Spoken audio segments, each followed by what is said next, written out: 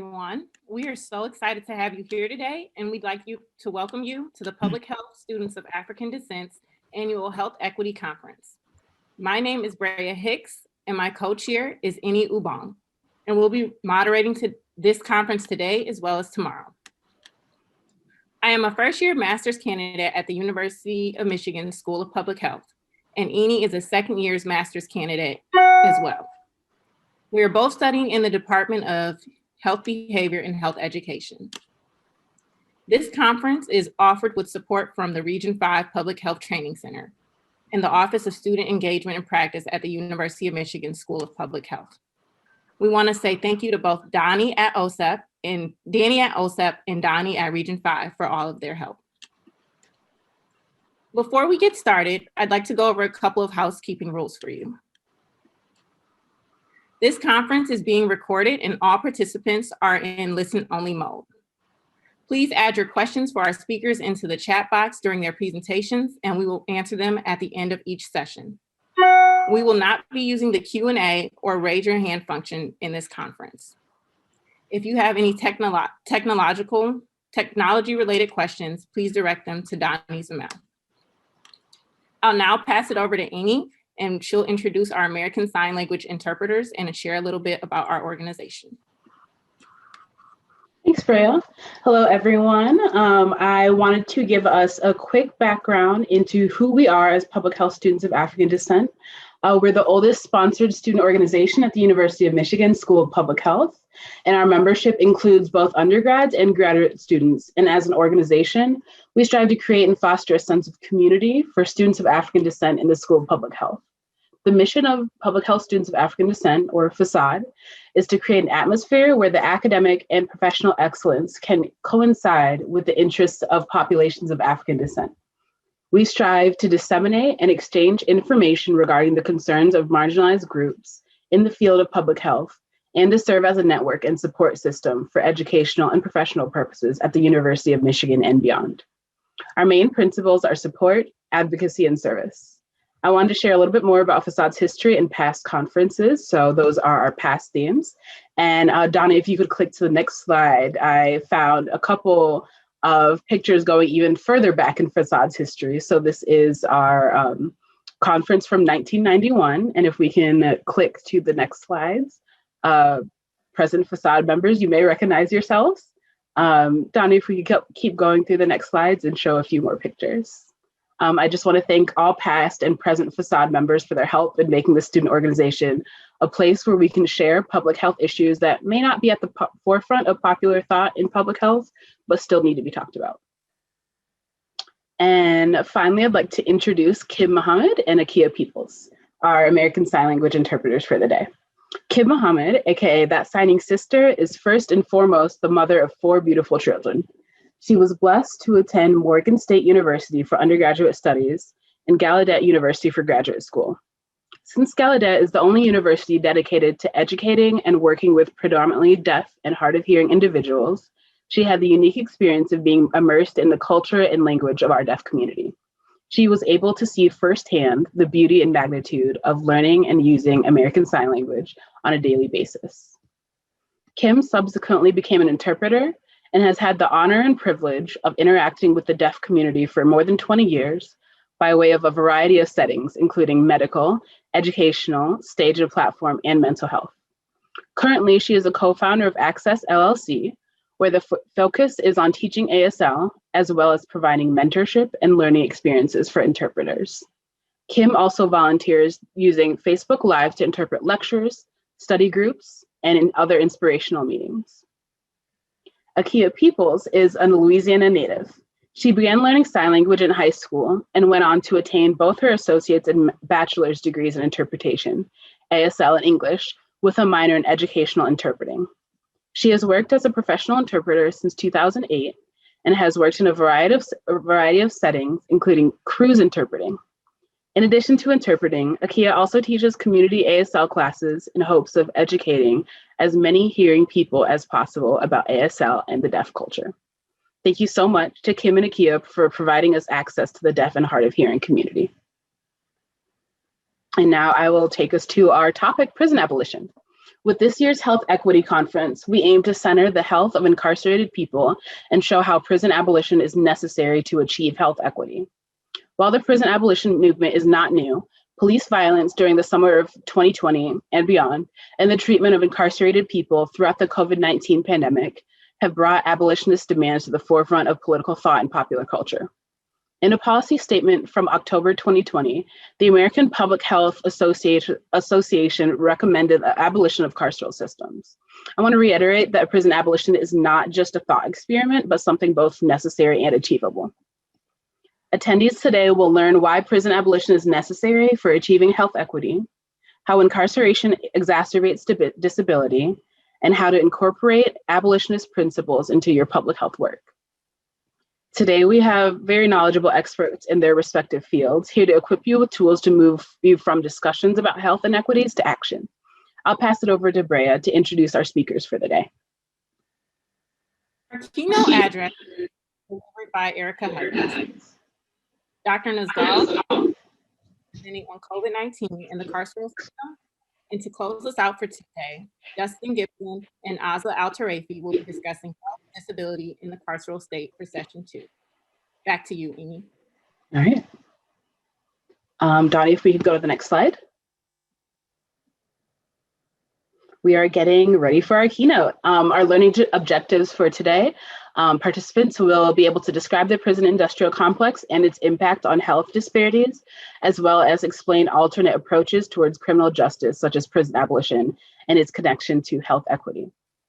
Continuing education credits are available for the keynote only. Those are the eligibility requirements, and our keynote will be recorded and available at a later date for continuing education. I'd like to introduce Erica Huggins as our keynote speaker. Erica Huggins is a human rights activist, poet, educator, Black Panther leader, and former political prisoner. In 1968, at age 18, she became a leader in the LA chapter of the Black Panther Party with her husband, John Huggins. For 37 years, Erica has lectured in the United States and internationally on human rights, restorative justice, and the role of spiritual practice in sustaining activism and promoting social change. She highlights the importance of inclusive grassroots movements that honor the voices of the marginalized, especially youth. After being targeted and arrested on conspiracy charges in 1969, Erica spent 2 years waiting for the trial before charges were dropped, including time in solitary confinement. She taught herself to meditate as a means to survive incarceration and has since then included spirituality in her life, work, and teachings. From 1973 to 1981, Huggins was the director of Oakland Community School, a groundbreaking community-run child development center and elementary school founded by the Black Panther Party. In the 1990s, she was the first female practical support coordinator at the Shanti Project and created a program for Black and Brown women and children, as well as LGBTQ+ youth living with HIV and AIDS. Currently, Erica is a facilitator of conversations about racial equity with World Trust, an Oakland-based organization, and speaker through the Institute for Democratic Education and Culture. Speak Out Now. Erica, thank you so much for being with us. We're all excited to learn from you, and I'll be passing it on to you for the keynote address. Thank you so much, Jeannie. Thank you for that introduction, and thank you everyone who had anything to do with putting this event together. It is so wonderful that it's happening, and it's crucial right now and in an ongoing way. So thank you. And I just want to begin by thanking people specifically. Thank you again, Eni, for supporting me and thinking about what I wanted to say. Thank you to Brea, to Kim, to Akia, to Dani and Danny, and to Hassad for being in existence. I am so happy that you exist, and I hope you will continue. So Eni indicated that my life has a particular lived experience. I was incarcerated. I am a woman.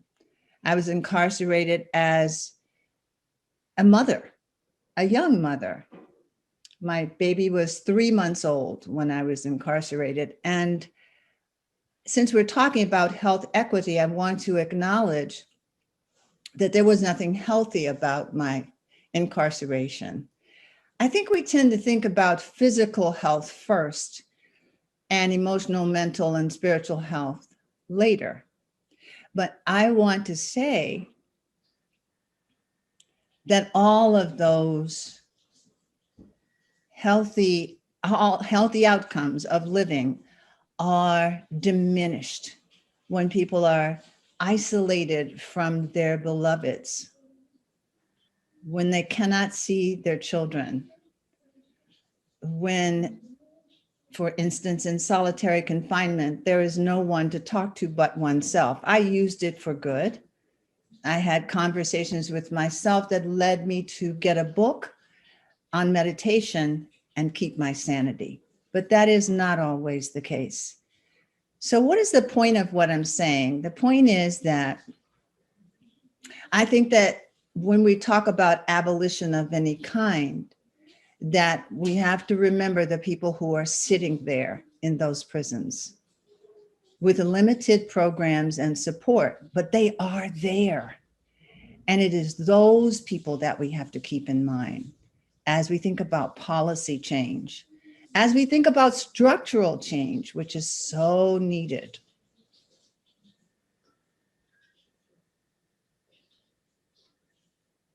When I was in the Black Panther Party, I read an article that Huey Newton wrote called Prison, Where is Thy Victory? He also was a former political prisoner. Many of us were because of state-sanctioned surveillance, abuse, and murder. And so, for instance, it's important to think about the different kinds of people who are incarcerated, but all of them need consideration. Isn't there a way to do this differently? While we look toward that future where there are no prisons, what can we do different now? Well, I want to say restorative practices are one way to look at reducing the harm of prisons. What if structural change could occur so that people could have programs in community rather than being incarcerated? Like in Australia, for instance, the reentry is a different kind of reentry. Why do we have to have jails and prisons for teenagers and name them something like juvenile justice, which makes no sense? And because I go back to prisons and work in them, I am telling you that from my lived experience that no 13-year-old should be in prison. Couldn't the community take on these young ones and lift them up? I'm posing a lot of questions to you today. It's morning time where I am in Oakland, California. I think that one of the root causes of over-incarceration is structural racism. Most of you probably already know, I don't have to give you a lot of statistics, but you probably know that there are 2.3 million people incarcerated and more being handled through probation and parole. I also feel that we can give people training in and encouragement to practice restorative justice. Having done that kind of work at San Quentin, I know that those men there would give anything to tell their story and be accountable, be responsible, and if possible, ask forgiveness. How do I know that? Because I entered a restorative dialogue with a person who was convicted of conspiring to kill my husband, John Huggins. That's another story. I can tell it to you if you would like later. So my whole life has been centered around freedom. And there is nothing more precious than the freedom of spirit. That's what I learned in solitary, that the jail couldn't confine me. Not everybody has that experience, but I did because of what I chose to do. And it took a lot of effort. I was grieving the death of my husband, John Huggins, who was 23 when he was killed. I was 21 when I was arrested, and our baby was 3 months old when I was arrested. I could only see her for 1 hour every Saturday. Yes, that's strong, isn't it? But I knew that I had to be a different kind of strong Black woman. You know that meme? I had to look deep in my heart and find joy and find presence in the moment and sit with myself and begin to love her. These are all things we need to be considering when we approach prison abolition. Who are these individual human beings held? Why? What structures are in place that make it okay? And if human beings created these structures, then it means that human beings can change them. Researchers, policy analysts, people like the people of PASAD in public health can be the change agents for much of this. So I wanted to say a few things about this work that we call prison abolition, the worth of creating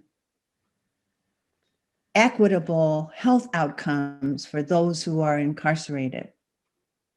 Even if for a week, one day incarcerated can turn a life around, sometimes in a negative way and sometimes positive. And then there are all the other carceral sites that come with this notion of abolition. The concrete prisons and jails are a part of it, but we live in a very punitive society. Even our educational systems, as you may know, are punitive based on outcomes that benefit some and not others. And I talked about some of the alternatives, but I want to go a little deeper. In prison, food is something very important to consider. When I was that young woman incarcerated, I called the meat that we were given mystery meat. No matter what it claimed to be in somebody's mind on a menu, it was gray. Lacking vegetables, lacking fruit for pregnant women. Not to mention pregnant women birthing in prison, shackled during birth. I hoped that that would have ended in the 70s, but it still exists in many of the prisons. And let's look at the history of imprisonment of Black and Brown people. I'm reminded, as a matter of fact, my partner reminded me yesterday of standing at the Smithsonian, the new Smithsonian Museum for African American History and Culture, and standing in front of an actual Angola prison cell inside the museum. If you haven't been there, you must go. And standing there recognizing that the way Angola got its name is that it used to be a plantation, a slave plantation. And it was nicknamed Little Angola because there were so many Africans there. Many of us here today are of African descent. Think about that. And the cell was so tiny and ugly and bare and meant to deprive. We can change the conditions, that's called reform, of some of the prisons. That will not change the idea of the punitive intent. And then there are the private prisons and jails, the ones that were created for teenagers and young adults that extract average daily attendance money from the schools. It's a profit-making business. It's a profit-making business aligned with capitalism. There's so many things to consider, and not just with our research minds, with our compassionate and empathetic hearts.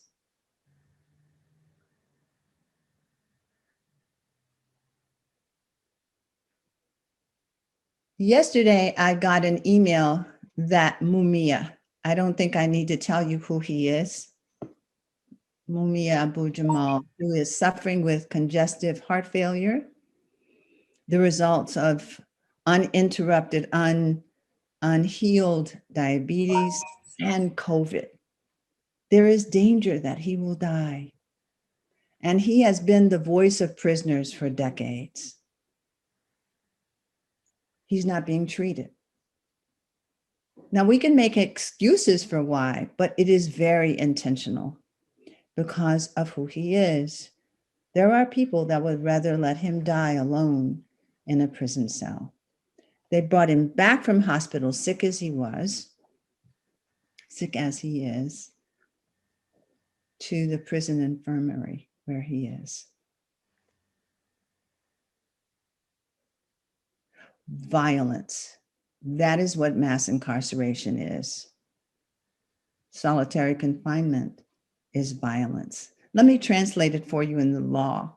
It is cruel and unusual punishment. But then punishment is cruel of any kind. So I wanted to spend this amount of time on what goes on inside prisons as we talk about abolishing them. We have to be thinking about what that means at every level. One of the things that I've been interested in is the reentry of young people, of teenagers from prison to community. What if they came to prison from a foster home that didn't care for them? What if they were in situations of abuse before they came to prison? What if they had disabilities, especially the hidden disabilities that are mental or emotional? And they're being returned to some aspect of community, but not for care and reduction of harm quite often, because that isn't the intention of the existing reentry programs. Now, there are community-based reentry programs that do all of that, but they're small and their funding is often lacking.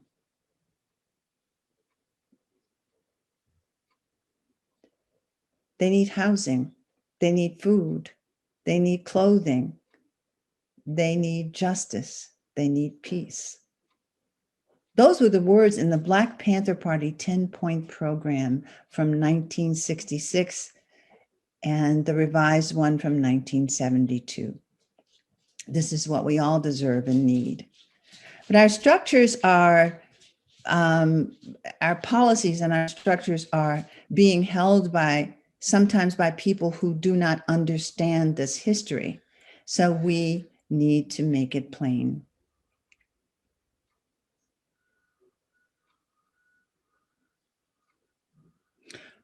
Policing can be changed. Police are expected to do work that they are not skilled or trained to do, that they do not have the understanding to do, especially in communities of color. So there are all kinds of discussions and debates right now about what should they do. I'll never forget, and I think I told Enid this, I'll never forget a gathering I went to where Oscar Grant's mother, through the Oscar Grant Foundation, brought together 25 mothers and fathers who lost their sons and daughters to police violence.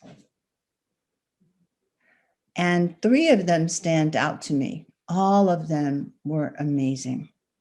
Sandra Bland's mother, Michael Brown's mother, Eric Garner's wife.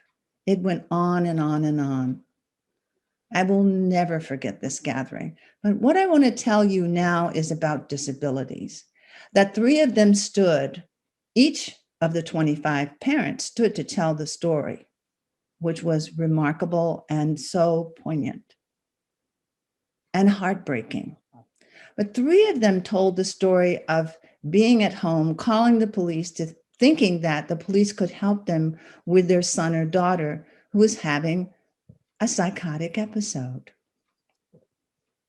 These are young Black people I'm talking about. The police came and, in a very aggressive manner, pushed past each of those parents and threatened their child. I'm a mother. I'm a grandmother. My heart was so open to these stories. And in each of these 3 instances, the mothers said, my child had her medication changed. My son isn't taking his medicine. He's having an episode. Please, you're 911, can you just get him to a hospital? The police shot and killed every single one. And had they been taken to prison instead of being shot, can you imagine what that would have been like? Because people with disabilities that are emotional and mental, and even physical, are isolated and ignored. So I'm telling stories because all of these things can be looked at separate from that big umbrella called abolition. The focus on ending shackling in childbirth could happen. The focus on mental and spiritual well-being in prison could happen. I worked with an organization called the Sister Project in San Bruno County Jail some years ago. It still exists. And it was in the 1990s that I worked with that project. And I was invited to do so because I go back to the prisons, as I mentioned earlier, and tell my experiences of meditation while incarcerated. And I was asked to do that for the women in the Sister Project. Let me explain what Sister Project is. It was, when it started, the very first in-prison recovery and treatment program in the United States. That's amazing, isn't it? That all a woman had to do was say, I commit to being a part of this program. I really want to recover from substance abuse because it's abusing me. And I want to regain my life, take my power back, and also be reunited with my children. Because often children are taken away from women just at the beginning of incarceration, again, punitive. This program when I worked with it, was so life transforming, not only for the women themselves who were incarcerated, but for each of us who worked in them. I want to encourage you, Prasad, and all the others who are willing, visit a prison, go in as a human being, offer something. Let your lived experience of being there as a volunteer inform your research if you haven't already. I'm making no assumptions, I'm just putting this idea out. What is abolition? I tried to think of a definition that works. And I found one. I like it. Abolition envisions goals of eliminating imprisonment, policing, surveillance, and creates lasting alternatives to punishment, imprisonment, and it builds models that represent how we want to live in the future.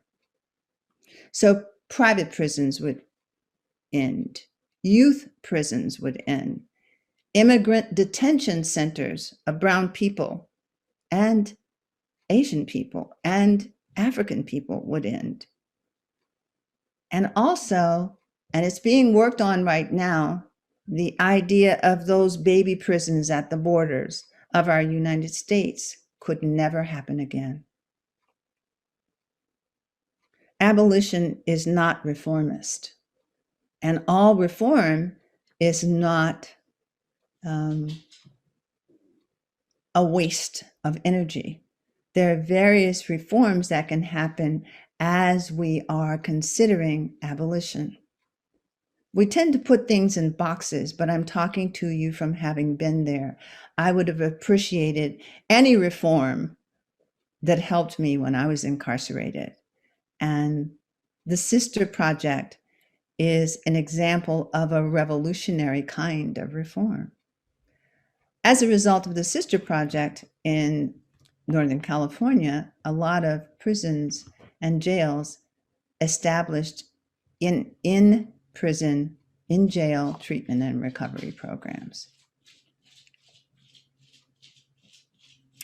And how about the sentencing project, which looks at what happens to people when they are sentenced and what happens to them when they return to community. I spoke about that earlier. But what if the sentencing project was a federally held and budgeted project? Can you imagine? What if the Federal Department of Corrections was shifted to include restorative practices? How does any change occur? Because there are people who stand up and step out and use their voices. And I think we're in a time where we're more and more recognizing the power of that, the power of the people. So in Australia, in Canberra, many millions of dollars have been put into something called justice reinvestment, diverting money from prison systems into community-based alternatives. And I can't even imagine how much effort went into that. And I also know, because I understand how Australia is populated, that a good portion of the incarcerated people are brown people. They're indigenous to Australia. So I've given you some notes. I hope that I have hit some important areas here in talking to you. And I want to say that as a result of my own incarceration for 2 years, by the way, the trial took 6 months because, jurors come from voter pools. So we should all be voting if we're not. But it took 3 months because of the bias of the people of New England in general who were in the voter pools for my trial. I was on trial in New Haven, Connecticut. I want to say that during that time, I was able to keep my sanity, but it took decades for me to heal from being incarcerated at the time of the greatest grief of my life to that point, losing my husband and my dearest friend who was killed with him, and then being separated from my child. And my daughter and I are good, but I missed the first 2 years of her life. Do you see? So it's important for us to drop our heads into our hearts and think about what all of this will take from all of us. And if the Academy wants us to write in a certain way or think in a certain way, we can do that. But we can also think in our own way. We can also write in our own way, and we can tell the truth beyond the statistics and the numbers and the ideas, using our imagination and curiosity. Eni, how much more time do I have? Am I out of time? You have about 5 minutes left for the presentation portion, and then we'll have 20 minutes to follow for Q&A. Great. I think, I think I want to stop here, and I want to hear questions from people. And Eni, can you tell us how we'll do this? Sure, I'll just read off the questions. Oh, good. And as we're talking, participants, please feel free to pop more questions in the chat. We'll continue to answer them. Our first question is, what suggestions do you have for those working in public health to get involved in prison abolition work? Individual or organization level work, where do we even start? Well, that's a great question. Thank you to whoever asked it. And thank you for reading the questions, Eni. And I think that there are all kinds of things you can do. I mentioned visiting prisons. Going in to offer some volunteer support. There are so many writers and artists who are incarcerated, vocalists and musicians who are incarcerated. We could offer some skill that we have and volunteer and get to see how the insides of prisons work, with the idea of creating projects that have health equity at their base. Pregnant women are not given what they need in prison. How do I know this? Because when I was incarcerated, I was arrested with 2 pregnant women, and we had to go on hunger strike in order for them to get prenatal health care, vitamins, iron, those kinds of things, decent food. And food is intentionally lacking in prisons. It's almost as if it's wanted that the health outcome be sluggishness and fuzziness of mind. And, well, let's not say anymore, it's punitive. So working on food justice within the prisons, birth justice within the prisons. Finding out if there are people who have the inclination to be health practitioners and figuring out a way to get them trained. There are university prison projects that focus on the health of the incarcerated people, men and women and children, as well as getting a degree. There are all kinds of innovative things. I would suggest to the question asker to just imagine what you could do with the skills and experience that you have and the understanding of Black communities, brown communities, indigenous communities that you have.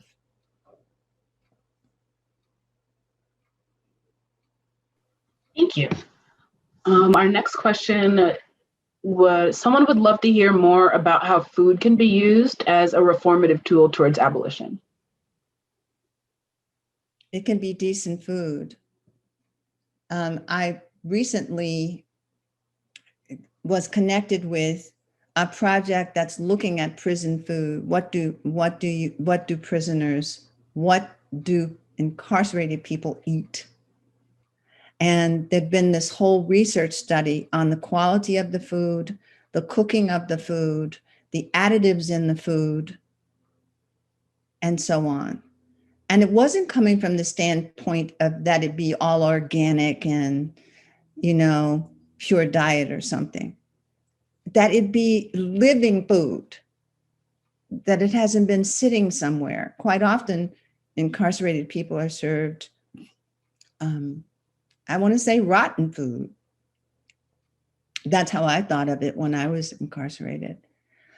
The bulk of the meals being carbohydrates and not protein, not vegetables, not fruit. And this organization, I've forgotten the exact name of the organization, but I think if you just search for what prisoners eat, you will pull it up. And they are intending on writing about it, but also filming it. And I was so grateful to hear about that. And I only heard about it last month. So I think that they've been doing their work for a while, but somebody could join them or create their own organization. As I said, there are organizations that crop up all over the United States and around the world, but there may or may not be coalition building and collaboration between them, not in the way that would serve 2.3 million people and more. And that is something that I learned in the Black Panther Party when there is a more global issue or a national issue, then collaboration with organizations, coalition building with organizations that are like-minded, regardless of their particular focus and their particular community, it is the most powerful thing. So thank you for that question.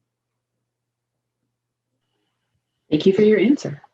Our next question says, I'm just so honored to share this virtual space with you, so thank you for being here.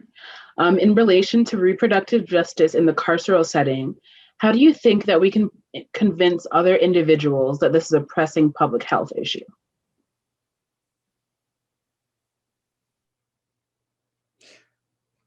I wish I could talk to the person who asked the question and find out which persons they might be concerned with. Whoever asked that question, please feel free to follow up in the chat. Yes, thank you. Because I really want to answer your question fully.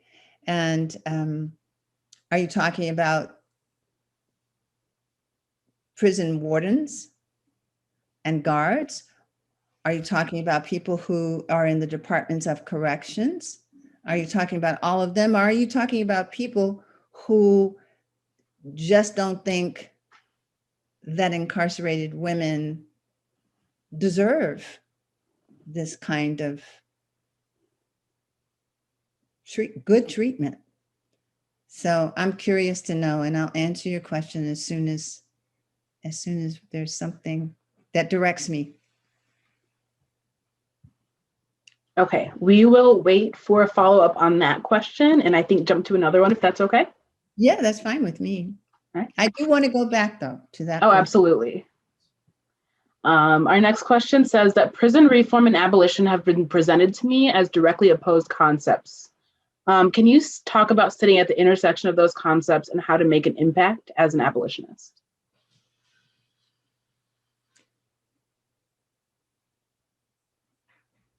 Well, I'm not hoping that the question asker has the experience of someone close to them being incarcerated, but for people of African descent, it's possible.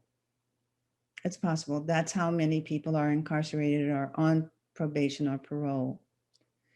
But what I want to say is that if you sit with what is happening there, you'll see that there needs to be at least that we have in our hearts this intersection between that which exists and that which we want. In other words, when we're imagining something for our future, it's important to look at the horizon and also the ground at our feet. We can't just abolish prisons. It doesn't work like that. I want them abolished. The prison I was in, I wish it didn't stand. However, I don't want any of those women who are still there to be harmed any further. I want them to be allowed to go into community through programs that are created to serve them. I don't care what their so-called crime is. As I think about crime, and this may help the person asking this great question, there are people who've committed heinous crimes, not check fraud, not stealing milk from a grocery store, like the women I was incarcerated with, but they have killed, they have slaughtered people all over the world, and they never see the inside of a jail, much less a prison. So I think we need to not think in a binary way about it. I believe in prison abolition, and reform isn't working to get the 13 to 17-year-olds in the county that I live in out of the juvenile prison right now. During COVID, where some have been released, but the ones with disabilities, especially emotional disabilities, are still sitting there. 13 to 17-year-olds. I wish that prison sometimes just closed its doors and we found homes for them, but there are no homes. There is no care for them while they are there that is uplifting and health and life affirming. So I just would encourage you to start thinking like that, and ideas will emerge. Thank you. Did we hear from the other question asker? Okay. We did.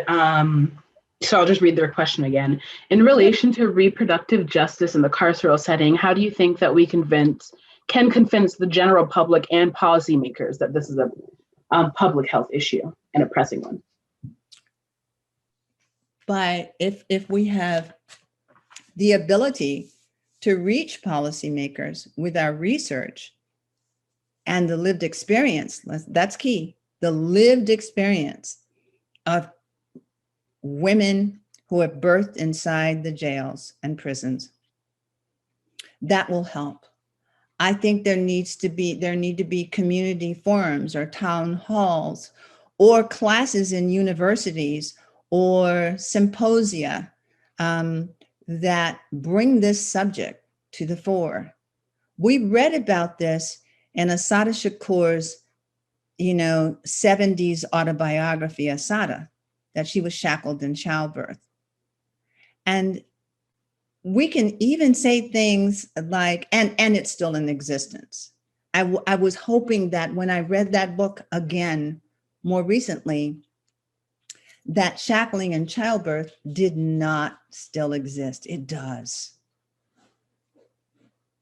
And if you think about some of the states of the United States and what we have been reminded of in the last 4 years, and particularly in the last year, with the outcomes of COVID for incarcerated people, you know that there are some places that are just not interested in changing anything. They want to keep it exactly as it is. But it is up to us that are with our awareness, our ongoing awareness, to ask the questions and create forums for discussion like this one. That is a really excellent question that was asked, and that's why I asked for more ideas. I have been on panels of all women, some of them policy analysts, some of them researchers, some of them OBGYN folk, some of them persons who have been incarcerated and lost their children or miscarried. So it is possible to do it, but there needs to be some kind of a movement, I want to say, and I'm not using the term movement in a particular way, but there needs to be an intention, and intentions always bring great outcomes. So thank you again for that question. Thank you. Let me go down to our next question. How has the, I guess, slogan, defund the police, assisted or harmed the prison and or police abolition movements? Once it is explained, it is helpful. But when it is thought, especially by people who don't have the experience of being surveilled and abused and killed by the police, they think that means get rid of all police, right? And at first it wasn't explained carefully.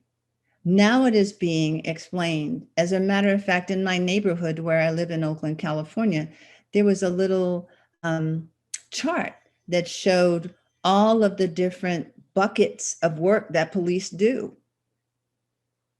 And that it comprises 100%. These buckets comprise 100% of what they're meant to do. It is impossible, even for the kindest human being who is a police officer, to do all of those things, to be trained just because they're wearing that uniform and being told to get out of their car and go and see. There's no training for them to do what social workers do. There's no training for them to, as I said earlier, intervene in a situation where someone is having a psychotic episode, someone that's creating no harm to others.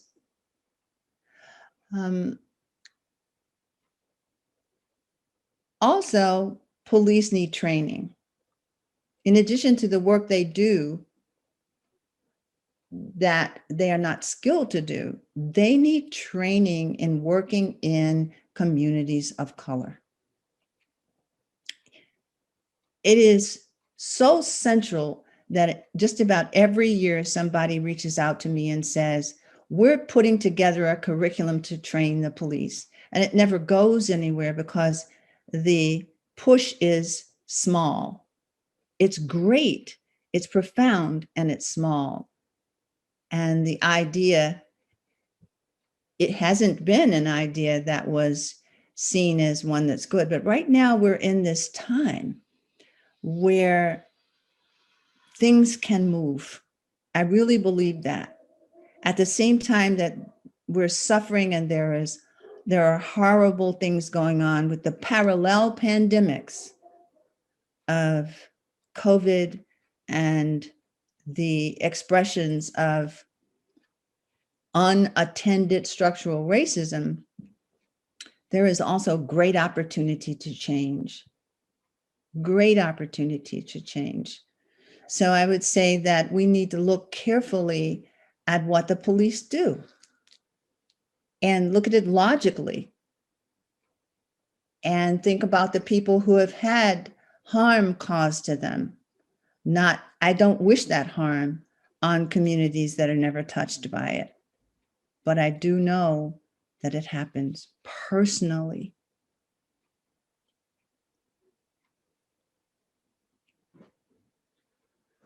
Thank you.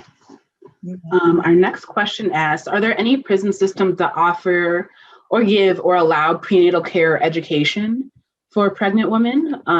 How could this be introduced? There are places in California that do that.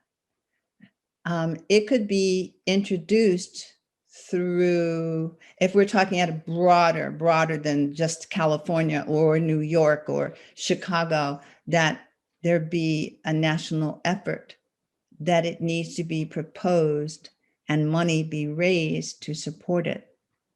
And that can be done.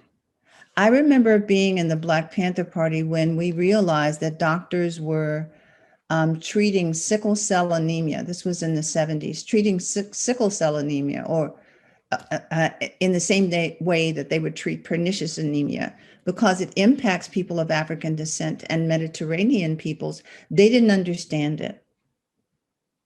It is a painful illness.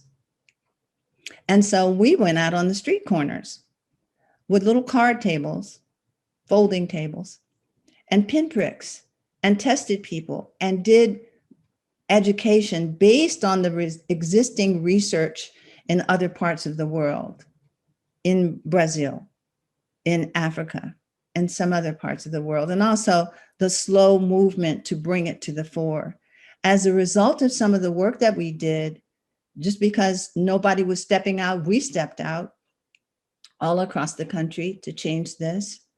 The first National Sickle Cell Research and Education Foundation was created, and then it took off from there. And it has always had great impact. And I think that we can always do the same kinds of things. We start small and it builds, especially if we have people who are not overly concerned about what people in power think about it. And right now, we've got some excellent people, some excellent women in powerful places in government who will listen.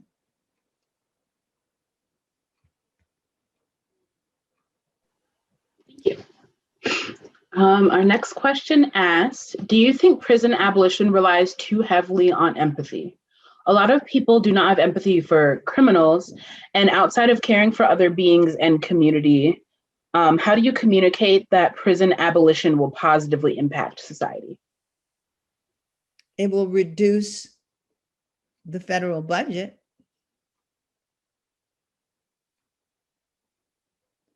It takes hundreds of thousands of dollars to incarcerate one individual. And I've never seen empathy be overly talked about. I think we're in a society right now where a number of human empathy budget buttons have been locked or depressed and stuck. How on earth would we have gotten to that fiasco on January 6th if that weren't true? And all we have to do is look at history and see that. The other thing is empathy comes with the desire to understand another person. As a little girl with lots of braids told me one day, a little brown girl, she said, I know what empathy is. It's not pity. And I said, well, what is it then? And she said, it's when you step into somebody's big old shoes and you walk around in them for a while. When your son or daughter, your husband, your wife, your auntie, your uncle, your loved one is arrested and incarcerated, you will have empathy. And crime is legislated by those who do not always care about the people who are considered criminals. Let's think about the 13th Amendment. I don't think I have to spell it out for people here. And if you need to, just put in the 13th Amendment and see what it says about slavery being abolished except for those who are incarcerated. Empathy. What a wonderful quality to have in tandem with compassion. And it starts early on. So I want to say one thing that I didn't say earlier to the person who asked this great question, is I have a friend who has 3 little boys. She is African-American and her boys are African-American. And when her oldest 2 boys, who are now, I think she said 11 and 10, when they were 3 and 4, they were suspended from preschool. Let's just sit with that for a second. Now, if your mind is asking, well, what did they do? Please understand that my answer is they did nothing. They were toddlers. And the teacher was not educated about how to work with Black and brown students. She was white. And so she saw them as a threat. She didn't see them as 3 and 4-year-olds. She saw them as, I don't know, something other, but something with greater maturity and understanding. I don't know. My friend took this horrific experience, after which she first blamed herself for being a terrible mother, just because her children were suspended. Do you see how we buy in to the racism all around it and internalize it? What happened though was, after talking to the teacher and getting her children back in school, they were suspended again by a different teacher. And she decided, being the doctoral student that she was, plus being a mother and working, she decided that she would write her doctoral dissertation on this preschool to prison pipeline. Because isn't that what is being set up? Isn't that what is being set up? That a 4-year-old little boy will be treated like a criminal. And when she talked to one of her parent friends, a white mother, her same age, with little boys the same age, because that's why they were friends, she said, they did that. She said, my son threw a toy across the room and intentionally hit another toddler in the head with it. Do you know what happened? And my friend said, no, I don't. She said, I got a phone call, and that was it. So you see, empathy is extremely important in our world. It always has. It's aligned with our duty as human beings to treat one another with kindness. And when we label someone criminal, we're forgetting that they have a heartbeat, they have stories, they have a life. And I really got to experience this in a really beautiful way when I went into San Quentin and also the Federal Women's Prison in Dublin, California. And people in restorative dialogue told their stories. And I want to say that statistically, the men particularly, and the women also, had been terribly abused by society, sometimes by family, sometimes by church, as little ones. So we need to think about how history unfolds and what has never been intervened on. So all of our institutions of society are furthering systemic racism. Excuse me, I'm just going to chime in here with the time check. We have about 7 minutes left for our Q&A. Thank you. Thank you, Donnie. And thank you, Erica, for that answer. We have another question. Can you speak to the ways the carceral state has expanded since you were incarcerated in the 1970s? How do you think this impacts the health of those incarcerated and those outside?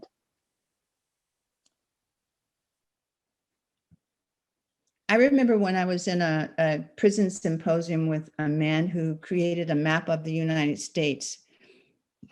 And it's a live map.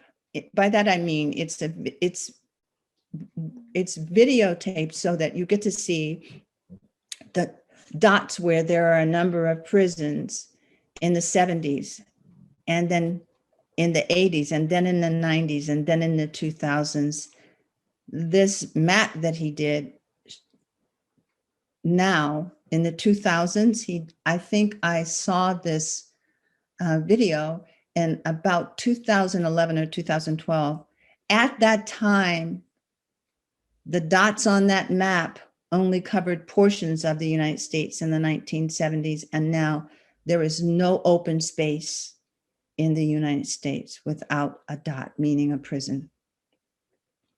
It is a way that the United States supports its budget. And then the private prisons are also supporting their own pockets, but supporting other partners that are aligned with the government. So I think that this is important to know, that the United States builds more prisons than any other country in the world. And California is at the top of the list of building prisons. And as a matter of fact, one not trivial point is that the architects for the California State University campuses, of which there are 23 campuses, base their architecture on California prisons. How did I find this out? Because I wondered why so many campus buildings, when I was teaching at Cal State University East Bay, why so many classrooms and buildings had no windows. And a wise older Black professor told me about this architectural design pact. There is so much work to do, and there are so many brilliant, good-hearted, generous people who I believe can do it. I have to have hope. And I think PASAD is a good starting place. And others who are not connected with PASAD, faculty who may not be of African descent, who care about policy change and putting learning into action.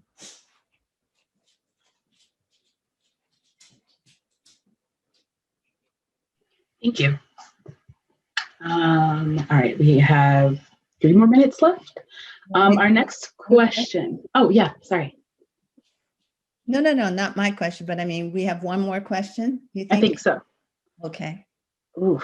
Okay, I have to choose one. What is the role of media and entertainment in shaping proper perceptions of prison and the criminal justice system for the broader public? And how does that intersect with prison abolition? The commenter mentioned Orange is the New Black, and there was a lot of online debate around whether it was good or bad.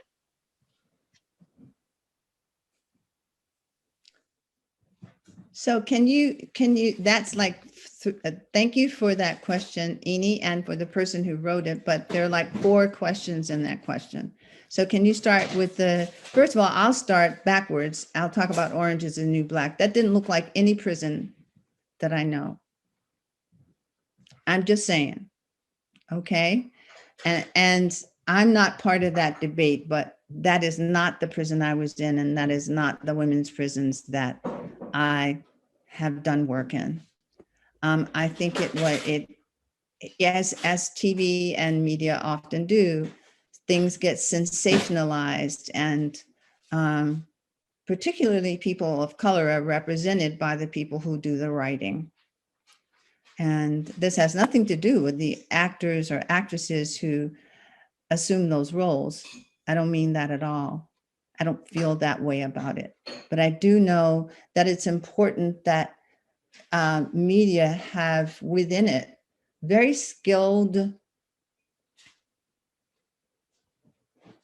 and I want to say open-minded and brilliant-minded. And brilliance doesn't mean academic learning to me, but brilliance about the nuances of living life in a Black body, in a brown body, in an Indigenous body. And they should be on the news, as many are now, all of a sudden. And they should be the writers for TV series, for films, and so on. And some of that is happening, and I hope we'll get to see more. But is there another part of that question that I cannot answer because I don't have all of it? Let's see. What is the role of media and entertainment in shaping proper perceptions of prison and the criminal justice system for the broader public? I'm thinking of a film that I saw that was written. I mean, it's pretty much your typical film with Hollywood backing. However, it is a beautiful film. and it's called Judas and the Black Messiah. So I'll just use this film as an example. One of the things that makes it such a good film is that it tells the true story of Fred Hampton's life, not just his death. Fred Hampton, member of the Black Panther Party, his life and also his death and his family. But one thing about it is that it tells the truth of what the FBI has done and continues to do, by the way, but what it did to not only to surveil and in some instances kill members of civil rights and liberation movements of all kinds, but how it groomed Black and brown informants and manipulated them to do their work. So I think that what we need is for people who cannot be manipulated to be anchoring the news. And we have some of them right now, but we need more. And we need people who are willing to tell the truth as best they can and encourage that others look at the truth. So that's the best way that I can answer that question. And thank you to everybody who asked their questions. They were all great questions, and I hope that I have scratched the surface in answering. I don't have all of the answers, but together we have a lot of answers. So thank you very much. And thank you, Eni. And thank you to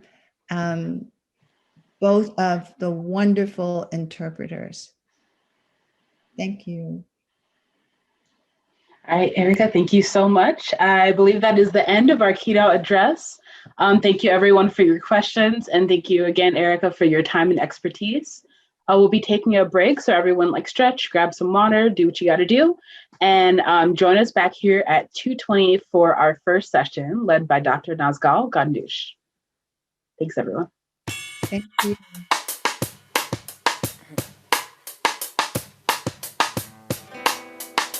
Here we go.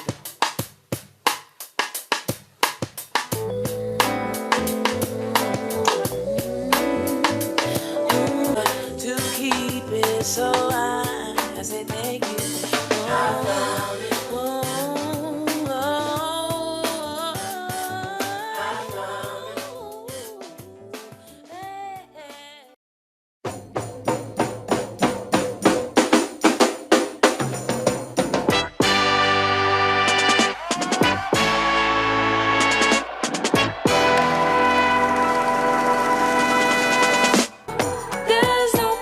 There's no one like you.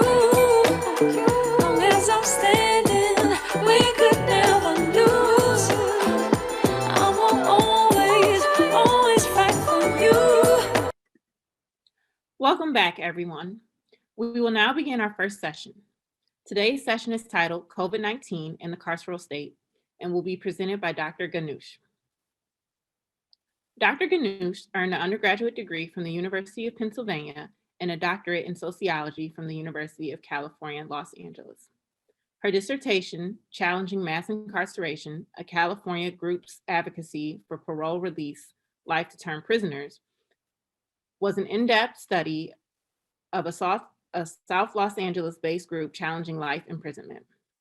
Currently, Dr. Gandush is a senior research analyst at the Sentencing Project. She conducts and synthesizes research on criminal justice policies with a focus on racial disparities in the justice system, public opinion about punishment, and the scope of reform efforts. As of December 2020, 1 out of 2 prisoners has tested positive for COVID-19. Public health works to reduce all health inequities. More often than not, incarcerated populations are left out of public health data and research. I'll now pass it over to Dr. Gandush so that she can explain more about this session topic. Thank you so much. Thank you to all the organizers and my fellow panelists. And thank you as well to the interpreters and especially to the audience for tuning in today. So I want to talk to you about where we are now in the coronavirus pandemic and what's happened so far in terms of making sure that incarcerated people are safe during this time that we've all been locked in at home. And those of us who've been fortunate to do so have been working from home, learning from home. And so I want to bring you up to speed on what's been going on in carceral facilities and the disconnect that exists between research in criminology, recommendations by public health experts, and the actual policies that have been carried out. So we know that people in jails, immigration detention centers, and prisons are forced to be in congregate facilities that are especially at high risk for transmitting the virus. And we also know that this population is disproportionately made up of people of color, and it's a population also that's poorer than average compared to broader US society, and more likely to be in ill health. And all of this means that when incarcerated people contract COVID, they're more likely to get seriously ill and to die from the virus. And yet during this time during this time, we have heard from public health experts recommending decarceration. But as you go up the chain in terms of access to levers of power, the recommendations have been watered down. So for example, when you look at the CDC's guidance on what to do with carceral facilities, the CDC has not made a recommendation for decarceration. And that's even though public health experts, including most recently, for example, Paul Farmer and colleagues have recommended that even now that we have access to vaccines, we need to continue to decarcerate and remove people from these facilities, because we've long known that we have a mass incarceration problem. And despite this, we've done little before the pandemic to decarcerate, and we have not done nearly enough during the pandemic to reduce the number of people in prisons, jails, and immigration detention centers. So I want to talk to you about this, and in particular, what I would like for you to know as public health practitioners going forward and students currently is how important it is to include people that are convicted of violent crimes in calls for decarceration. And so in order to make this case for you, I'm going to focus on the population that's imprisoned with a life sentence. And so I'm going to make the case for why we should end life imprisonment. This is a campaign that the Sentencing Project has launched since 2018. And so I want to explain to you the rationale behind this, because I think if we can make a case for not imprisoning people for life, and these are people that are generally convicted of the most serious crimes like homicide and sexual offenses, then we can make the case for why lower level drug offenses doesn't warrant any kind of incarceration. We could make a case for increasing restorative justice practices for even including for violent crimes. And so, so this is what I want to talk about. And just for background, I co-authored an article, a personal view piece in the Lancet Infectious Diseases, making this case for medical and public health professionals to recognize that when making the call for decarceration, if you could just go back to the first slide for now, the introductory slide. I'm spending a while with my introduction. Thank you. So when making the call for decarceration, we have to make sure to include people with violent convictions, not to make the sort of offhand qualifier of we're only talking about people with non-violent convictions. Okay, so that's the objective. That's what I want to convey to you today. So first, let me start with some details about what's been going on in terms of COVID in prisons and other correctional facilities. So if you could go to the next slide now, thank you. So far we know that about 1 in 5 people in prison has contracted COVID-19, and that's over 4 times the rate as the general population. In some states, their percentage is much higher. So for example, in Michigan, it's over 2/3 of the population in prisons has contracted COVID. And that's partly a reflection of a greater rate of testing in some states, like perhaps in Michigan. And it's also partly a reflection of the fact that the virus is out of control at some facilities. So the next point that I have on this slide here is that vaccine distribution is starting to pick up, but as you can see, it's still a minority of states that have made vaccines accessible to people in correctional facilities, even though people, for example, in nursing homes have been prioritized in access to vaccines because of the high risk that they're in. But that similar high risk, comparable high risk for people in prisons and congregate facilities such as prisons and jails has not translated in many states to recommending high priority level for people in those facilities. And so and this is also despite recommendations from folks like the National Academies of Sciences, Engineering, and Medicine, which Emily Wang, who I've cited here for the second point, she helped to produce a report by that organization recommending putting people in prisons at the highest priority group for access to vaccines. The American Medical Association has also made this recommendation, stating that both people in prison and prison staff are especially high risk. And so for that reason, it makes sense to prioritize access to vaccines for that population. So if we could go to the next slide, please. So then what's been happening in terms of decarceration, which is the #1 most effective way to respond to the pandemic that we're in with correctional institutions? Well, so far, you can see some of the numbers here between 2009, year-end 2019 and year-end 2020. There's been a 13% decline in the prison population and a 17% decline in jails. This is based on figures collected by the Vera Institute of Justice. And what Vera has found is that this decline in jails, it was more substantial in the earlier part of 2020, and in the latter half of 2020, the jail population has started to pick up again. So a number of local jurisdictions have decided that they have done enough to mitigate against the spread of COVID and have started to increase the use of pretrial detention and use of jail for short-term sentences. So the population held in ICE detention, immigration detention, has declined pretty substantially by 61% during the course of the pandemic. But even here, there's a long way to go, and the transmission of the virus in these facilities has been incredibly high. So just for context, for Michigan, the decarceration levels there between year-end 2019 and year-end 2020 has been about 10%.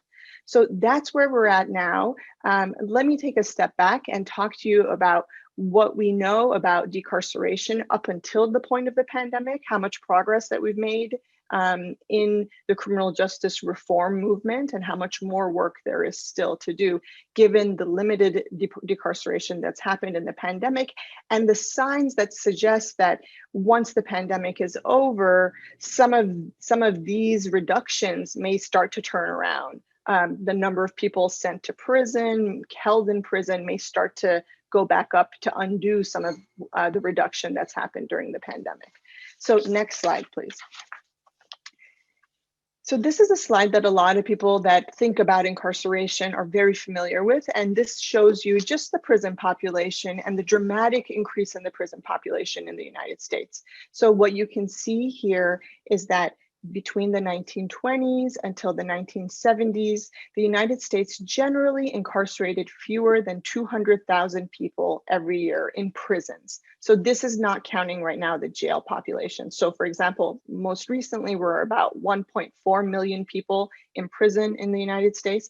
There's roughly another 600,000 people in jails. And those jails are holding people that are not yet convicted and are holding people that are serving sentences of less than a year. Prisons are generally holding people that are serving sentences of longer than 1 year.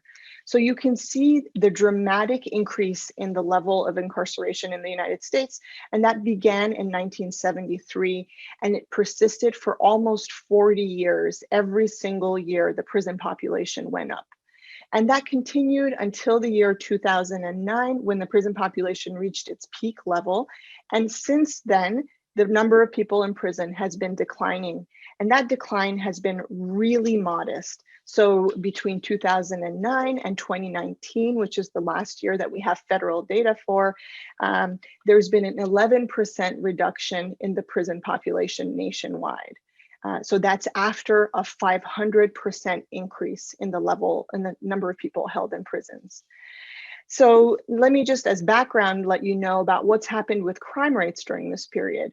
We know that during the 60s, 70s, 80s, until the 90s, crime rates increased in the United States. That had to do with a wide range of factors, like the changing age structure in the country and the fact that there were more young people, and crime is generally a young person's activity. It had to do with the disruptive and dangerous nature of the crack cocaine market. And so since the 1990s, when crime rates reached their peak levels, crime rates have been falling dramatically. So a lot of people don't actually realize this, but right now, if you look, for example, even at homicide rates are about half the level they were at in the 1990s. And that's true with other violent crimes and property crimes. And during the past year or so, we've seen some uptick in crime rates around the country. But we've not gotten anywhere close to the peak crime rate levels that we were at in the 1990s. So crime rates have fallen dramatically, and yet look at how little has been done in reducing the prison population. So the situation that we've experienced in the United States is that crime rates went up, incarceration went up, crime rates went down, incarceration continued to go up, and only recently has started to turn around. Okay, next slide, please. So what you can see here is an analysis that we did at the Sentencing Project, which shows that it's a projection of, if we keep going at the rate that we've been going at recently, in terms of decarceration, which has been 1% a year of reduction in the number of the prison population. That's the average that we've seen in terms of reducing the prison population since 2009. If we keep going at that rate, how long is it going to take to cut the prison population in half? And so we specified this goal because it's one that's shared by a number of organizations and advocates. This idea, for example, the ACLU has expressed, a number of local advocacy organizations have expressed, of let's try to cut the prison population in half. And this is actually an idea that President Biden on the campaign trail said he supported. He expressed support for cutting the prison population in half and even going beyond that, he said at one point. Now, if we keep going at the rate of decarceration that we've been going at, it's going to take 57 years to achieve that goal of just cutting the prison population in half. So I think that when we think about the goal of ending mass incarceration, first of all, we have bigger aspirations than cutting the prison population in half, but it's a useful target to think about. But when we think about ending mass incarceration, we don't want to take this long to achieve that goal, right? And so I want to work out with you, why is it taking so long? What do we need to do to expedite this process? And I think that a key answer for this lies in the answer to this question here, which is on the next slide. And I would love it if in the chat box, you would type in your best guess about the answer to this question. What proportion of people in prison do you think is serving time for a drug offense? What is your best guess of what proportion of the prison population is there for a drug conviction as their most serious offense? And thank you, I see some folks that are putting in their answers now. So I see 30%, 60%, 45%, 20%. 75%, thank you, 60%. So are you ready for the answer? The answer is 18%. 18% of the people in prison is there for a drug offense as their most serious conviction. And generally that drug conviction is selling drugs rather than possessing drugs. So the proportion is lower than people generally expect. And I think there are a number of reasons for that. I think there's a lot of attention that advocates have placed on ending the drug war. And that's been sort of the first goal in reducing incarceration levels. When we look at the number of people held in federal prisons, and that's roughly 170,000 of the 1.4 million people in prisons nationwide are in federal prisons. Everyone else is in state prisons around the country. The federal prison population has a higher proportion of people there for a drug conviction. And it gets a disproportionate amount of attention. So that could be part of it. And also works like Michelle Alexander's wonderful book, The New Jim Crow, which really brought so many people's interest and attention to the issue of mass incarceration, really focused on the drug war in a way that she's even later written about as acknowledging that she maybe overemphasized the number of people in prison with drug convictions at the cost of highlighting the fact that ending mass incarceration requires going beyond ending the drug war. So before I move on from this point, I do want to add a little footnote, which is that when I say that 18% of the prison population is there for a drug offense, that doesn't fully capture the impact of the war on drugs. And that's because an overwhelming proportion of people going into prison go there for a crime that they committed because of a substance use problem. If instead of having a war on drugs, we had an effective policy of giving everybody who has a substance use problem access to treatment when they need it, making sure that that treatment is affordable, we could reduce the amount of crimes that people are committing under the influence of drugs or in order to get access to drugs. Second, a lot of people that go into prison for a non-drug offense, let's say for a burglary conviction, they may have been held on community supervision, on probation, but if they're caught with drugs in their system or possessing drugs, they will be sent to prison and they'll be counted as being there for the underlying burglary conviction. This is even true in some states that have legalized marijuana. It's legalized for people in the general population, but it's not legalized for people that are on community supervision in most of these jurisdictions. Still, if you're caught with marijuana on your person, you can be sent back to prison or sent to prison if you're on community supervision in those jurisdictions. So let me move on to the next slide here. And this is a graph that shows you the changes that have happened in the prison population over time by the conviction offense.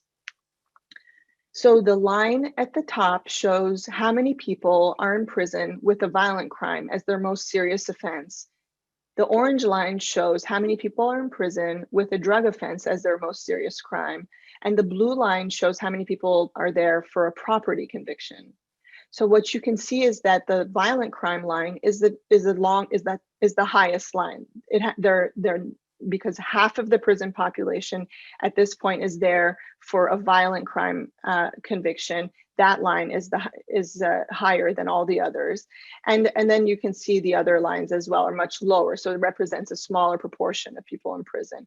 And what you can see here is that the number of people in prison for crimes like for nonviolent crimes has reduced much more than the number of people in prison for a violent conviction. So take a look for drugs. Number of people in prison for a drug conviction has declined by 31% since that population reached its peak level in 2007. For property crimes, that population has declined by 24% since that population reached its peak level in 2007. But the number of people in prison for a violent conviction has only declined by 5% since 2009, when it hit its peak level. And that's even though, remember I mentioned, violent crime rates peaked in the mid 1990s. But yet the number of people in prison for violent conviction continued to increase until 2009. And so the reason for this increase in the prison population for people with violent crimes during that period, and the persistently high number of people in prison for a violent conviction, has to do with the number of people going in for that offense and how long they're held there. So even as crime rates declined, prosecutors were sending more people who were arrested for a violent crime into prison, people who might have previously been held on probation, for example. And so I think it helps to think about what are we talking about here with violent crimes. We're talking about crimes including assault and robbery. Robbery is considered a violent crime even if you don't hurt the person because there's a threat of force. We're also talking about the most serious crimes like homicide and sexual assault. So, the number of people going into prison has been increasing for these crimes and has not really relented, even though crime rates have fallen. And the prison terms that this population has been serving has been growing dramatically, and that's just keeps people there for a much longer period of time, and that makes the number stay very high. So let's go to the next chart here, next slide. And this is a chart that shows you how much progress has been made in reducing the prison population by jurisdiction. And so these are only, I'm showing you here states that have done better than the US average. So I mentioned that there's been an 11% reduction in the prison population since it reached its peak level, but a number of states have done better than that. That includes Michigan, which has had a 26% reduction in its prison population since reaching its peak level. But you can see that there are other states that have done much better than that. That includes 9 states that have reduced their prison populations by 30% or more. And even these states have a long way to go. Some of them have actually already hit the 50% mark during the course of the pandemic as a result of the reductions that they've made. And that includes states like New York, Connecticut, and perhaps New Jersey as well.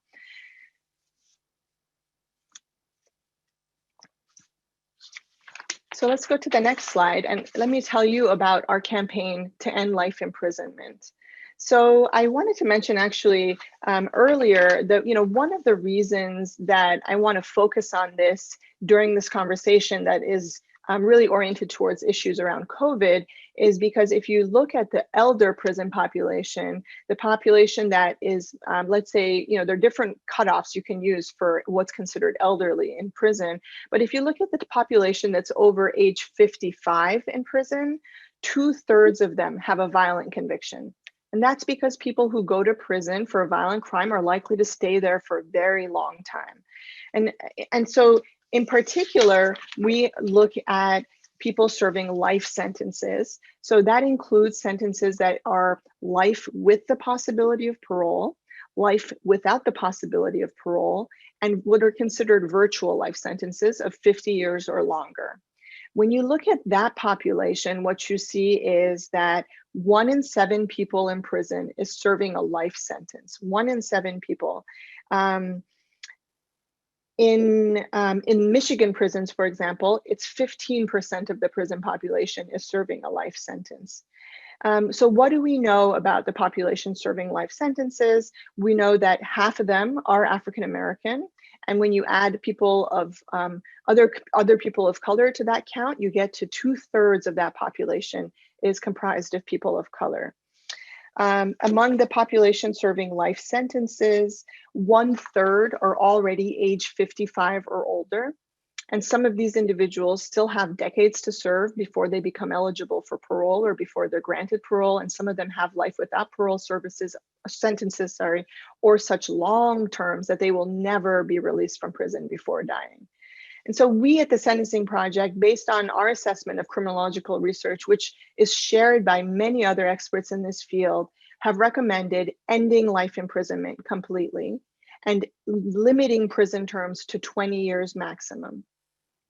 So this is in a number of Scandinavian countries, for example, you can see that a similar policy of limiting prison terms at time of sentencing to around 20 years and allowing people to be reviewed and assessed at that point. And if there's a reasonable assessment of public safety risk, a person can continue to be incarcerated beyond that point.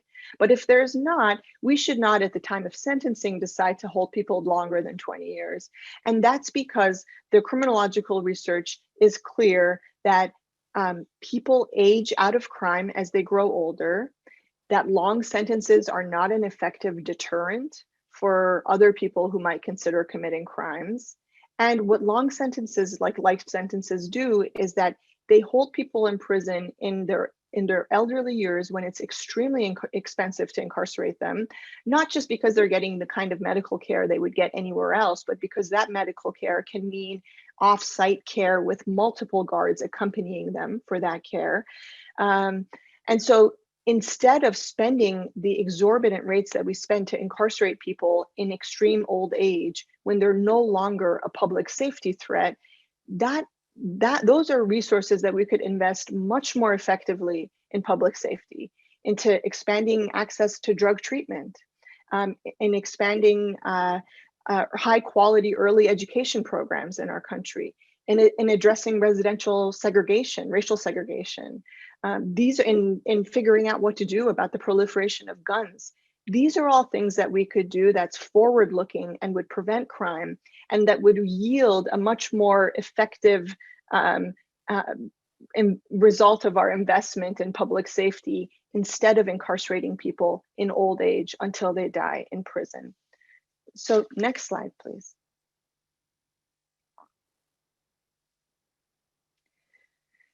This is a cover of a report that was produced by the National Academies, and I encourage you to look up this report and download it because it's a great, almost encyclopedic resource, providing an overview on social scientific research on incarceration, its causes and consequences.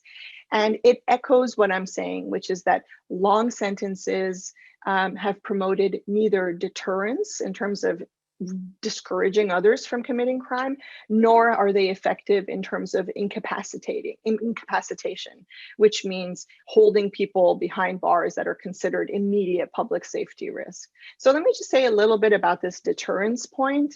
The reason that long sentences are not effective deterrents is because people generally don't expect to be caught for their crimes, or they're committing their crimes under the influence of drugs and alcohol, and they're not rational actors thinking about the sentence or the penalty that they might face. But this issue of expecting to not get caught is really important, and it's actually not unreasonable when you look at data on clearance rates. So when you look at when there is a homicide, how often does someone get arrested as a suspect for that crime? Around the country, that rate is about 2/3. So about 1/3 of homicides are not cleared. In some cities, it's a much higher proportion that are not cleared. So even for the most serious offense in our country, there is not an unreasonable expectation of being able to get away with the crime. And so that's why criminologists say the severity of sentences are not effective as deterrents. It's the certainty of punishment rather than the severity of punishment that's relevant. And so that's why threatening to, expand mandatory life imprisonment is not an effective use of resources to, in order to advance public safety. Okay, so if you could go to the next slide, please.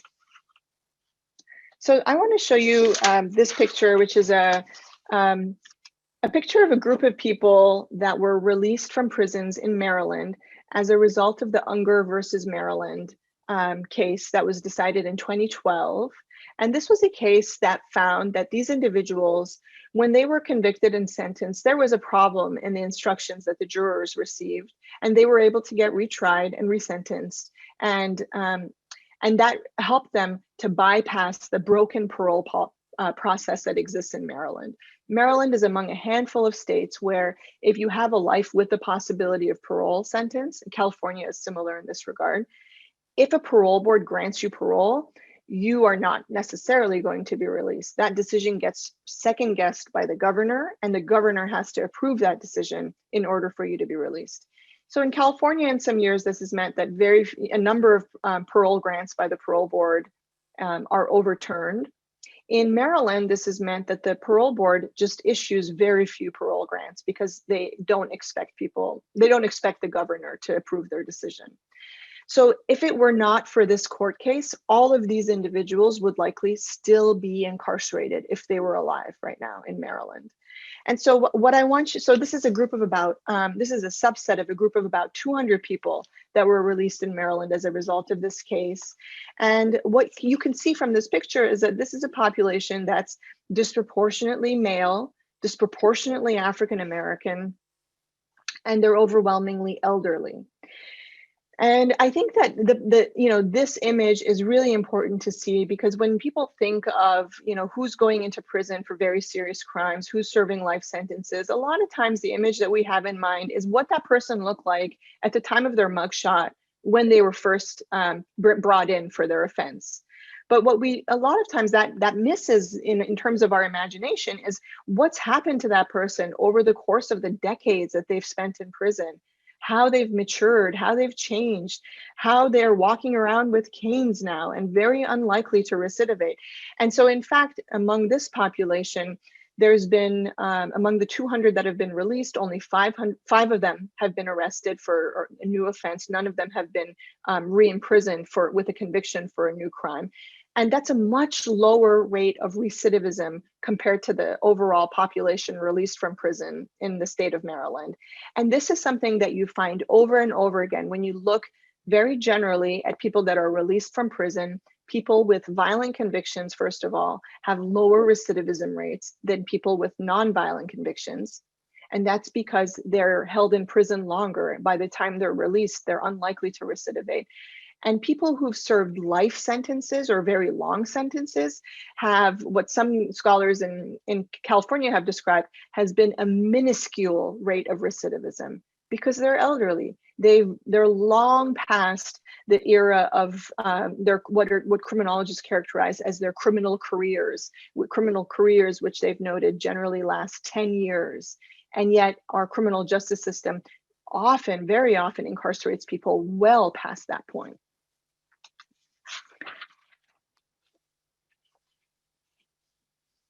So let me go to the next slide, please. And this is a image from a report that we produced at the Sentencing Project. These are a series of images of from a report that's called The Next Step, in case you're interested in digging further into it. And these are examples of people that have helped to bring about reforms on these issues around the country. So on the top left, for example, and the examples I'm going to provide here are basically efforts to scale back sentences and punishment for violent crimes. So on the top left, you can see Philadelphia DA Larry Krasner and State Senator Sharif Street, Pennsylvania State Senator Sharif Street.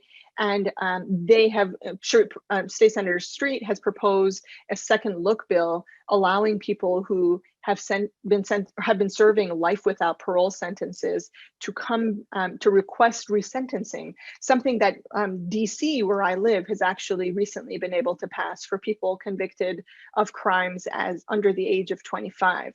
Allowing people in DC, what's happened is if you've been convicted and you've served 15 years in prison, you can petition for resentencing and have a judge assess whether you need to continue to be imprisoned.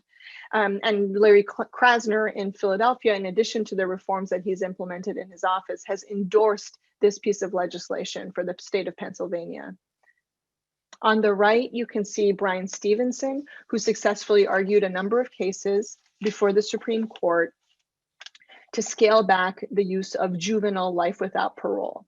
So these are life without parole sentences for people who committed their crimes under the age of 18. In most other parts, I think that we are alone actually in the world. There may be one other country, maybe Saudi Arabia, who joins us in allowing people under age 18 to be sentenced to life without parole. So we're really, in some sense, a pariah state in being willing to impose that extreme sentence on young people. And at this point, thanks to the work of Bryan Stevenson and others, life without parole sentences for juveniles can only be used for homicide, and it has to be a customized sentence. It can't be a mandatory sentence that's imposed. On the bottom right is Rick Ramish. He is the former head of corrections in Colorado. And what he did was implement a policy of limiting solitary confinement to 15 days and to only for serious violations of prison rules. So for example, violent conduct in prison. In many parts of the United States, people are held in solitary confinement for well beyond 15 days. In some places, they're held there for years in solitary confinement. And this is despite the fact that the United Nations has recommended that solitary confinement be limited to 15 days and that beyond that should be considered a form of torture. On the bottom left is Jack Wilson. He's a defense attorney, a public defender in California, and he's there with his father, Mac Wilson, and he's pointing to a picture of his brother, Nico. Jack Wilson has helped to bring about a reform in California to narrow the felony murder rule, and which his brother was convicted under and is serving a life sentence for. And so now in California, it's fewer people going into prison serving a life, that are given a life sentence under a felony murder prosecution now. And in the middle is a group of women who are part of a group that's called Hearts for Inmates in South Carolina. And what they're trying to do is to lower the state's truth in sentencing requirement from 85 to 65% for all offenses, including for violent crimes. And this is something that is echoes a reform that was successful in Mississippi, actually, to reduce the state's truth in sentencing requirement, including for certain violent offenses, so that people can be eligible for release earlier based on good conduct in prison.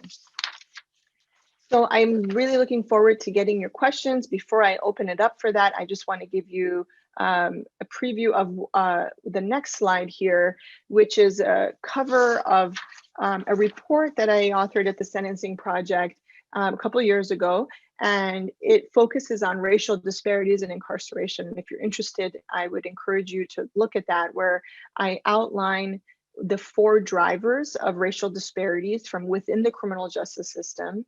And I've named them here on the slide. And that includes racial bias in the use of discretion, disparate impact of race, what are considered race neutral policies and that disadvantage low income people, and policies that exacerbate socioeconomic inequalities for people that have had contact with the criminal justice system.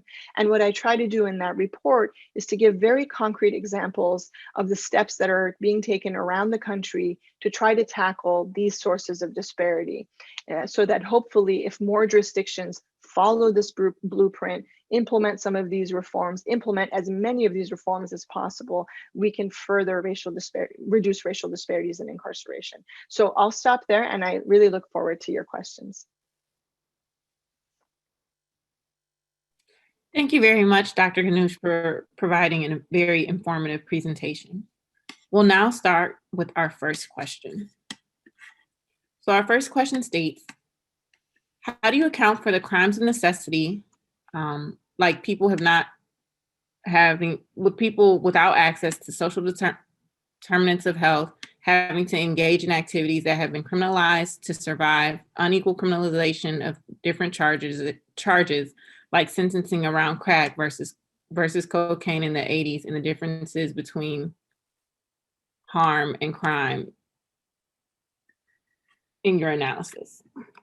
Sure. So this question sort of reminds me of some of the discussion that's happened during the time of the opioid crisis, where we've become more aware of when there's a drug crisis that disproportionately impacts white Americans and wealthier, more privileged white Americans. We see a very different response. We still continue to see a lot of punitiveness, especially for people that are selling opioids. But in terms of people that are using the drug, that have substance use problems, especially in more affluent communities, there's more of a compassionate approach. There's more of a willingness to use a public health approach and get to the root causes of the problems. And so I think that, what that shows is that, Reverend Vivian Nixon, who's formerly incarcerated and does amazing work on increasing access to higher education in prison facilities, has said that who is impacted by the problem in our country impacts the solutions that we come up with. And when we have problems that disproportionately impact people of color, low-income people of color, we tend to see worse solutions for those problems. And that has to do with partly with the fact that when there's a problem that disproportionately impacts privileged white Americans, it's presented differently in the media. The general public responds differently in terms of what they see as the ideal solutions, whether it should be getting to the roots of the problem, or whether it should just be punishing the outcome. And it also means that when people who are directly impacted, such as those who've lost their loved ones as a result of opioid overdose, if they're disproportionately white and privileged, they have access to people in political power in a different way than low-income people of color do. And so I think that those are some of the ways that we get to these very divergent responses in terms of our criminal justice policies, and whether we turn to other solutions beyond criminal justice to tackle some of the social problems that we have. Thank you. Our next question our next question asks, what does the process of decarcerating actually look like?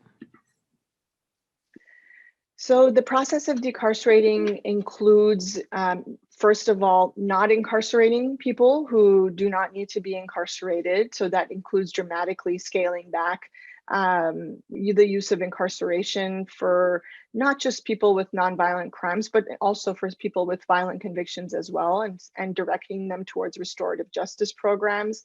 When I say not incarcerating for, especially for lower level drug offenses, I want to just make sure to be clear that that can mean, that really should mean not tangling people up in criminal justice at all, not putting them on probation, so that, as Vinnie Schiraldi, who's formerly head of probation in New York City, has said, sometimes putting people on, for low-level offenses on probation supervision, especially for a lengthy period of time, you're just creating a tripwire for them to later get incarcerated. So we really have to think about who needs to be incarcerated and what's the alternative to incarceration. Does the alternative need to be any kind of supervision at all? In many cases, it doesn't necessarily need to mean that.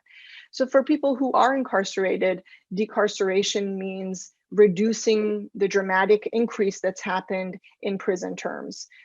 So we've seen it across the board. If you go into prison for a drug offense, if you go into prison for a homicide, from one end to the other, the amount of time that you spend in prison has increased dramatically in the United States, much more so than for other countries. So I mentioned that there's been a crime drop in the United States. What's interesting is that that pattern has echoed around the world. So some researchers have found that the United States is among 24 countries where crime rates have fallen roughly in the period of 1990s till around now. And the United States is the only country that dramatically increased its incarceration levels during that period. And so we know that we don't need to incarcerate so many people and keep them there in prison for so long in order to experience reductions in crime rates. So, and then I guess the final point that I would make is, and I've changed my my views on this to some extent over the recent years. I think that there's a question of, there's a debate, I think, among some people of, when we say decarceration, does decarceration need to mean investment in crime prevention, in reentry? For a long time, I thought decarceration should just mean decarceration.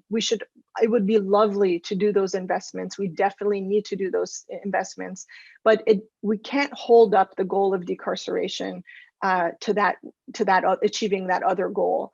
And I still think that we need to realize that we don't need to hold people in prison before we have, people who are safe to be released, before we can provide them with an ideal reentry package. But now I do think that we do need to realize that ideally, we should make sure that as we reduce incarceration levels, we are investing in reentry so that people are successful when they're sent home. And that's partly, but not fully, but partly just practically, I think practically necessary in terms of our politics, because we really need to, realize that when people are released from prison, when people have a shortened sentence, what often happens is, if one person slips up and does something terrible, that can end up jeopardizing the entire program and result in longer sentences for everybody. That's sort of the way we've operated for a number of decades now. And so ideally, as we move towards decarceration, we should do our best to make sure that people are successful when they're returning to their communities, partly so that we can continue to do the necessary work to decarcerate and bring more people home. Thank you. Our next question is, how can public health professionals support incarcerated elders? Let's see, that's a great question. Well, I think, one way to help is, like I mentioned at the beginning of the talk, is when you think about advocating for, or when you're writing about the needs of that population, I would really encourage you to emphasize the question of, do they need to be incarcerated or not? So, as we think about how to improve the situation and the circumstances that people find themselves behind bars, and improving prison conditions for them, let's prioritize the question of whether or not they should even be incarcerated. During the era of COVID, that's advocating for that population that's elderly and in prison in particular has meant to also advocate for more compassionate release, so that especially if, to avoid contracting COVID, but also if people have contracted it and they're dying, so that they can at least die with dignity, not behind bars. So I would say those are some of the ways. And then I would also encourage the audience to think about how to sort of be a bridge between the criminological research that I've been sharing and the public health community. Really try to amplify this message and amplify your work, so that when there is guidance from public health experts about incarceration, what does that guidance entail? Does it include the knowledge among experts on criminal justice that mass incarceration needs to go beyond nonviolent offenses?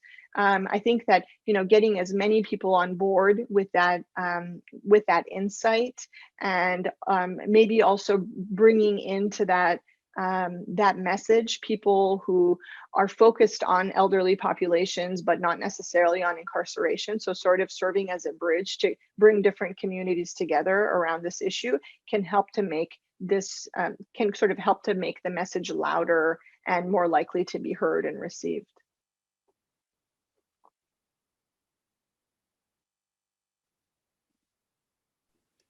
Thank you. Our next question asks or states that you've mentioned restorative justice a few times. What does that mean and what does that look like? That's a great question. So restorative justice, I would recommend that you take a look at a book by Danielle Sered, and it's called Until We Reckon. And I think it's a terrific book because it describes the work that her organization has been doing in New York City, working with the Bronx and Brooklyn prosecutors' offices to do restorative justice, not just for nonviolent offenses, but for like property crimes, but also for violent crimes.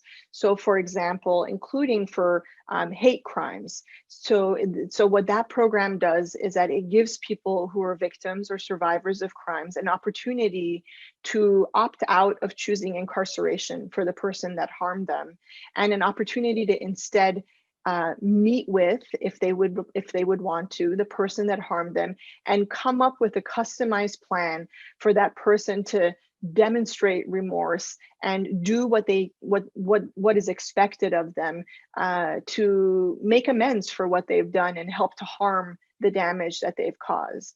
So I think restorative justice can mean that on the front end of sentencing, of this sort of determining whether or not someone needs to go to prison, or if there's some way to possibly give the victim what they need and hold the person accountable in some way. On the back end, when it comes to people that have been sentenced for and have been serving long sentences, restorative justice programs can mean giving people a chance to communicate with the victim or their family and express remorse, to give an opportunity for the victim to get to know what the person has done and achieved during their incarceration. Because a lot of times victims are disconnected from the individual and remember them only as they were going in around the time that they caused the harm that they did. And so these kinds of programs help to make sure that victims get the kinds of services that they need, independent from any interaction with the person who harmed them, and have an opportunity to work directly with the person that's harmed them to get to a sense of finality, a feeling of the fact that the person has been held accountable and is no longer a threat to them and has made amends. Excuse me, I'm just going to pop in for a moment. We have 10 more minutes of our Q&A. Thank you, Donnie. Our next question states, can you talk more about the way that crime rates are a social construct, a measure of policing more than a measure of harm caused? How does this understanding impact the way we do abolitionist work? This is a great question, and actually, I'm I'm planning to attend a webinar in a couple of weeks at Stanford University that's going to be exploring this question. It's on April 12th. I can try to share that information if you want to reach out to me later to attend, to learn more about that, have a focused conversation on that. So I think that there's, when we think about the ways that government officials fail to properly regulate our water supply to keep people safe, the way that the policies that are in place that create the massive levels of poverty and inequality that we have and the harm that that brings about for people's lives. Those are not things that are criminalized. They're just acts of neglect by very powerful people. Then we also have corporate malfeasance and white collar crime that we know is under enforced in our society and is generally handled through fines and fees, which is just a small percentage of the kinds of revenues that these corporations are bringing in. For example, the Sackler family and the kinds of fees that have been imposed on them for their role in the opioid crisis and the way that they have contributed to overprescribing of opioids ends up serving as a slap on the wrist. Then I think when we get to sort of what's considered street crime, we have to think about why the criminal justice system handles so many issues that are better handled by other government agencies, by other policy measures than arrest and incarceration. It includes thinking about, why, for example, the Berkeley Police Department, the city of Berkeley has done recently, moving traffic enforcement away from armed police officers, as a number of places have begun to do recently, thinking about when there's a mental health crisis, providing an agency that people can reach out to other than police officers, so that an interaction that begins as a mental health call doesn't result in an arrest or something much more violent than that. So, I think, especially then that extends to drug law enforcement and substance use problems, of the fact that we arrest so many people for possession, for sales, instead of regulating those markets. But when it comes to the most serious crimes like homicide, we have to think about tackling the root causes of those crimes, such as residential segregation that I was mentioning earlier, such as poverty, such as the proliferation of guns. But these are crimes that generally, in order to prevent retaliation, the criminal justice system needs to do something to hold people accountable. But then the question is, what should that be? And if it includes incarceration, how long should it be for?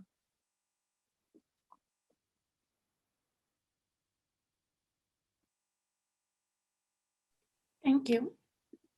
We have another question that states, with the recent excitement over abolishing of cash bail, how do policies like this contribute to reducing the number of people incarcerated, reducing disparities, and possibly ending life sentences? Great. Let's see. Well, cash bail reform is really significant because it's roughly, depending on which jail you look at, it's between 40 to 60% of the jail population is held pre-trial in many parts of the country. And that's often because people can't afford to post bail.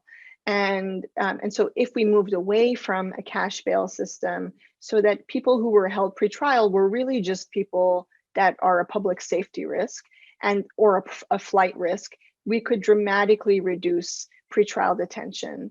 And reducing pretrial detention is really important because the research is clear that when people are held pretrial, they're more likely to be people of color.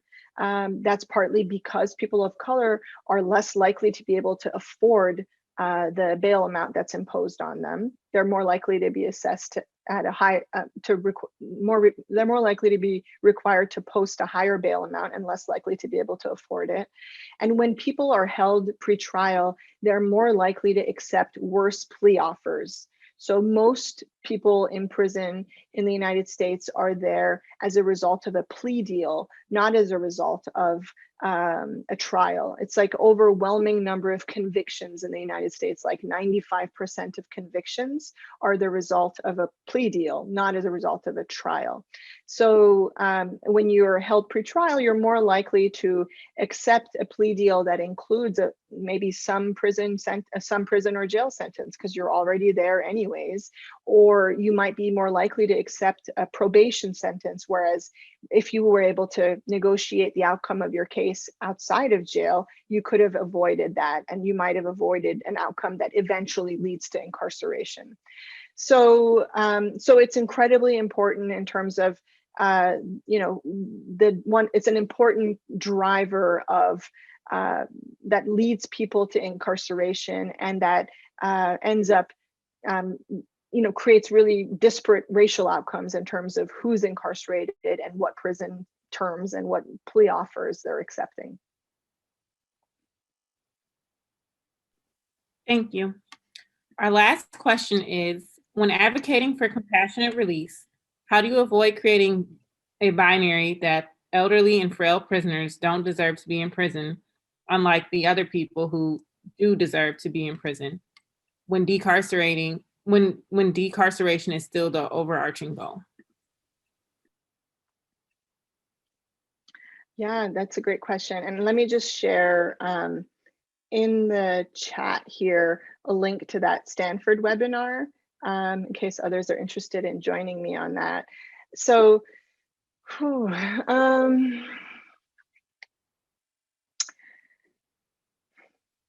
well, I think that for me and for my organization, we recognize that in the immediate term, there are people that are a public safety risk. And so, and that, until we come up with effective preventative solutions, until we come up with effective alternatives, we can't, we are unlikely to be able to be successful by letting everybody out right away. And so the question is, who should come out? Who should come out when, and what can we do long term to prevent anyone from going into prison? And who needs to be out right away? I think in terms of the from a public safety perspective, are people that are going, there's been a lot of advocacy for people going in for nonviolent crimes, but the way that we present this information is that based on the evidence that most criminal careers are 10 years, beyond 10 years, the use of incarceration needs to be very closely scrutinized.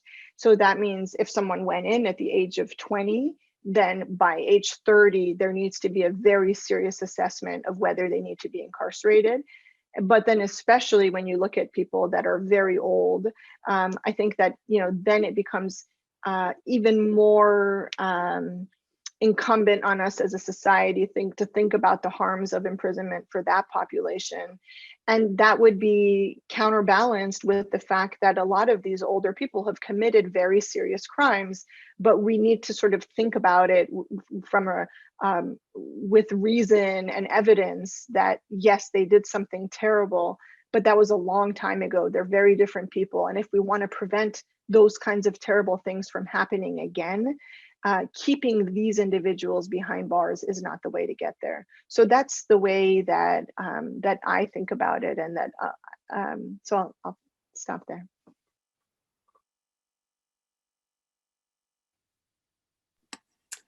Thank you very much. I want to give a huge thank you for Dr. Ghannouch for providing such a very informative panel on why we should work to end life imprisonment. We are now going to take a 10-minute break, so feel free to go stretch, go to the bathroom, and grab a snack, and then we'll see you back here for session 2 at 3:30, which is titled Health Disability in the Carceral State.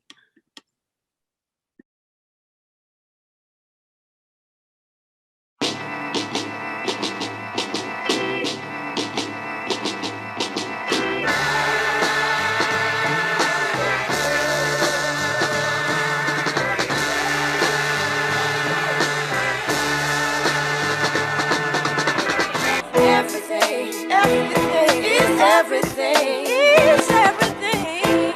What is meant to be will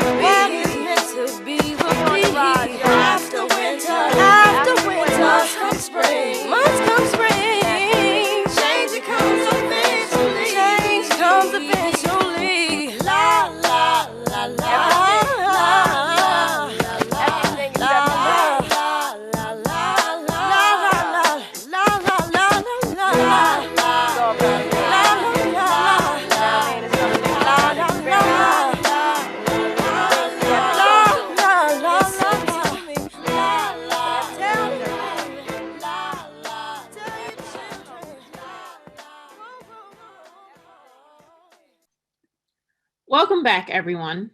Our last session is titled Health, Disability, and the Carceral State, which will be presented by Dustin Gibson and Azza Al-Tarafi. Dustin Gibson works to address the nexus between race, class, and disability. Alongside grassroots organizations, he works to co-develop an analysis of ableism and integrate practices to shift culture of access. He has also taught various courses at middle schools, high schools, kid jails, prisons, and law schools. Dustin has worked with all three centers for independent living in the Pittsburgh, Pennsylvania region, and has held positions with both of the national independent living organizations. His work has been to end institutionalization of disabled people and support them in navigating systems to live in their communities with the dignity of risk. He is the Access, Disability, and Language Justice Coordinator at People's Hub, a peer support trainer with Disability Link in Atlanta, Georgia, and a founding member of the Harriet Tubman Collective. Azza Al-Tarafi, who uses the pronoun she and they, is a disability justice advocate living in Northern Virginia. As a Black disabled advocate, Azza is committed to abolitionism and grounds their work in the principles of interdependence, sustainability, and radical solidarity. In their full-time capacity, Azza works as a senior program manager at the Groundwork Collaborative. Azza also serves on the advisory committee for the Center of Democracy and Technologies Project on algorithmic fairness and disability rights, as well as on the Community and Stewardship Councils for Raising the Bar, Healthcare's Transforming Role, a collaborative health equity project. Azza has been featured on media outlets such as The Today Show, NPR, Al Jazeera, Bloomberg News, and USA Today. For their movement work, Azza was awarded the Charles P. Monroe Civil Rights Award by the NAACP Arlington chapter in 2019. Alarmingly, there are more jails, prisons, and detention centers than there are mental health treatment facilities.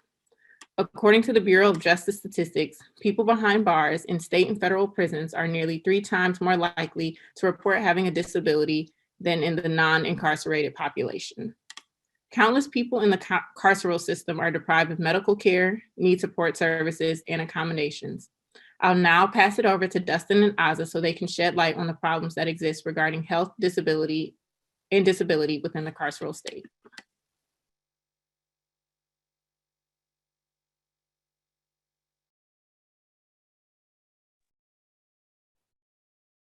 Okay, cool. This is Dustin.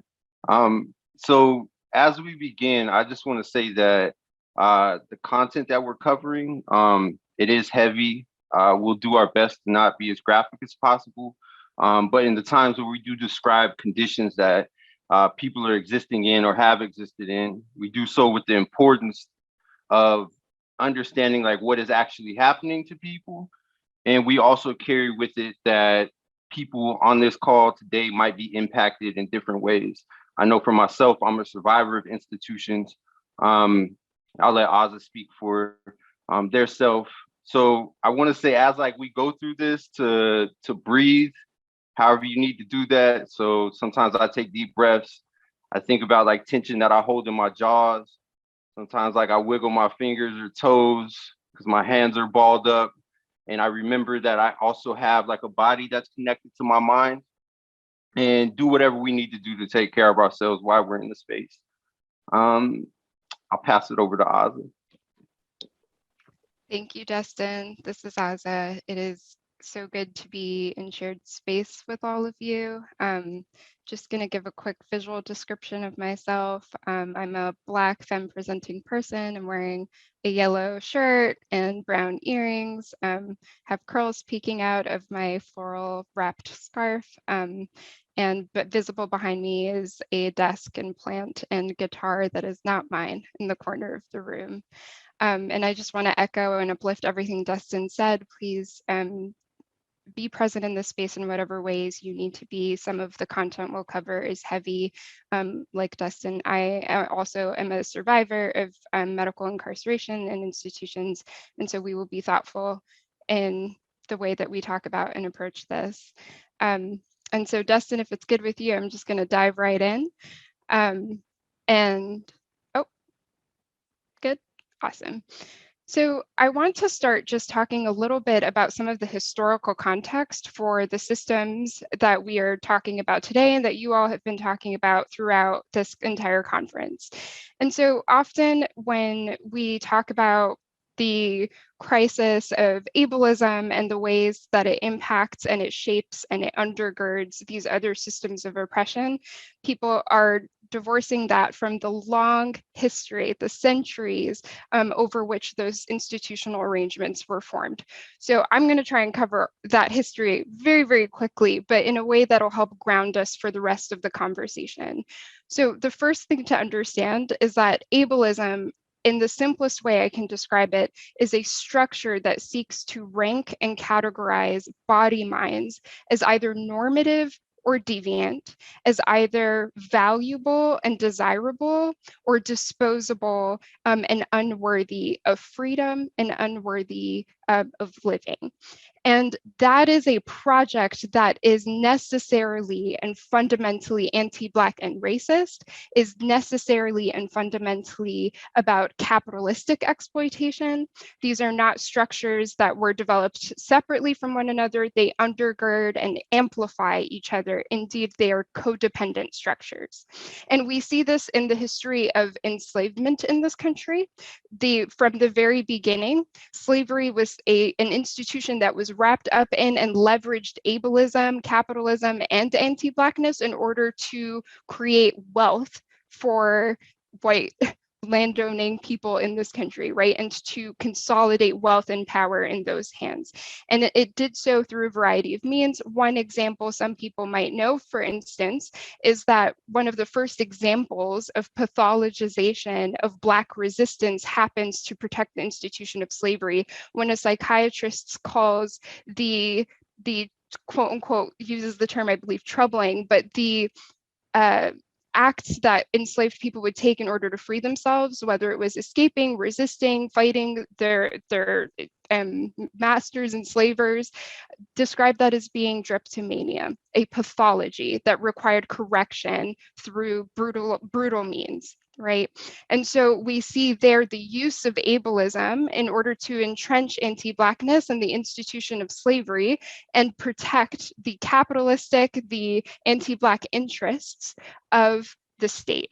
And as you fast forward, you continue to see more and more iterations of this as asylums and institutions such as asylums are being created. What you also begin to see is the development of quote unquote work therapy, right? In which people were basically held in conditions that looked just like enslavement, but were being told that this condition of unfreedom and their uncompensated labor was supposed to be somehow therapeutic to address pathologies that were entirely contrived.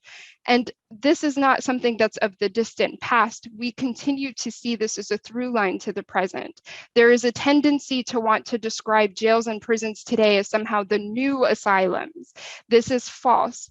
This is not framing that actually helps us get closer to abolition, and it undercuts some of the abolitionist work that we are doing. Why? Because first of all, institutions and quote unquote asylums, psychiatric institutions, state hospitals, they still exist. Calling jails and prisons the new asylums incorrectly presupposes that those institutions are relegated to the dustbin of history. But more importantly, they serve to normalize jails and prisons as an institution that's just there and that they exist and that somehow they are capable of rendering treatment. Jails and prisons are sites of violence and torture and are therefore necessarily disabling, maddening. They create, inform, and exacerbate disability. You cannot provide treatment in a cage. That is a fundamental oxymoron. That's not something that we can logically accept. And yet that is the framing that undergirds claims that jails and prisons are the new asylums. What they are sites of carceral and violent control. They exist in order to exert control over historically marginalized groups. They perpetuate and rely on ableism. And it's important to understand that we are not simply talking about the prison and the jail when we talk about abolition of a prison industrial complex.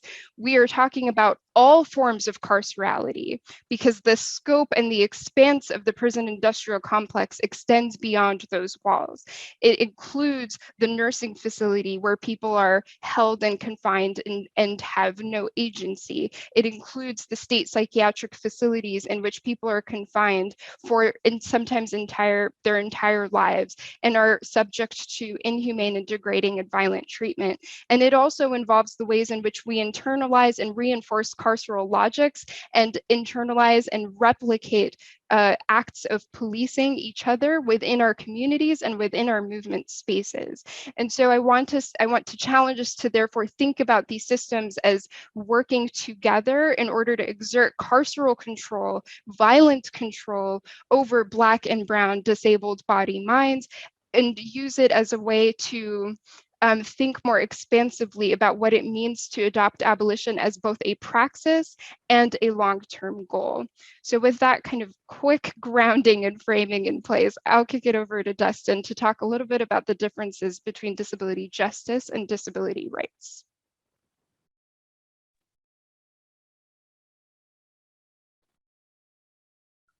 Yeah, this is Dustin. So echoing what Azza said, that framing of there's a possibility to have an alternative to a prison or the police for that matter is harmful and problematic for a lot of the reasons, but it insists that there's the permanency of a prison or the police, when we know that these are modern inventions, that the police have not always existed in the prisons, and I would broadly say institutions as well.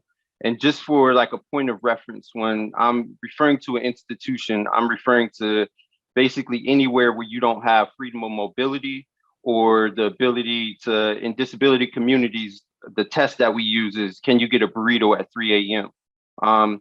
And maybe we'll cover like why that delineation is important, because thinking about the tradition of institutions, there are typically places that have like a water tower and are self-sustaining and are these total institutions in the way that they were theorized in the 50s and 60s.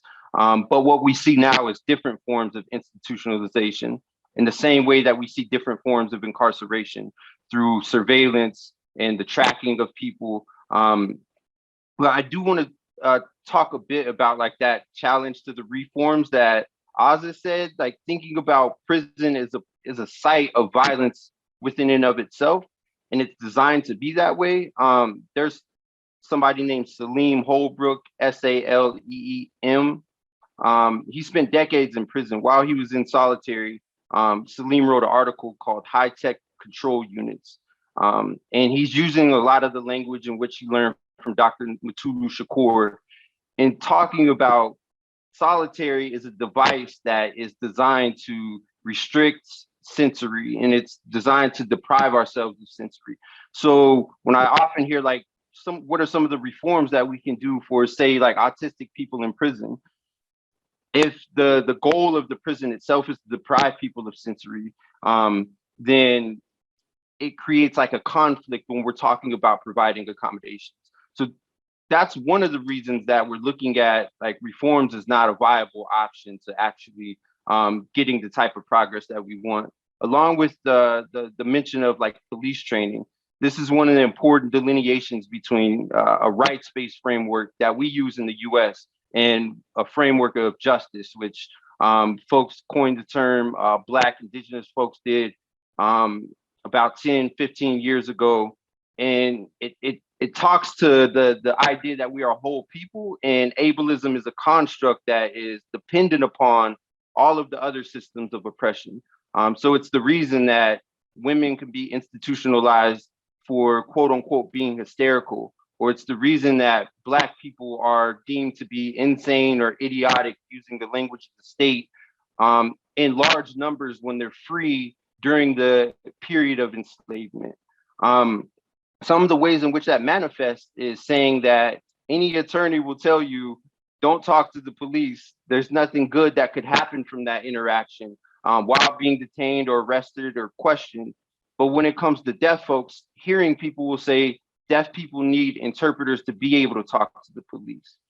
So one is about like creating general accessibility to whatever, and another is about creating access that is leaning towards justice. So when I'm thinking about access as a practice, I also know that it is something that requires it to be rooted in some type of vision. So the access that we're practicing, the vision that it's rooted in is one of abolition. So it is, as Dr. Ruthie Wilson Gilmore say, attempting to change the way that we interact with each other and the planet. Going through some notes here. So there was a case in Pennsylvania brought forth by the Abolitionist Law Center. What it did was challenge the use of solitary confinement, the mandatory use of solitary confinement for anybody sentenced to a death by incarceration sentence. Now, death by incarceration sentence is referred to as like life without parole. But in the state of Pennsylvania and the Commonwealth, anybody sentenced to that was in permanent solitary confinement. So we're talking about people that have been there for decades, 40 years. Like right now, I'm thinking Mumia Abu-Jamal, who has spent decades in solitary and is deteriorating health-wise because of the function of prison to deprive people of sensory. Also, earlier, Dr. Huggins was talking about being able to access food while we're in prison. One of the things I want to note is we say like, okay, how do we practice abolition and what does it look like? And oftentimes that goes to like, well, what's the alternative? Since we've already covered like this idea that we're not using that framework of an alternative to prison, it's thinking about the things that are already happening as a part of the solution, right? That we know that we need thousands of those types of solutions. And the places that we look for them is not academia. This is not going to like liberate anybody through theorization. It is all rooted in practice of usually oppressed people. So even in Pennsylvania, in the same places that Mumia is being held, in the same places that Russia Schultz is being held, I think about the Move 9 and the family getting fresh vegetables and food into the prison. So this is something that doesn't expand or increase the reach of the carceral state, but it preserves life while inside. So these are just like a few of the things that it could do. But the case the Abolitionist Law Center brought forward to challenge that was based on the 8th and 14th Amendments. The important thing it did is situate solitary confinement as the driver behind what is creating psychiatric disability and exacerbating it. With that understanding, they're able, one, to make a legal claim to get people out, but more importantly, they're situating the prison as the reason for that. So oftentimes we think about disabled people being criminalized, which absolutely happens, but we're not thinking about the prison itself as a disabling feature in society. So the prison, the construction of it, one, it's there. A lot of them, especially the federal prisons, are built by Superfund sites. So these are places. Angola was lifted earlier, which is Louisiana State Penitentiary. It's situated in between 13 nuclear waste sites. There's ash, coal waste dumping sites right next to prisons, military waste dumping sites next to prisons. The prisons themselves drop off sewage into the water, contaminate the toxins, not only for the people in the prison, but the surrounding communities. They build prisons on dead lands. Oftentimes, prisons will rebuild themselves a couple hundred feet away from the original site. These are places that have been used for decades as plantations or convict leasing sites. So the prison construction within of itself is a disabling feature to folks in community and the prisoners. And once you get there, depending on how long you're there, you will develop some force of disability. So the numbers that we often hear are like, hey, 33% of the people in prisons have some form of documented mental illness. I would argue that the erasure that happens in prisons in that way also does in communities. There's a case in Compton, California. It's called Peter P. versus the Compton Unified School District. I'll wait for the interpreter switch.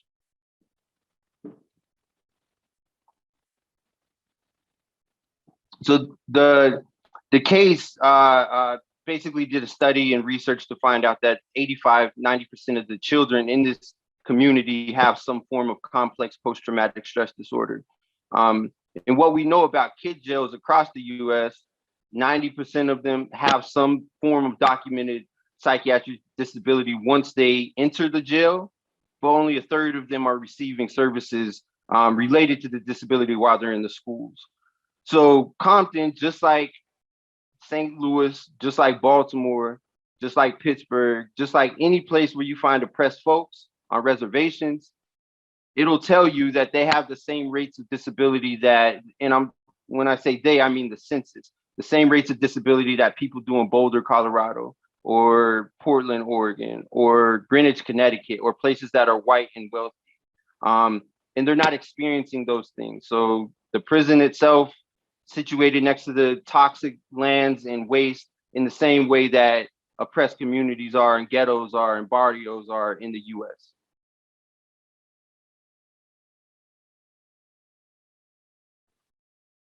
So Azza, this is Dustin passing off to you. I feel like I'm a bit off script, but you can just jump in.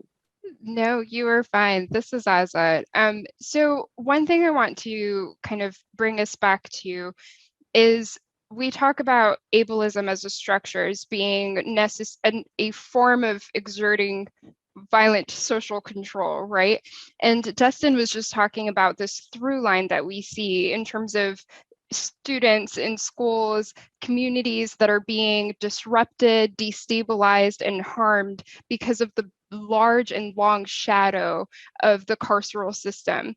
And I think it's helpful to think about the ways that the prison industrial complex has expanded. And this is the project of neoliberalism. Dustin, if you can drop that in the chat for folks. And I want to name this because what we have seen over the past decades is that neoliberal kind of political worldviews, and I define this in the simplest way I can define this, is that it sees the only legitimate function of the state as being essentially policing and incarceration and the military industrial complex. And through that completely gutted pretty much all sorts of community-based or social service and social program provisions. And so people are not having their basic needs met, but the state's apparatus responds to everything with some form of punishment-oriented policy and thinking, such that the existence of poverty has become criminalized. Your disability is in and of itself criminalized. People's very existence is in and of itself criminalized.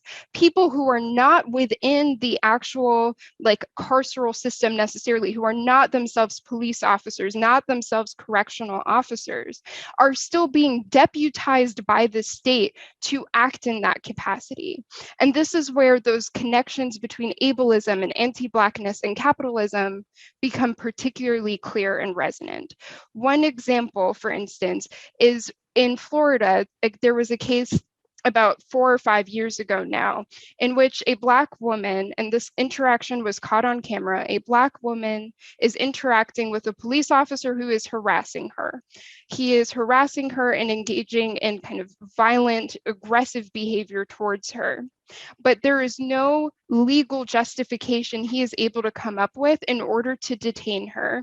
So he invokes the Baker Act, a statute in Florida that allows for a temporary detention when you cite some suspicion of psychiatric disability or someone experiencing mental health crisis.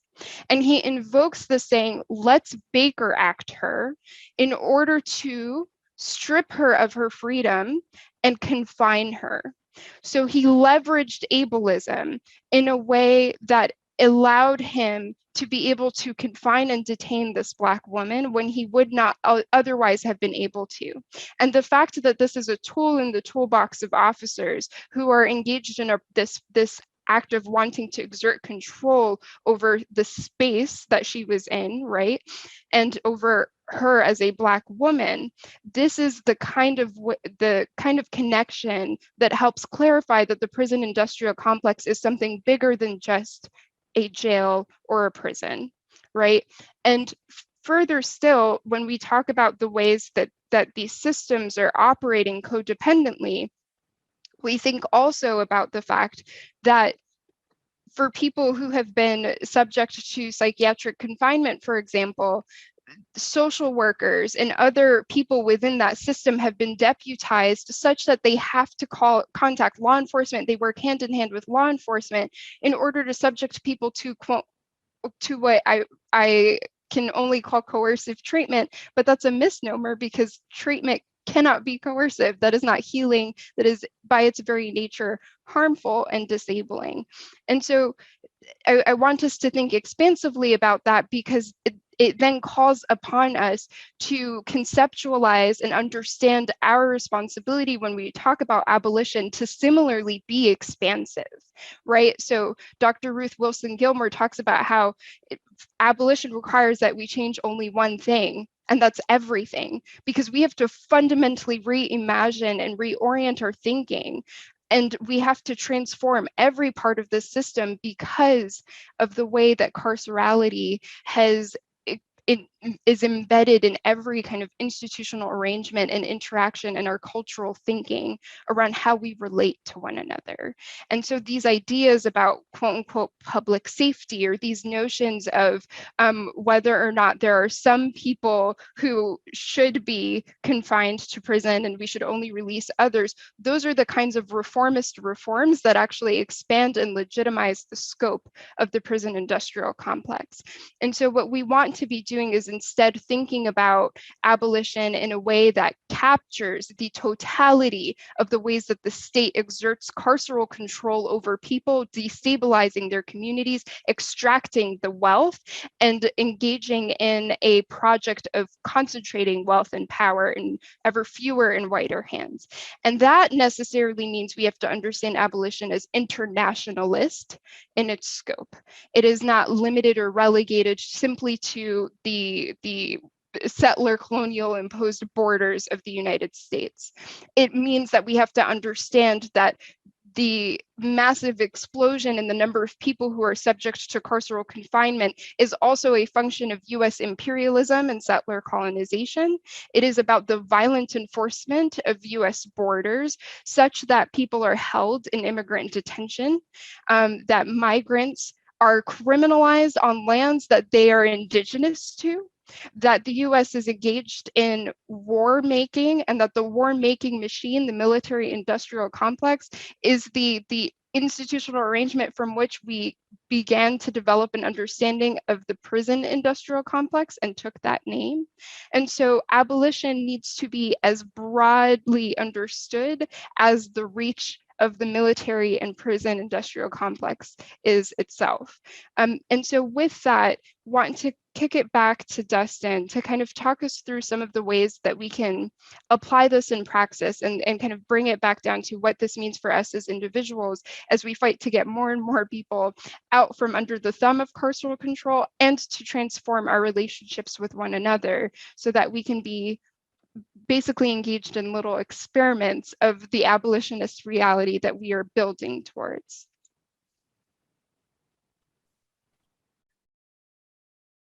Cool. This is Dustin. So in thinking about expanding how we're viewing incarceration and the prison industrial complex, the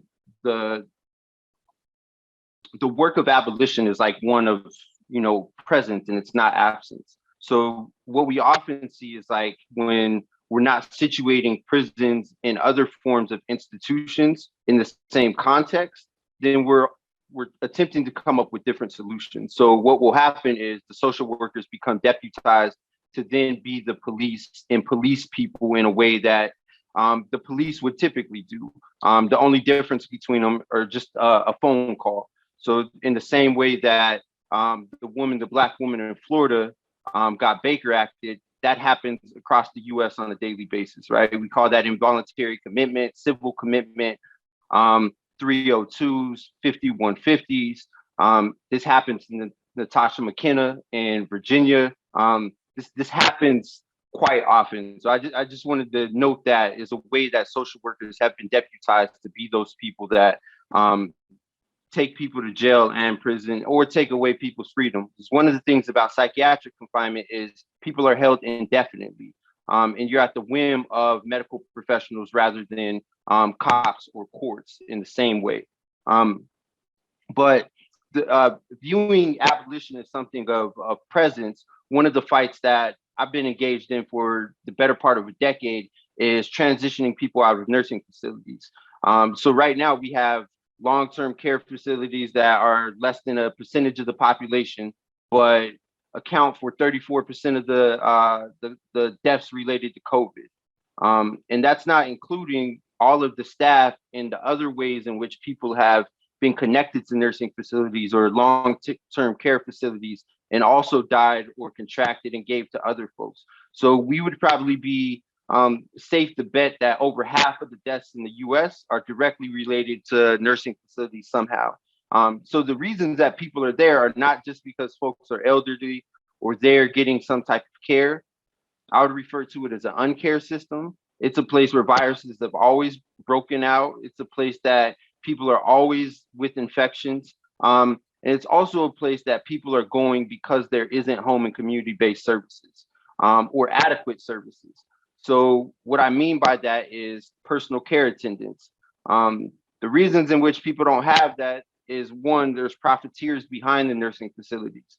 So right now we're seeing in New York, the amount of profit that people have gotten and the legal immunity in which people have received corporations that own the nursing facilities, and they're getting paid per person that is there in the same way that the institutions operate. This is not only a financial argument that we're making here, because where I'm at in Pennsylvania and the institutions that we've attempted to close for decades now are operating at $400,000 per person in the institution. So the state is actually losing money in that regard. So this is not a financial argument.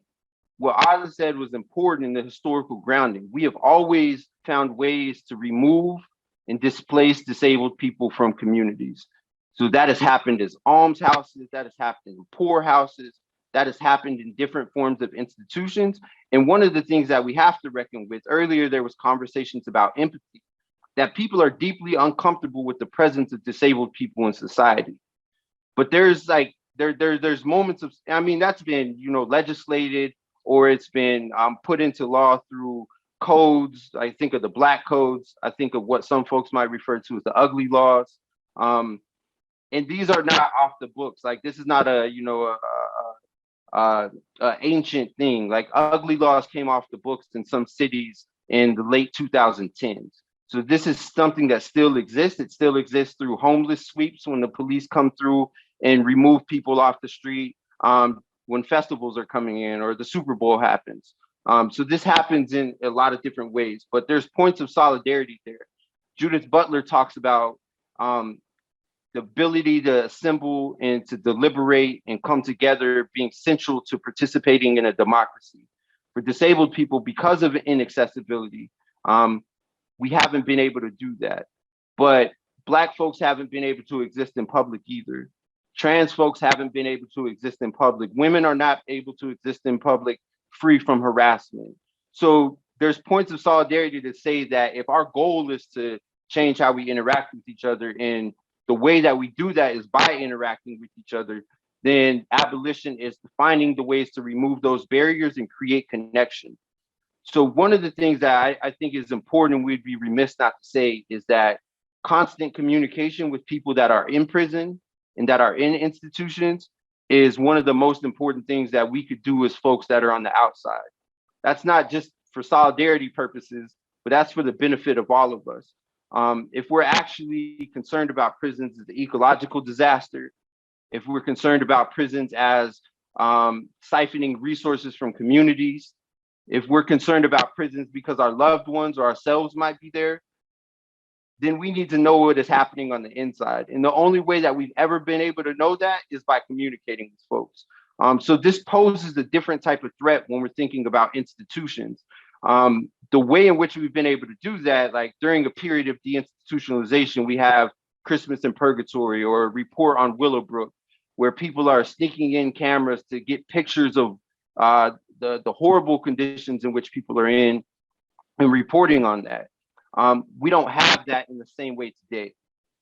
People are generally comfortable with these types of institutions. So I say as that to a group of people that are concerned with public health and might be in these professional situations, that creating connection between activists, advocates, people on the outside that are attempting to get people free and on the inside is super important. We're talking about people that don't have regular phone calls. For deaf folks in institutions, prisons and jails as well, video phones are offered in like less than a dozen prisons across the US, despite people being able to have the capability to do so. Right now, in the past year, almost every prisoner in the US has been on 23-hour lockdown in cells because of a pandemic. In Pennsylvania, we've incorporated video phones for visitation. Now, mind you, we're talking about video visitation. They have the capability to roll it out for 50,000 prisoners. But for decades, deaf prisoners haven't had access to be able to use their own language to communicate with people on the outside. So I'm just lifting as some of the points in which, like, when you think about how you can enter, communication is one of those. So that could be the form of letters, that could be actually being there and reporting on what's happening.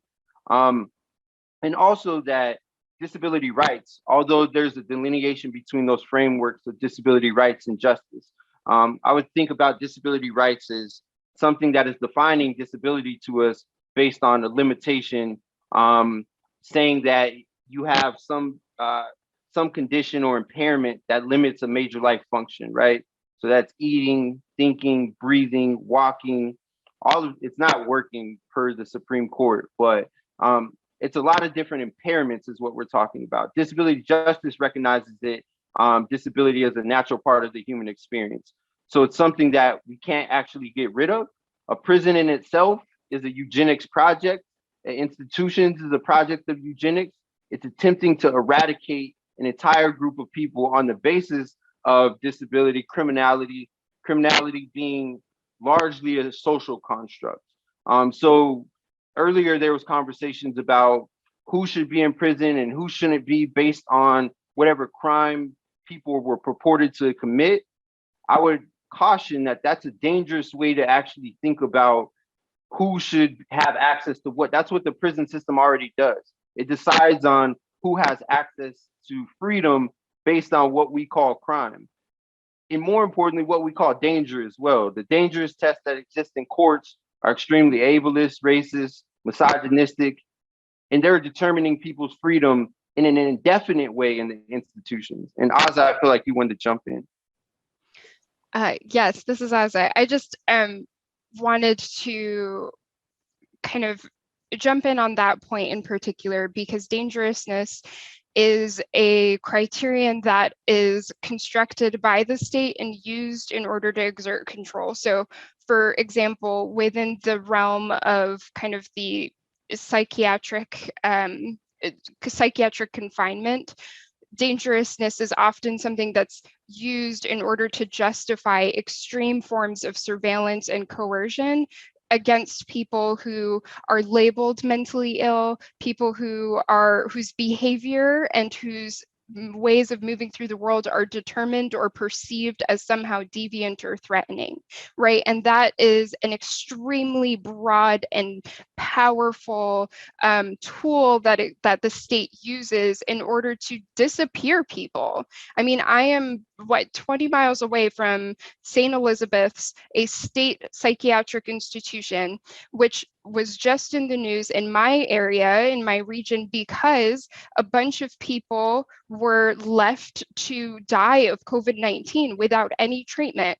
Not 8 or 9 months ago, this same hospital was also exposed as having not having any potable water for people to use. The average length of stay for people in St. Elizabeth's hospital is about 22 years. I mean, these institutions are virtually indistinguishable in so many respects from the jails and prisons that people are talking about, and really serve to problematize this notion that jails and prisons are new asylums when I'm 20 miles away from an asylum that continues to disappear overwhelmingly Black and brown folks from the DC metropolitan area.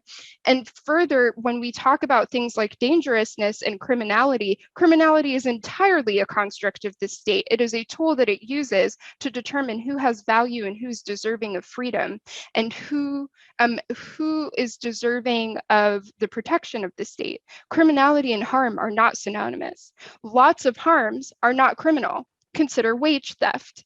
Corporations can do that and face no criminal liability because that is not a criminal harm. And therefore, the way that people seek relief is some mess through the civil system.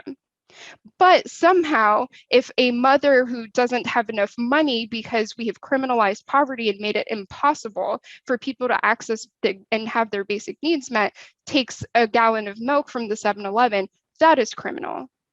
And she faces criminal penalties and the possibility and likelihood of an extended period of unfreedom in some jail or prison, and likely extended carceral control even if she's released, right? And so our understandings of what these concepts are, we should not be taking them at face value from the state, nor should we be using their language, their framing, and their systems and structures to try and advocate for and ultimately free our community members.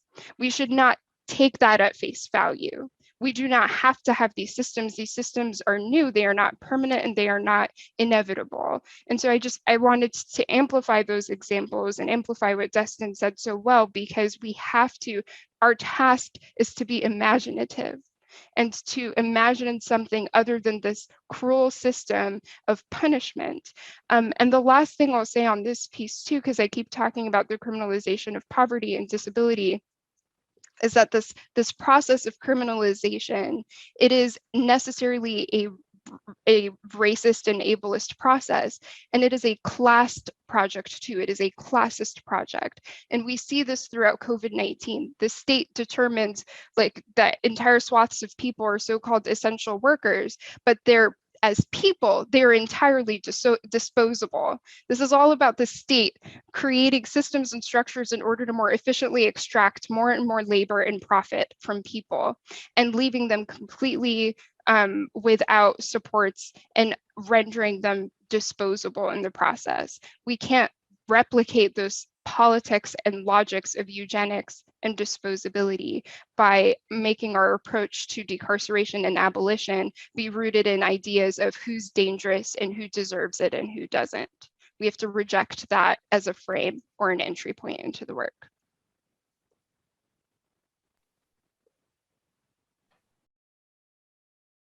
Yeah, this is Dustin, and I just want to mention that I've spent time talking about the construction of disability, and feel that's very important for us to think about. There's a legal construction of it, and there's a way in which we view it in society and in medical professions.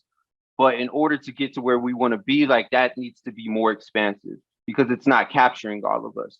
So to think about even something is that fluctuates like addiction.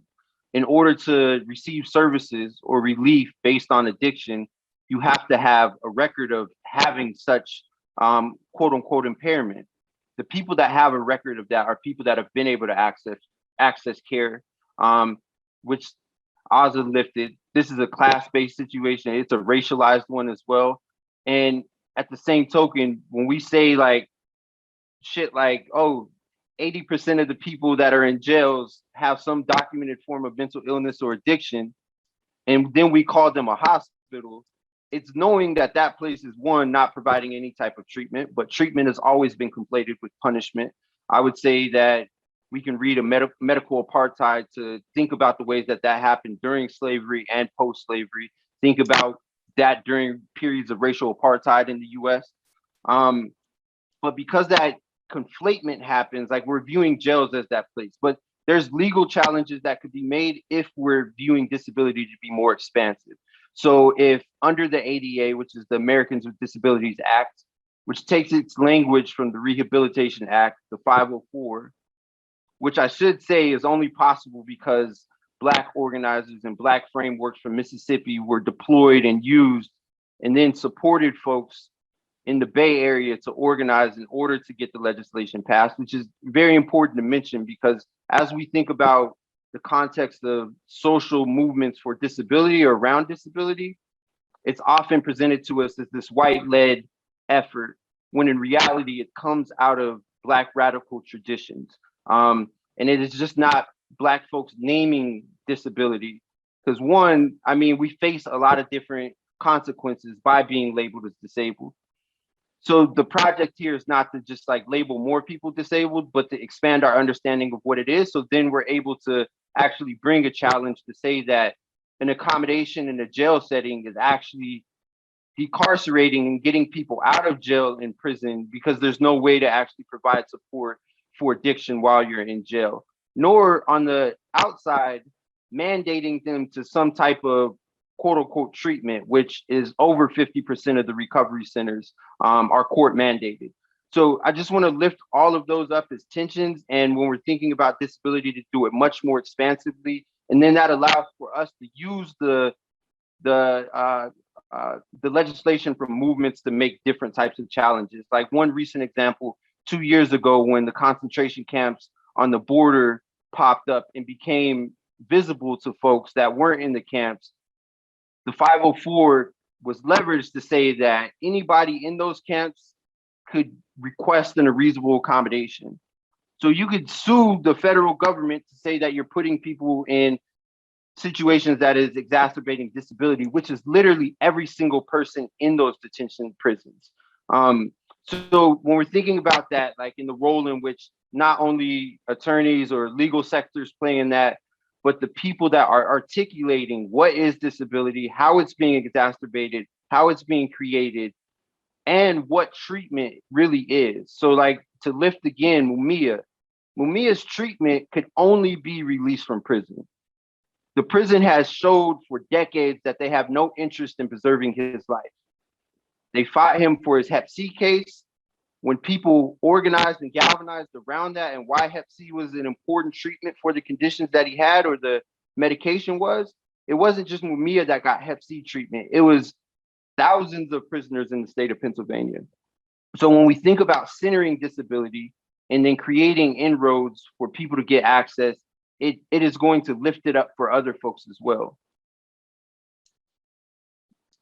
This is Dustin. Azza, did you want to continue with something or should we stop and take questions? This is Azza.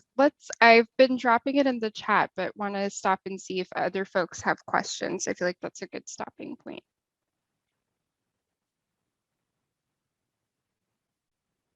Because Dustin and I could talk about this nonstop for several days. So want to invite people to either drop your questions in the chat or you can send a note to Dustin and I directly through the chat and we'll get to them during the last few minutes we have.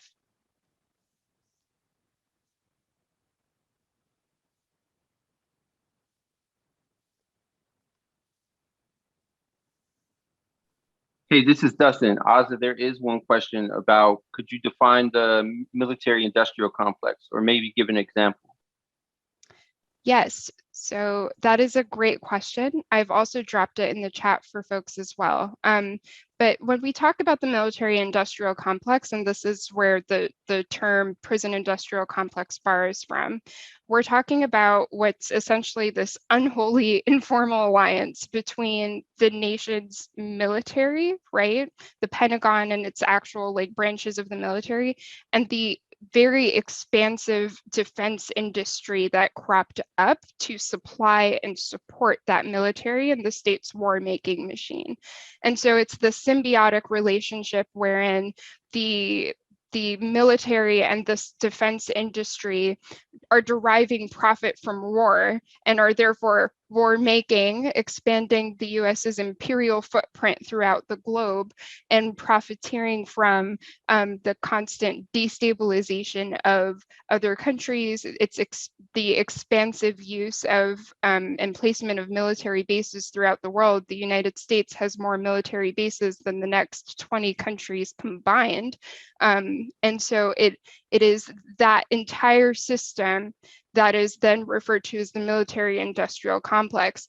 And kind of to what Dustin spoke about earlier, the reason why folks then coined the prison industrial complex is we similarly see this alliance between the actual prison and jail and the kind of the nucleus of the carceral system with an entire industry that has been set up to support and fuel and help reform and reshape that institution and preserve it, right? And this is also why we make very thoughtful critiques about reformist reforms versus abolitionist reforms or abolitionist steps, because the former, those are the kinds of things like, for example, people might say we should train police officers so that they know how to interact with certain communities or things like that. When you advocate for training as a solution, what you're actually doing is you are going to result that's going to result in an expanded policing footprint, because it will divert more money to police to then train them when the problem isn't individual police conduct, or the problem is the institution itself.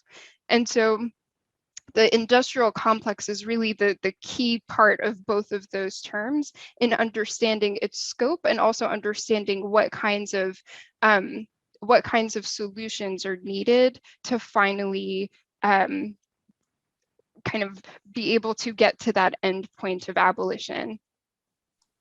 Excuse me, I just wanted to chime in. We've got a little under 10 minutes left. This is Dustin. Thank you. There was another question that asked, are there programs that assist and advocate for those with disabilities, especially the hidden ones, such as those in deaf and hard of hearing communities? So I'll lift up one organization, HEARD, which is fighting for deaf prisoners and hard of hearing prisoners and disabled folks to get access to their language and access to freedom. What we find with a lot of deaf folks, because there is no access on the front end, there's a lot more wrongful convictions amongst deaf communities. We see finger spelling cops that are barely learning sign language. We see there's no interpreters in court.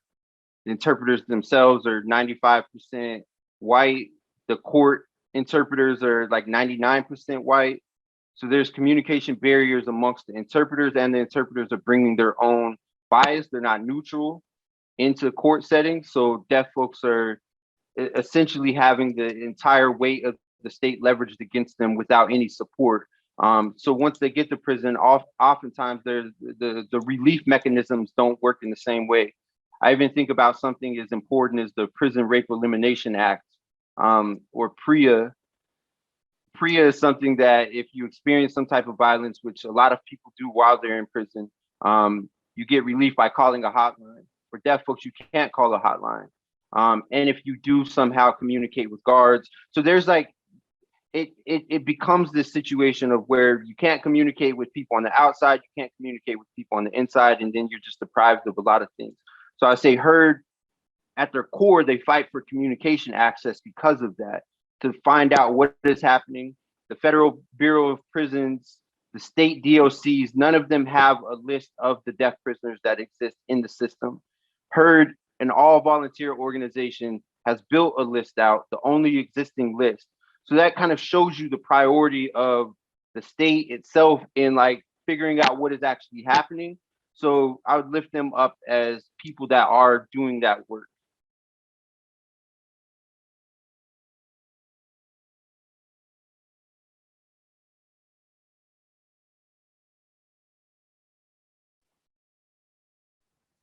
This is Aza. I'm gonna, we have two questions that I'm gonna try and combine, Dustin, so like feel free to answer parts of it or all of it if you feel so inclined, and I can start too. But we got two questions. One asking how we can mobilize the institution of academia to challenge or critique these big structures like the military and prison industrial complex, or is that even possible? And in a somewhat similar vein, we also got a question on ways that abolitionists in public health and other health professions can restructure or imagine education that's rooted in these pro-disabling and pro-criminalization frames instead of valuing and uplifting community knowledge and resistance. And so I'll just start briefly, and then Destin, feel free to jump in. When it comes to academia in particular, there are abolitionists who are within the kind of broader structure of academia who are doing this. They are researching, they are writing in community with and people who are incarcerated currently, who uplift and value the work of people who've been engaged in this resistance fight for a very long time.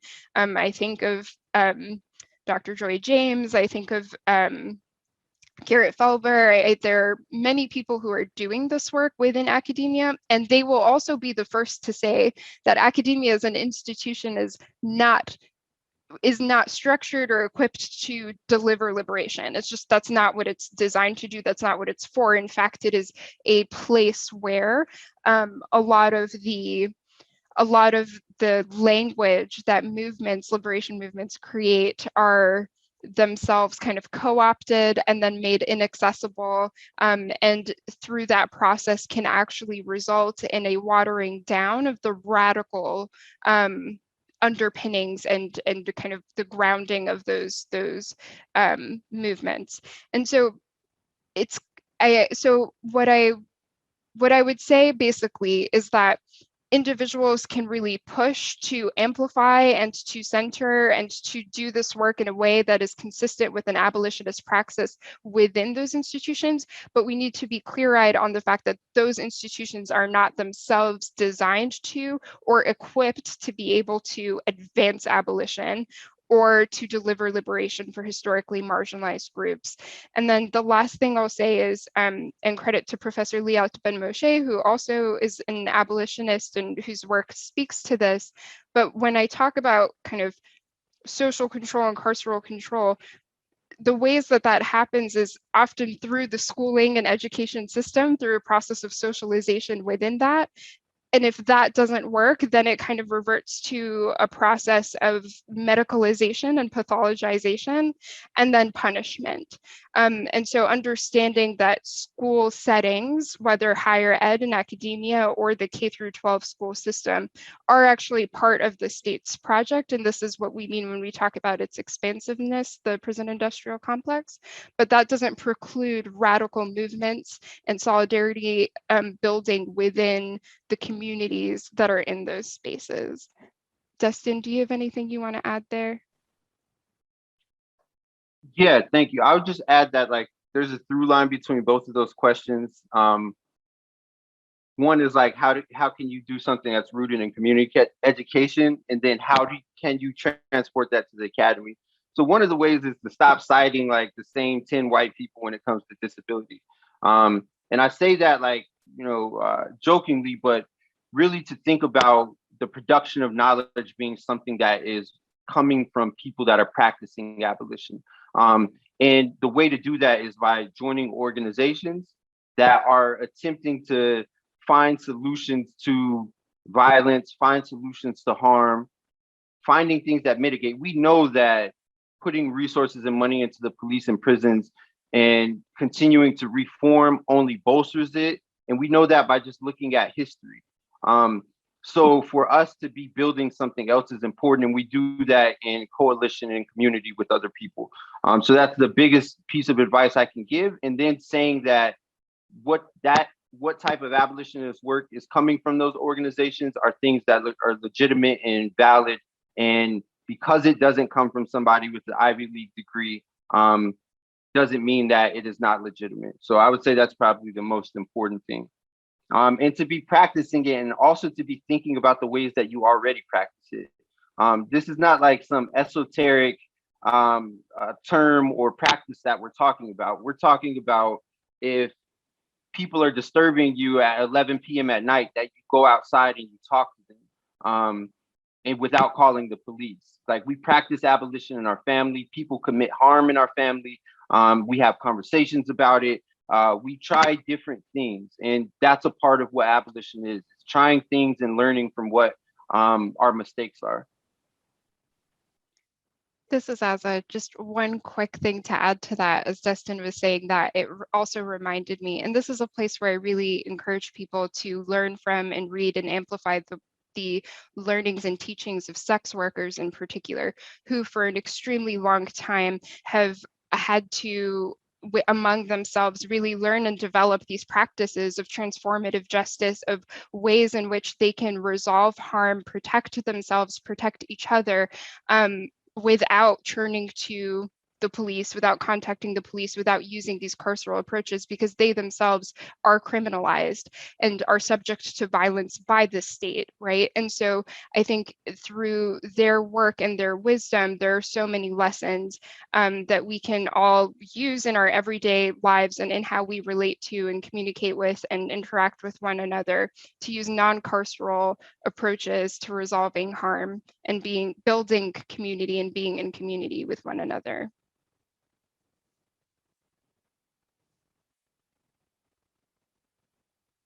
And Dustin, I think that brings us right to time. Yes, this is Dustin. I enjoy being in conversation with you as always, Aza. Likewise, and this is as I just want to also thank the organizers for putting this on. I'm grateful to have received the invitation. It's always such an honor to be in virtual space with Dustin and constantly learning from him. I want to thank the interpretation team too for all of their work, and for everyone for tuning in. We appreciate being in space with y'all. Likewise, we'd like to thank you both Dustin and Aza for an amazing presentation, as well as providing us with so many resources and tools to really incorporate this in our public health practice. So that concludes today's session 2, as well as the conference.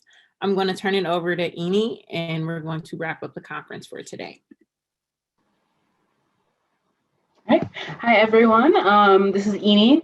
I just want to say thank you so much to all of our speakers for sharing with us today. I think we learned a lot about just what abolition is, who is incarcerated and for what, how crime is constructed, and also how prisons and jails are essentially sites that create and exacerbate health inequities. I'm especially thankful to Aza and Dustin for their fantastic explanation of systems and policies. And I hope that after today, or at least after tomorrow, all of our participants can see prison abolition as a route to health equity. We have a few thank yous coming up next. And before we close out this event today, we want to thank the Region 5 Public Health Training Center for making this event possible. We want to thank Danny Coel, Donnie Zemmel, and the Facade E-Board for contributing to the success of this event and their continued support as we plan this conference. Thank you to Erica Huggins, Dr. Ganoush, Dustin Gibson, and Azal Tarefi for providing us with the political education necessary for public health advocacy. I asked a past Facade member if political education was a part of public health, and he said yes, so here we are. We appreciate hearing from the experts in your various fields as you all work to combat inequities and injustices. And we want to give an additional thank you to our ASL interpreters, Kim and Akia, for providing access to the deaf and hard of hearing communities. Please take a class or donate to Access LLC, which is Kim's company. And I do want to thank our participants for attending and asking engaging questions.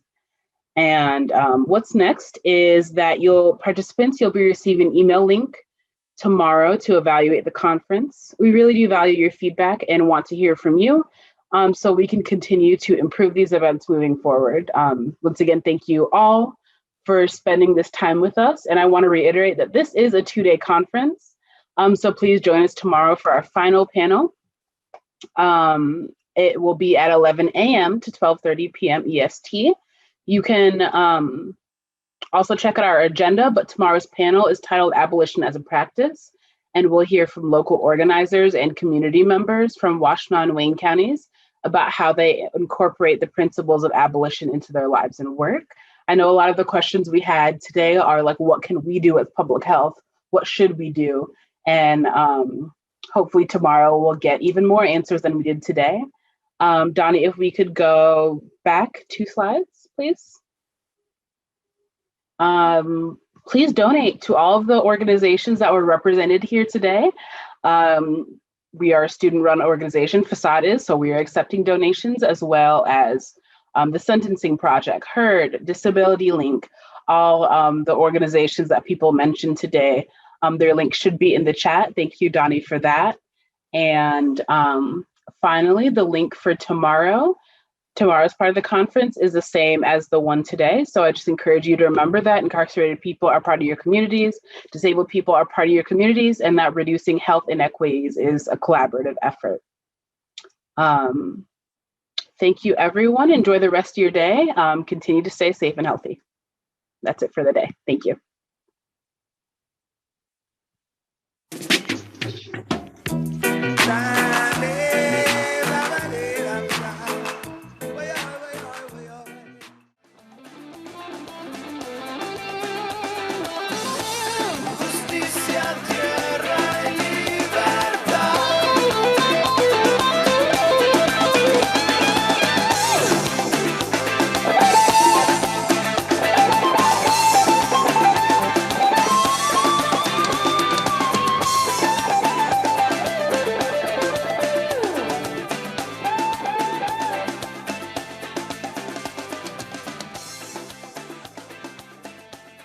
Good morning and welcome, everyone. Thanks for being patient with our technical difficulties and time change. We appreciate your flexibility. My name is Eni Ubong. My pronouns are they, them, and my co-chair for today is Brea Hicks, and we'll be moderating today's conference. I'm a second-year master's candidate at the University of Michigan. Brea is a first-year master's candidate, and we are both studying in the Department of Health Behavior and Health Education. This conference is offered with support from the Region 5 Public Health Training Center and the Office for Student Engagement and Practice at University of Michigan School of Public Health. We want to say thank you to Danny at OSEP and Donnie at Region 5 for all of their help. Before we start, I wanted to go through a few housekeeping items before we begin. This conference is being recorded and all participants are in a listen-only mode. Please add your questions for our speakers into the chat box during their presentations, and we will answer them at the end of each session. We will not be using the Q&A or raise hand functions in this conference. And if you have a technology-related question, please direct it to Donnie Zemmel.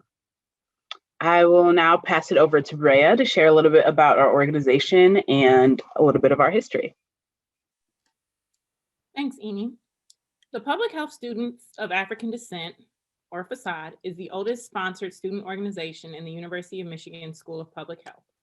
Our memberships include both undergraduate and graduate students, and as an organization, we strive to create and foster a sense of community for students of African descent in the School of Public Health. The mission of Public Health Students of African Descent is to create an atmosphere where the academic and professional excellence can coincide with the interests of the populations of those of African descent. We strive to disseminate and exchange information regarding the concerns of marginalized groups in the field of public health and work to serve as a network and support system for educational and professional purposes at the University of Michigan and beyond.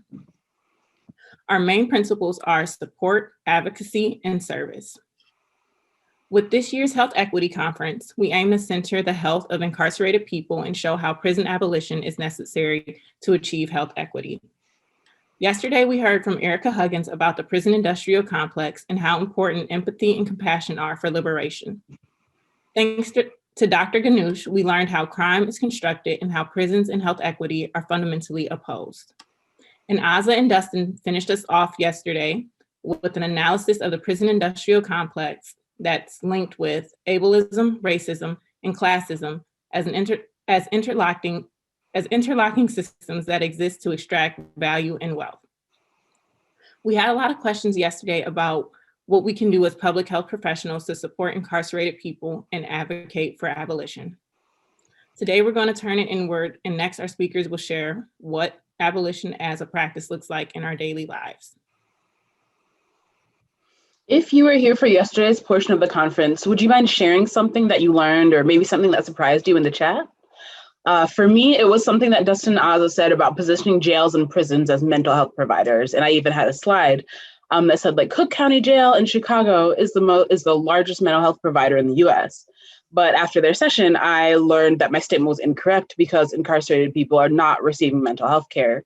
Instead, their mental health is being degraded as a result of being incarcerated, especially for those forced into solitary confinement, as many are during the pandemic.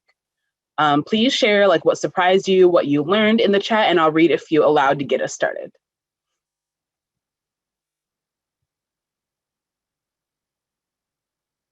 And I'll give everyone a second just to get adjusted.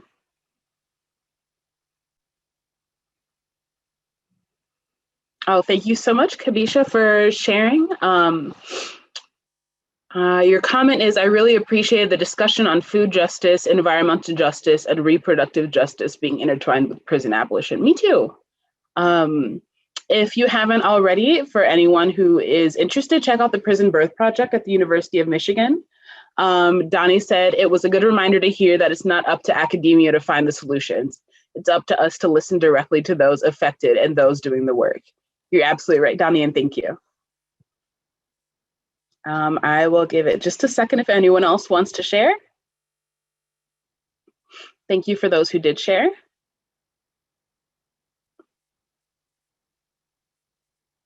Reve, thank you. We have a statement that sticks with me is a 14-year-old should never be in prison. Such a true statement. Also, giving birth shackled is terrifying and haunting. Definitely correct. And thank you, Reve, for sharing. And Donnie agrees with that. Thanks. If anyone else wants to share, I will read it during our more interactive portion later. And if you're typing, go ahead and keep going. I'm going to pass it back to Brea to introduce our speakers. I'd now like to introduce you all to our panel speakers for this afternoon session. Today's session is titled Abolition as a Practice. We'll hear from local organizers and community members from Washtenaw and Wayne counties about how they incorporate the principles of abolition into their lives and work. Panelists for this session include Angel McKissick from the Detroit Justice Center, Maria Thomas and Desiree Simmons are also joining us from Liberate, Don't Incarcerate. Next slide, please. I'd now like to introduce Angel. Angel McKissick is a program manager in the Just Cities Lab. She is a founder and coordinator of the Metro Detroit Restorative Justice Network, a collective of volunteers from a wide swath of disciplines and system sectors who are working to advance restorative justice in Detroit. She is a psychotherapist by training and recently joined the faculty of the psychology department at West Virginia Wesleyan College, where she integrates critical psychology and abolitionist theory in her teaching. Hi, thank you so much for the intro. Thank you all for having me. I am, fingers crossed that my two children don't bust in on me, but it's certainly a possibility. So just putting you all on notice, they do like to join literally every Zoom meeting that I have. So I just wanted to preface my presentation with that. They are delightful though. So before I get into like the meat, I'll just say that, yes, I am from DJC, the Detroit Justice Center. I have been there with Amanda since day one when we opened, April 2nd, 2018. So we're coming up on our third birthday. I work specifically in the Just Cities Lab. We also have the economic equity practice, which supports entrepreneurs as well as folks who are wanting to start up community land trusts and co-ops, so sort of solidarity housing. We also have our legal service practice, which provides civil legal defense, as well as sort of movement lawyering services, and all of that is of course free. My department, if you will, even though we don't use that language, is more of the dreamy conceptual part of DJC's work. And our guiding question is, what does a just Detroit look like? And so all of our projects are really a means to that end. And of course, that's really seated in this broader struggle for abolition to create a more just society with our specific focus on Detroit. I am also a therapist and my academic training is in clinical psychology. So I think it's a really a beautiful sort of engagement with abolition and social justice, as well as psychology and mental health. So that's my background. That's sort of the corner of the work that I come from, the lenses that I use to approach this work. So if we go to the next slide, I will get started. So I always start off with a definition. I'm sure yesterday you all got a very robust and comprehensive overview of abolition. But I always try to set some sort of foundational expectations and some shared terminology and philosophy so that we all know what we mean when we say abolition moving forward here. I tend to define abolition very expansively and probably more theoretically than it's sometimes defined as. So abolition is a praxis, meaning it's guided by a theory, right? And it also has a very systematic, concrete practice. But it's not just how do we transform the logistics or the mechanics of a system. Abolition theory is speaking to a theory of change that really implicates every facet of our culture, every facet of our society. So this means our thinking, right? Our paradigms, as well as our systems, and as well as our investments, economic and otherwise. It's also a reorientation, right? So there's something that guides all of these movements that we make as abolitionists, right? All of these transformations of systems. What is the logic? What is the thinking that guides that? That's sort of abolitionist theory, right? And that theory is talking about how do we reorient ourselves to other people, to a community, right? To the needs of our community. So it's moving away from punishment, punitive thinking, disposable thinking, and a move towards, which is referring to that presence that Ruthie Gilmore talks about, right? Moving towards an orientation where we care for each other, that we recognize that we all have a shared humanity, right? That we believe in folks' potential to be transformed, which really stands in opposition to the status quo today. And I'll talk a little bit about that in a few slides.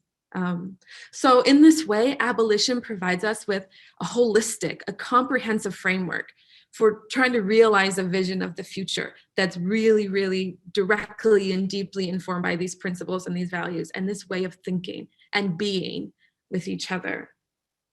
So some of the things that I have learned from abolitionist ancestors and those that are living is that what it really means is that we have a society where everyone has what they need. So this is going beyond abolishing the carceral state, right? We're trying to abolish carceral logics, and carceral logics infect everything.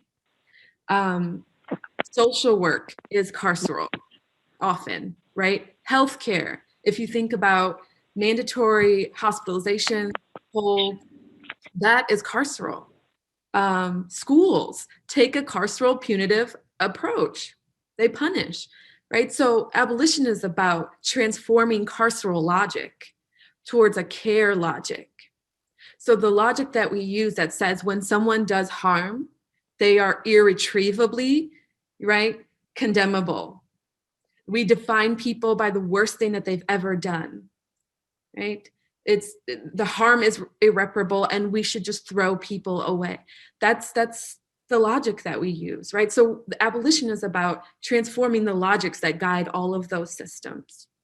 Think about the implications of transforming that logic of disposable people. What would that mean if we recognize that people do have the capacity to change? What does it mean if we recognize that healing is possible for people if we set up for that to happen, which our current legal system does not do, right? An abolitionist vision includes a society where we can understand the nature of harm, that it's complex, that it's nuanced, right? That in this situation, you might be in the position of being the harmed and this person might be in the position of doing the harm, but often we occupy many positions, You know, we can be harm and cause harm ourselves. It's always not that straightforward. And I want to say too, part of shifting the paradigm is also acknowledging that the people who are directly impacted by all of these sort of structures of oppression and domination have the answers. There's, you know, we know that the most poignant critiques come from the margins, something that Audre Lorde and others have called the gaze from below, right? And so our current system doesn't honor that, doesn't create space for that voice and those needs and desires to come forward, right? All of these systems, which sort of purport to give justice, actually are quite disempowering, silencing, and harmful. And so if we are guided by what survivors, people who choose to identify as victims and not survivors, anyone who's impacted by harm, which includes the harmed person, as a mental health professional, causing harm causes, you know, trauma to the person who's caused harm as well. Also the community and the respective family members and the extended community. And so how do we create a system which can respond to harm in a way that's reparative as much as possible, in a way that really focalizes what folks say they want, right? Because we're encountering people who say, I don't want this person to be incarcerated. Like, that's not what justice looks like for me. We encounter some people who say, I do want this person away. I don't want them to be out here, but I also want to be able to ask that person why. I also want to be able to let them know, this is what you did to me. This is, you know, the repercussions of your actions. And our current system doesn't create a container for that at all. But more importantly, and I will quote one of our elders, Mama Myrtle, who leads the Freedom Garden on the east side of Detroit. I was in a meeting with her and we were talking about trying to capture money to make the east side a community that can welcome back returning citizens. And she said, it's great that we can be a community that, you know, can receive our returning citizens, but how do we be a community that doesn't produce returning citizens? And I think this is a very central sort of abolitionist question, because we have to do all of these things at the same time, because people are in prison and they're going to keep going to prison, right? So we need an apparatus to deal with that more humanely. But we also need to think about how we create communities that don't produce people that are doing harm. And that really is one of the bigger questions that abolition is tasked with contending with. So that is my sort of abolition in a nutshell. I really try to emphasize that what we see of abolition on TV is our material manifestations of the theory, but that is important to understand what our work is guided by, and because it has direct implications for how we embody this work, which I'll go to in a few slides. So if someone could take me to the next slide, that would be great. So I wanted to highlight a little bit about how abolition implicates health issues and health equity. And I always say that abolition is an everything issue. It tends to sort of get branded as a criminal justice reform issue, but it's an everything issue. It's an economic issue. It's a political issue. It's a relational, interpersonal issue. And of course, it's a health issue. And when I say health, it's really an encompassing term here. I'm talking about mental health, all the types of health, right? And so I just want to highlight a few examples of how physical health, mental health are implicated in abolition, why it's an important piece here. It's directly impacted, how everyone's health, physical and mental health, are directly impacted by the status quo. So we think about police violence in the very literal, concrete sense. Having violent encounters with police lead to health issues. I mean, physical health issues, traumatic injuries, right? Contact police, jails, prisons, undoubtedly, empirically proven that interacting with these systems increases your risk exponentially for PTSD, depression, and all of the other adverse mental outcomes. And of course, if you are already managing or living with some mental health issues, interfacing with carceral systems only serve to exacerbate your issues. Criminalization of mental health conditions, right? Folks are criminalized for having a mental health condition. And I would say as an abolitionist, the answer is not to give police mental health training. We've done that. It doesn't work. And it's not appropriate. You just would not send the police for a heart attack. You would not send the police for diabetes. And yet we're sending the police for psychosis, right? It's not appropriate. And the statistics show that folks are more likely to be harmed than helped by the police who have mental health issues. Carceral budgets are inflated. And that means that other budgets don't get money as they need. And that includes public health budgets. So I wanted to point this out here because there's always an argument about, well, what happens is that the police budgets get, inflated and expands their presence at the same time shrinking public mental health, other public health budgets, which has huge implications for what can do. So we say, oh, we don't have enough people to do this. We don't have enough mental health centers. Yeah, that's right. That's by design. We can design something else. I always say to the challenge of, well, what about this?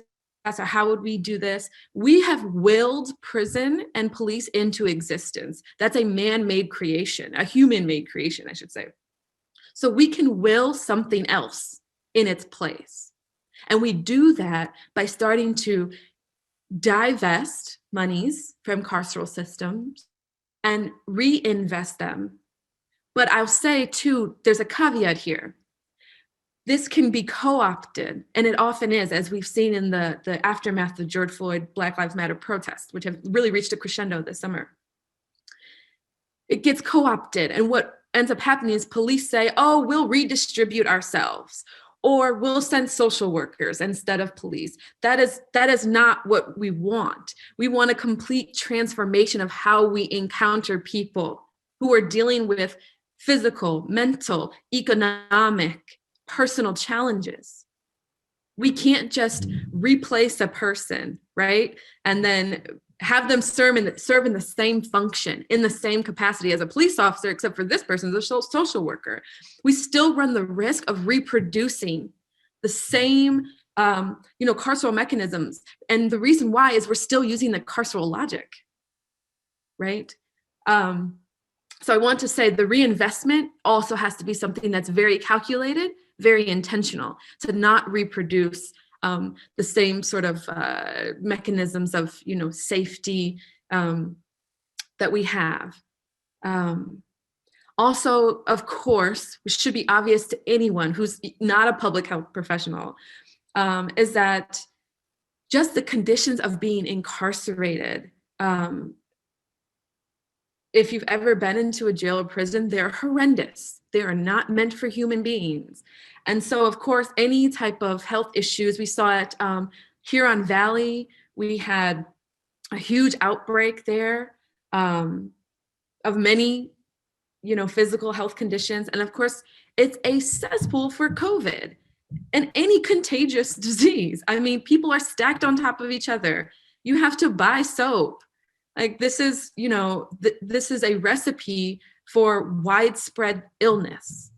And unfortunately, because of the carceral logic that guides all of this, people in prison, they deserve to be there. This is what people think, right? You might that yourself or you've heard it yourself. Who cares that they get sick? They did something bad, so whatever, we don't care. And so, that's also part of the problem. How we orient ourselves to people, to other humans who do harm. But of course, besides COVID, pregnancy, it sounds like you all have heard yesterday about the horrendous conditions, the fact that pregnant people are incarcerated in the first place is egregious. And of course, shackled deliveries, early separation from newborns. Not only do these have physical failure to thrive, many different implications for the baby, but mental health implications also for baby and the parent. I have 2 children and I cannot imagine being separated from my newborn child and then thrown back into a prison.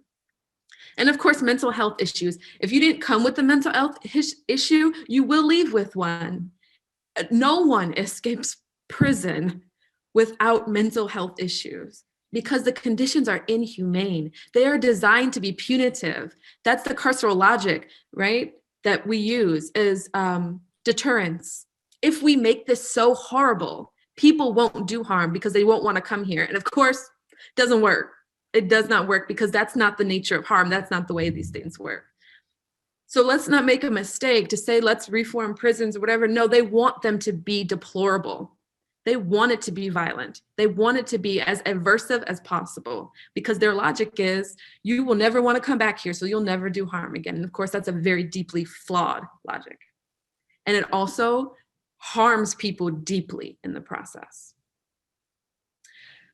And so given all of that and much, much more, right? When we talk about abolition, we're talking about alternative responses to harm. And that is proven to reduce future harm, to reduce mental health issues. And of course, like I started with at the beginning of the slide, the way that we reduce police violence is to have less encounters with the police. That's it. Because the trainings and the whatevers and putting people on paid leave, whoever, it doesn't work. Right? It doesn't work because there's a deeply entrenched culture of violence in all of our cultural systems that cannot be reformed. Okay, we could go to the next slide. So this is my prelude to the how do we embody abolition. This is on my email signature. And it says, how do we hold people accountable for wrongdoing and yet at the same time remain in touch with their humanity enough to believe in their capacity to be transformed? This is a really, really central question for abolitionists because this is what we're trying to do. And this is what the system does not do, does not care to do because they don't believe that folks can be transformed. And of course, this is just one end of the question, because as I mentioned before, this is talking about after people have done harm. And we want to, create a society, a community of care that does our best to make sure that people have what they need so they don't find themselves in a position where they're using harm and violence to solve their problems. But taking this, that we know that harm will likely always be a fact at some degree. How do we do this, right? That's a question we're specifically working on with my project at the Just Cities Lab, which is the Metro Detroit Restorative Justice Network. I should know that, I created it. And we're a community of practitioners, educators, people across all sectors who are interested in trying to answer this question outside of the system. And it's a hard question for some people, right? But we can find our way to it because we know people can be transformed. Not just the person who did the harm, but the person who was harmed. Okay, we can go to the next slide. Okay. So to this question of how do we embody abolition? So I want to reiterate again, abolition is just not something that happens to institutions. It has to happen to us. We have to live abolition. So what does that mean? For us, each of us, it means we have to ask ourselves a set of questions. This is something that we do at the Metro Detroit Restorative Justice Network when we do our retreats, because we are in the position of designing restorative justice programs and helping people go through that process. But a question that we have to ask ourselves internally is, how do you act in conflict? What is your sort of attitude towards harm? And of course, this is going to be colored by whether you were harmed, whether you were a person who did harm, whether you know someone who did harm, whether you know someone who was harmed, right? So our answer to this question is going to be highly divergent because it's contingent on our personal experience, but it's an important question to ask yourself. Do you believe that someone who does harm needs to just be thrown away? Right? Because you can't be at the same time, right? you see abolitionists all over, you know, the social media or whatever. And then we're like, Donald Trump, lock him up. Now listen, I am an abolitionist. But when we call for like the police who killed Breonna Taylor to be incarcerated, that's something that like we have to reconcile. Like what do we do? Like we're calling for the abolition of this type of carceral state, but then what do we do with folks who cause severe harm? And what is our personal attitude? How do we respond, right? How do you understand the nature of harm? How do you approach another person's humanity and your own? Do you endorse punitive responses to harm and violence? Do you believe in someone's capacity to be transformed? Do you work cooperatively? Is that a value of yours? Right? So this is a process of identifying the ways in which you can live out the values of abolition. If abolition says we want to create a care community, that we believe that people are not irretrievable or irredeemable, what does that look like in your life?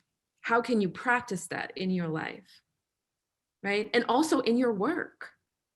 Are you trying to center the voice of your patients, of your clients, right? Or are we just moving them through a system? Are we telling them what's good for them, what's best for them? Or are we actually doing deep listening to people? And are we listening when they tell them that you are harming me, that the system is harming me? Can we hear that? And if we can, then how do we respond to that? So it's hard to give a prescription for embodying abolition, right? Because each of us are working in very different contexts, but in each of your contexts, you can be asking these questions. As a therapist, right? I'm not practicing anymore, but when I was, that was one of the questions. And I teach future therapists and I tell them, are you open and available for your patients to tell you this has been harmful, right? And then how do you go about trying to repair that harm as much as is possible? So there are many, many ways, not just in our interpersonal lives, but also in the way we work. Do we work in a restorative way? How do you work with colleagues when you have conflict? You know, how do you prevent harm? How do you prevent things from escalating? And most importantly, how are you centering the people that you serve, their wants, their needs, their desires, their experiences, and how are you creating room for them to express all of that? Okay, so that's really what I wanted to communicate here about how do we live abolition. And then we'll go to the last slide. So it's a question we get all the time from folks who are eager to be involved. So I'll say this, I always tell people, you know, I live in Detroit, I'm from Detroit, and I'm working in Detroit. And we get a lot of people who are from outside the city who just like want to come to the streets. And it's like, we got people in the streets, right? People want to come to the streets here, but then they go back to their home, they go back to their work, and it's nothing, it's silence. So I always try to say, grow where you are planted. Work the space that you have access to. Because many of us in the streets don't have access to U of M administration, right? For example. We don't need folks to come to the streets here. We need people to work the spaces they are in. Work your families, your colleagues. If you have institutional power, work that, right? So again, it's not prescriptive. I can't say, you know, I don't know where you all are positioned, but I do know that you can infuse abolitionist values and practice into your work. You can start getting critical about what you're doing, what's taken for granted. And yes, I'm a researcher myself. And so yes, I think that's exactly right. What do we take for granted about research? What do we take for granted about higher education or public health or, you know, medicine? We just take for granted that people will come in, we'll do the thing, we'll give them the prescription, we'll shove them out. You can just start questioning, why are we doing? Is there a different way? Is there more, you know, how can we transform the work that we're doing in a way that is more oriented towards healing and towards centering the people who are the recipients of our work and our services? So I tell people it's not about always, joining a march or signing a petition, which can be great, but if you're about the work, then you do that work where you are. Also, depending on your area of expertise, like at DJC, we're mostly a law firm. So our lawyers provide legal support to movements, to grassroots organizations that are like, hey, if we do this, what's our legal liability, right? That's how they can lend themselves to the work. So if you have other skills that you can lend to movements, think about how you might make that available. Also, just straight up donating, like people will take your dollars because they need them. And that is great. That is a great way to get involved. DJC is sort of fiscally healthy, but many, many, many smaller grassroots organizations are struggling, right? So just straight up monetary donations, fundraisers, whatever, go a long way in supporting the work of organizations. They don't always need you to just show up, at the rally. If they can have money to hire another staff person, because you showing up at the march that one day, fine, that's great, but they need someone to hold the work long-term, and they need to fund that position, right? So, if you know about funding opportunities, if you can put an organization in front of a funder, then that's something that you could do. And lastly, I would say just think about budgets, think of campaigns, think about legislation where they're having open testimony or where they're asking for letters. If you are a mental health, a public health, a medical professional, how can you get involved? Can you provide public testimony as a medical professional and say, this is harmful, prisons and jails are harmful, or policing, is harmful? Or how can you advocate for the reconfiguration of budgets, the divesting and reinvesting?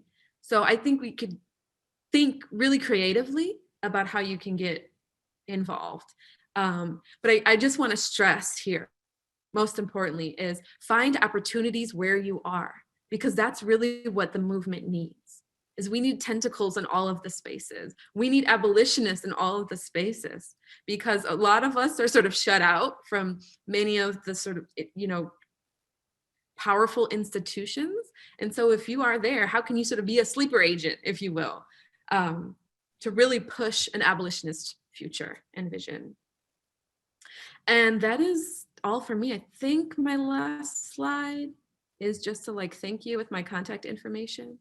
I've put DJC's website as well as the Metro Detroit Restorative Justice Network. Our website's up here, email, phone number, all of that. I would love to connect with any of you who are interested in restorative justice, perhaps maybe bringing that to other organizations, working with us to move legislation forward, things like that. So feel free to just reach out to me via email if you're interested in that. And thank you so much to the crew at U of M for having me. Thank you, Angel, for an amazing presentation. We're now going to open up the floor for any questions that anybody has. So please feel free to submit those down below. I'm going to see if we have any responses so far. We do have one question. That question is, I think there's a bit of a nuance when considering a world without prisons, as an immediate thought is without prisons. How do we approach cases involving serial killers such as Ted Bundy or Jeffrey Dahmer? Yeah, so we get this question all the time. Anytime we go somewhere and talk about abolition, almost without exception, the first question we get is, what do we do in cases of extreme violence, right? And it is a question that abolition has to answer for. I will say this, most people are incarcerated not for extreme violence. It's a very small minority, maybe 2 to 3%. So the first thing that I say to that is we cannot maintain the current system we have for 2 to 3% of people, but we can reimagine what separation looks like. And it's not often talked about in abolition. We don't always have a good answer to this. And this is the thing. People always want abolitionists to have all the answers to the things. We don't. What we're saying is we have to start thinking about it. We have to start thinking creative. We have a rover on Mars. This is what I've been saying to my colleagues lately. If we can't figure out a new way to do this with people on Earth, but we got a rover on Mars, like, I'm just not convinced that we can't think of a better way.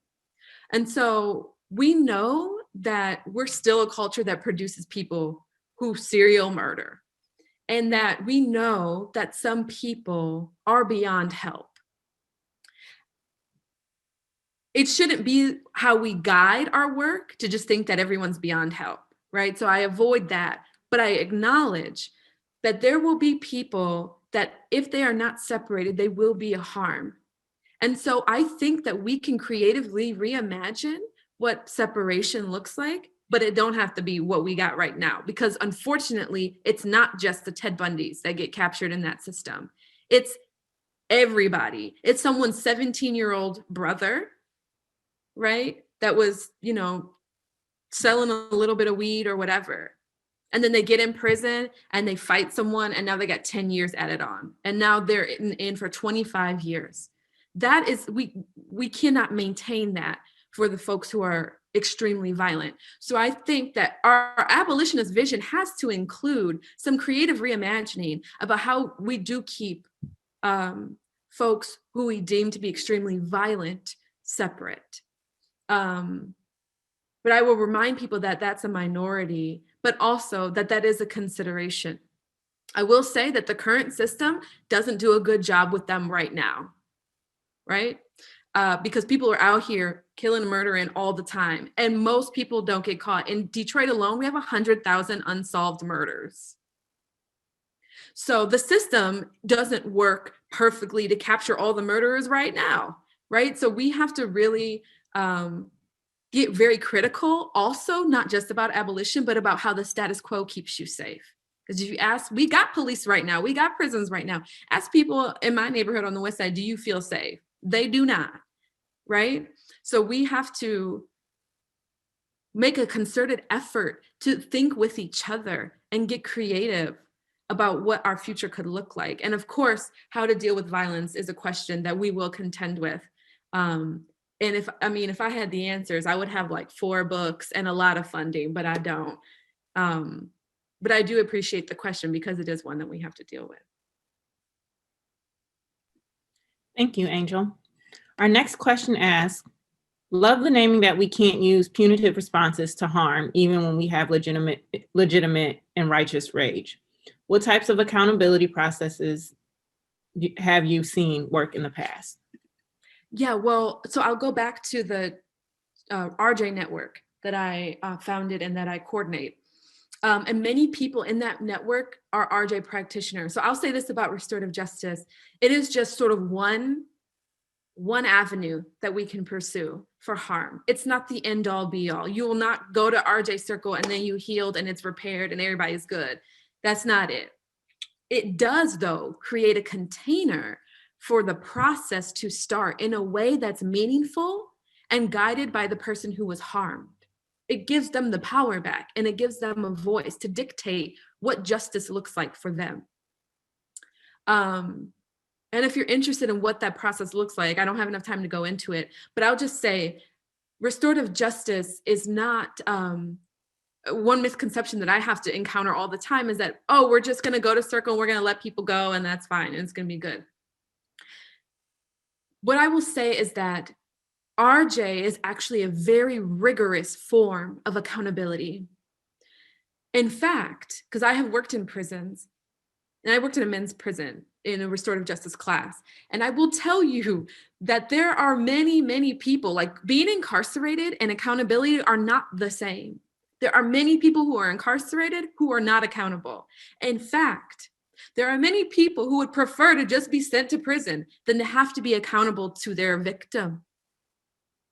To have to sit in front of and look at the person who you harmed and have them tell you what you did to them and all the consequences that has wreaked for their lives is very difficult and hard. And most people would choose not to do that. And often they do. I mean, I'm in restorative justice circles with men in prison. And they say, I'm not ready. Like, I know I'm not ready to talk to the person that I've harmed. So what we have seen work for folks. And by work, let me say, by work, we mean we have given folks the opportunity to feel like they have had some sort of sense of justice and accountability happen. And that has happened through restorative justice, which is a highly structured process of accountability, guided by the survivor. So I would just offer that in the limited time that we have, is that restorative justice can be one of the ways in which we can achieve accountability without punitive punishment and inhumane conditions of prison. Thank you for your response, Angel. I want to give you a huge thank you for an amazing presentation that involves sharing about what abolition is, what abolition practice looks like, and explaining how we can incorporate this action into our daily lives, as well as giving us valuable information to transform our logic as we progress, hopefully, to an abolitionist future. I'm now going to pass it over to Eni, and they'll introduce our final speakers for today's session. Thanks, Brea. Our next speakers, Maria Thomas and Desiree Simmons, have many roles in various communities, and they are both organizers with Liberate, Don't Incarcerate. Maria Thomas is a community organizer with Washtenaw County-based Liberate, Don't Incarcerate. She tries to live into the practice of abolition through her daily work in public health and as an artist, poet, and cultural worker. She is also committed to consistently drawing the connection between the violence of policing and imperialism. Desiree Simmons is a co-director with the Interfaith Council for Peace and Justice and a community organizer, activist, and advocate serving in multiple grassroots organizations and coalitions. Desiree is a founding member of Liberate, Don't Incarcerate, Rising for Economic Democracy in IPSI, What's Left IPSI, and Untold Stories of Liberation and Love, which published a poetry anthology called Love and Other Futures, and produced a podcast called Our Story Did Not Begin with Pain. Desiree was a member of the Subcommittee on Housing Affordability and Accessibility to the City of Ypsilanti's Planning Commission and a part of Defend Affordable Ypsilanti.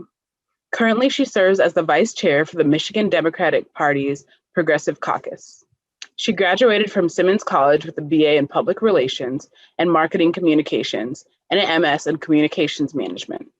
Their previous work was in higher education and community governmental relations for an educational nonprofit. I'm excited to hear from both of you with all of your experience, and I'm going to pass it on to Maria and Desiree. Thank you. Thank you, Eni. And thank you, Brea, and all of the organizers and those working behind the scenes. And Angel, thank you for your beautiful presentation. And I'm so grateful to everyone who's taking time from their Saturday mornings to be with us. That makes me just filled with possibility, and sending so much love and gratitude to you all for making the time and for being here today as we envision other possibilities for the futures we yearn for. So go to the first slide. So I'm with Liberate, Don't Incarcerate, which is a hyper-local collective that believes and is actively working towards creating a county that is grounded in love and communal healing. And just, Angel, I thought the way you fielded the question about what about violent crime was so on point. And the one thing that I'll add, if I may, to that is, you know, when we think about extreme violence, we have to factor the violence of the carceral state into that as well. That's part of the violence we should seek to interrupt. And as Dean Spade reminds us, right, the prison is also the serial killer and the serial rapist. So if we care about violence, we have to care about violence that is dislocated to behind prison walls. So the next slide, and I'm just gonna go through the questions that Eni and others had posed to us. And actually we can flip ahead to the next slide. And the first one was about how does the work of local activists and abolitionists impact health equity? The truth is that the prison industrial complex, right? The carceral state is one of the biggest drivers of premature death, of disability, of health inequity in our society. So anything that shrinks and reduces the scope, the legitimacy of that system that works towards the abolition of that system is something that is going to positively impact health equity. And it's not just people who are disappeared and snatched from their communities. It's also the health of everyone that's left behind. You probably learned in public health about adverse childhood experiences. And we know that having a parent incarcerated is one of those experiences that has an effect, an impact on your lifelong trajectory and your health over the life course. So we have to decriminalize, we have to decarcerate, we have to have a moratorium on new cages being built. We have to abolish these systems if we are to have a more equitable, healthy, connected world and society. And so that's just a screen grab of our platform demands. We did a lot of organizing using abolitionist principles around the prosecutor's race, knowing that ultimately, right, we want that office to cease to exist, but in the meantime, there are abolitionist steps that we can take towards that. And those would look like divesting from those carceral systems and investing in communities like Angel mentioned. And you're probably familiar with the American Public Health Association statement about how do we address the harms of the carceral state. And that statement, which was passed in the Governing Council last year, is explicitly abolitionist. The biggest public health association in our nation has come out saying that if we want to impact health equity in a public health oriented way, we have to divest from these death-making institutions and put that money towards our communities so we have the resources to meet our basic needs, but also to create spaces where we can connect and heal harm and prevent harm and experience joy and love and creativity. So if you look at every one of those platform demands, they all work towards moving away from these carceral logics and decriminalizing, but also stopping the machine and investing in our communities. So that's one of the ways in which our specific campaign did that with that race, but also we do mutual aid and all of the things that we need to do at a local level to keep each other safe, to prevent harm, and to be more connected and organized as a community, because we know that an organized community is a safe community. The next slide talks about, well, what are the alternative forms of justice? And I was thinking about this question, and it strikes me that it isn't even an alternative form of justice, because that would imply that the system that we have right now is a form of justice, which it is not, right? The carceral state provides no justice.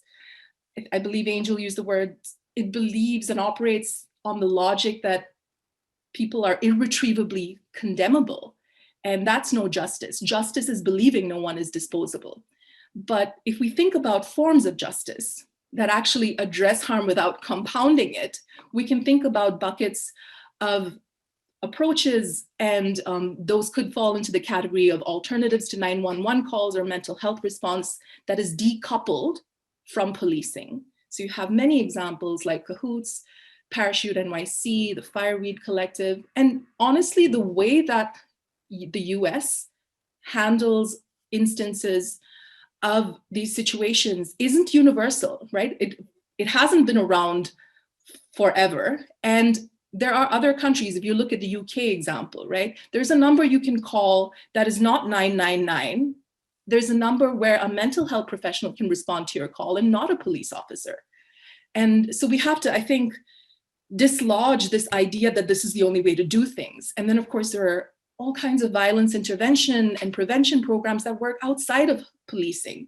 There are so many experiments and beautiful projects that have taken root, new ones that are cropping up all the time. And so I've listed examples, and all of these examples, and there's a lot more, have been drawn from Interrupting Criminalization's What's Next report with incredible organizers like Mariam Kaba, Woods Irvin, and all these others who have put together this beautiful set of resources for us to learn from and maybe create Some of those examples of interruption and prevention are listed there. Spirit House, API Chaya, you have Mask, Mothers Against Senseless Killings, who reclaimed their block in Chicago, and they're out there keeping communities safe. Restorative justice and transformative justice, Angel talked some about that, but there are examples of so many groups that do that. We think about the Bay Area Transformative Justice Pods Mapping group with Mia Mingus. I think about Common Justice, Daniel Serad. I think about Just Practice. I mean, there are many groups, but also there are wonderful resources for those looking to create such alternatives or capacities in our communities. And again, a broad collection of resources around these can also be found at transformharm.org. Again, a crucial set of resources curated by Mariame Kaba. And then the next slide, I believe, if we could go to the next slide. Right, it addresses this question of how do we integrate abolitionist, sorry, the previous one, principles into our own lives? And how can we get involved from where we are? How can we, as Angel so beautifully put it, grow where we are planted, which is really important to look at where we are and brighten those corners to the extent that we can, always doing that through collective struggle. And this is a little art poster piece by Chicago-based artist Molly Costello. And it talks about how to do this work. We have to uproot tendencies towards policing that exist inside us. So this practice of abolition and how we incorporate it into our own lives means that transformation has to happen at every single level, at the individual level, at our community level, yes, at the institutional level through the institutions we interact with, but at a societal level as well. And so the next slide talks about the various levels. Danny, if you could go, where the transformation has to occur. And it reminds me of Ruthie Wilson Gilmore talking about how abolition is about changing one thing, and that is everything. So but while that may seem daunting, it also opens up so many possibilities for change to happen in all of these different areas, in all of these disciplines, in all of these circles that we move through. It means that we need to be thinking about how we address harm in our friend groups. When it occurs. It means that we need to be thinking about how we incorporate non-carceral, non-punitive logics in how we parent. I have 3 little kids myself, and we have to be prefiguring the worlds we want to live in. Ruthie Wilson Gilmore always talks about fighting to win, meaning being prepared for the morning after. And so if we are building and trying to create the conditions where prisons and policing no longer exists, that means that we need to be able to build our capacity to live in such a world by building containers where we can better manage and address harm in ways that don't rely on further harm. So if you can find a political home, I think that's another really fruitful way to move the struggle forward. And again, it can be a couple of people, it can be an organization, right? But there are different ways to engage in that collective struggle that is absolutely necessary to moving towards abolitionist futures. There's a link at the bottom which kind of goes into more details about ways in which you can start this. But imagination is another really, really key component of how we approach this work. So we have to build our muscle and our capacity and expansiveness for imagination beyond just like specific instrumental ways in which we engage in this. The next slide talks about some specific ways in which we incorporate abolitionist praxis into our daily lives, right? Mariame Kaba suggests don't call the cops, oppose any kind of calls for increased police presence. So again, I'm not going to go through each of those. Some of these have already been covered, right? But you want to decrease any kind of proposal to a police department's budget, and also advocate for campaigns around reparations and different things like that. The next slide is one that is really, really close to how I engage with abolition on a personal level because of my own path and what brought me to abolition. And I just want to say that when we think about abolition, we have to commit to an abolition that is international. So abolition should not and cannot just be against prisons and policing. It has to be against empire. It has to be against borders, right? Because if we don't have an internationalist analysis and practice around that, the violence that we perfect on Black and Brown communities abroad, right? The military equipment, all of that will then be deployed against Black, Brown, and poor communities domestically.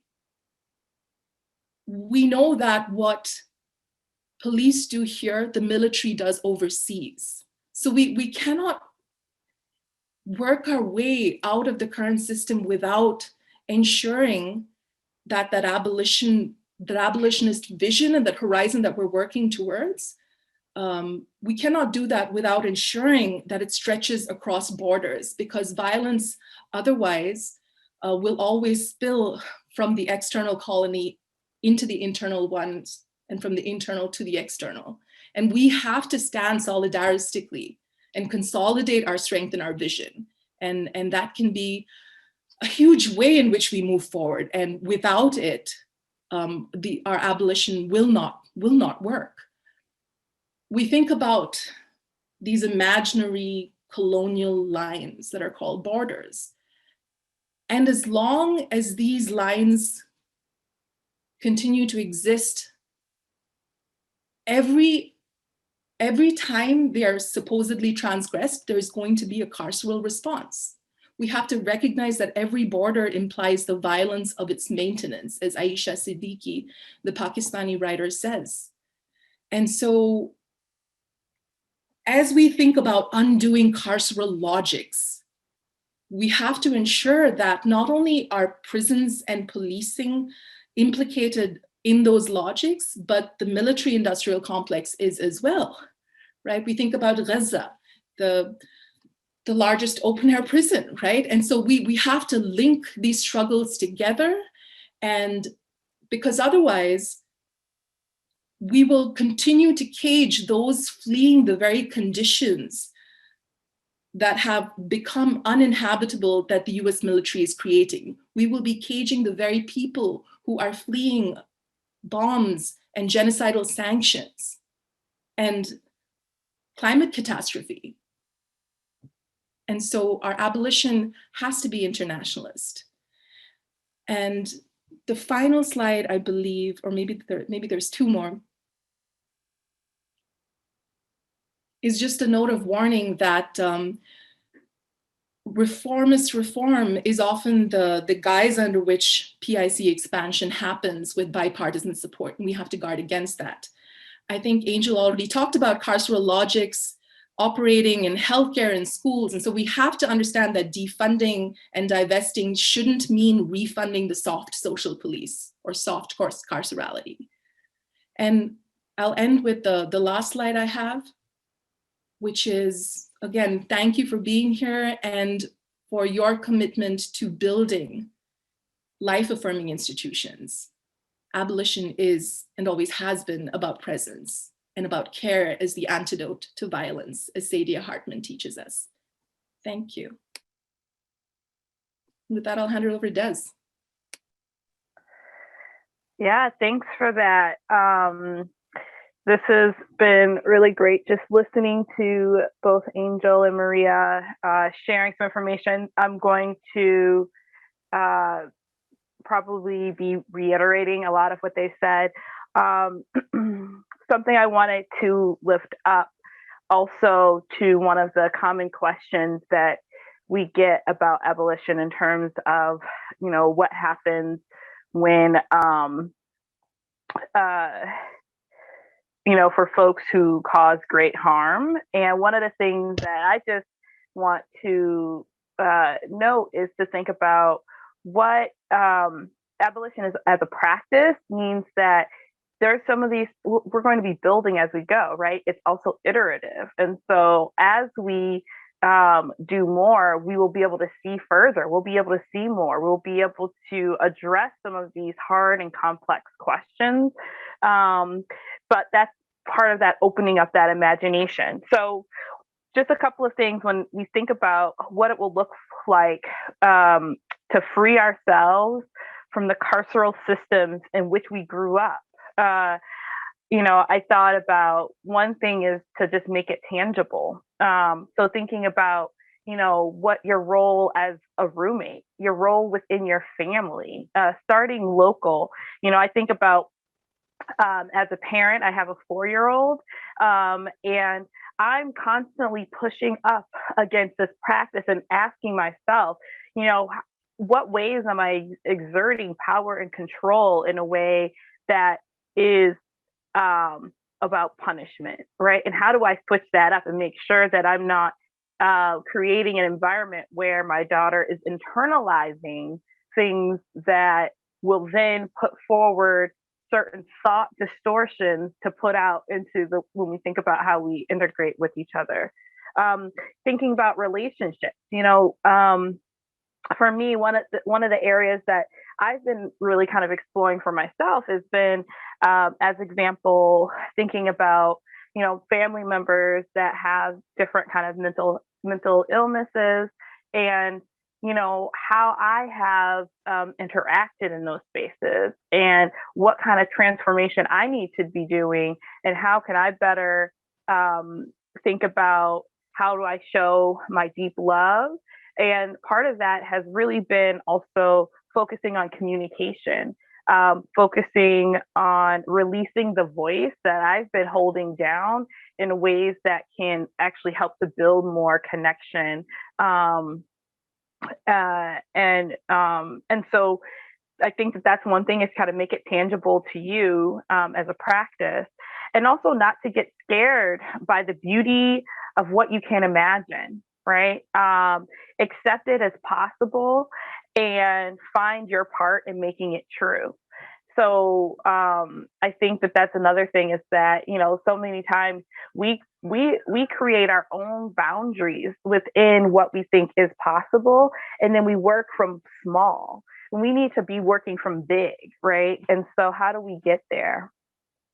When thinking about how this connects with health equity and what is happening locally to help, that we can look to for this, one thing I'll say is the importance of celebrations and healing spaces, and creating time and spaciousness for all of us to tap into our creative and our non-rational brains, because that's where we're going to get the dreaminess that we're looking for. So how do we do that? And making sure that we don't just save those kind of practices for folks who are privileged and folks who have not been impacted by the system, but creating that space for that very reason, and being able to become aware of how we hold things in our bodies and how we need to release that, right? When we hold all of the harm in our bodies, right, it is going to interact with our other organs, right? It's going to be interacting with what's happening in our heart and our lungs. And so we need to be releasing and finding opportunities to do that. And so that's something that I think there's been some different things happening locally around helping to provide some of those spaces. It's one of the things that we've done within Liberate, Don't Incarcerate. And we look forward to doing more of that kind of work and practice. When thinking about how to integrate, abolition, I want to also say that there might be folks who are not quite ready to call themselves an abolition. They're not quite ready to kind of jump right full in, but they might kind of feel like they like what we say, right? And that's okay. You can still practice because that's how you're going to gain in that space as well. So really thinking about how you start small, remembering that abolition is about creating the conditions that we need, right? So we need to shift our thinking from individualism to collective care. What do we need to do to shift from domination and fear to love? What do we need to do to shift from scarcity to abundance? And to recognize that we have the resources that we need to provide safety and care for all of us. And any system that says we do not is not recognizing the abundance that we have to do that. And to just think about, how do you do you, right? Like, how do you find what speaks to you and what where you can just personally explore and then see how that goes and continue to build and deepen from there. And then the last things I'll just say before we get to questions is when thinking about things you can do or how to get involved. Maria was talking about finding and organizing home. We just had a meeting, LDI, where we're talking about having these different work groups where folks can come and join in the work that we're doing. And so definitely look out for some of that. We'd love to have you.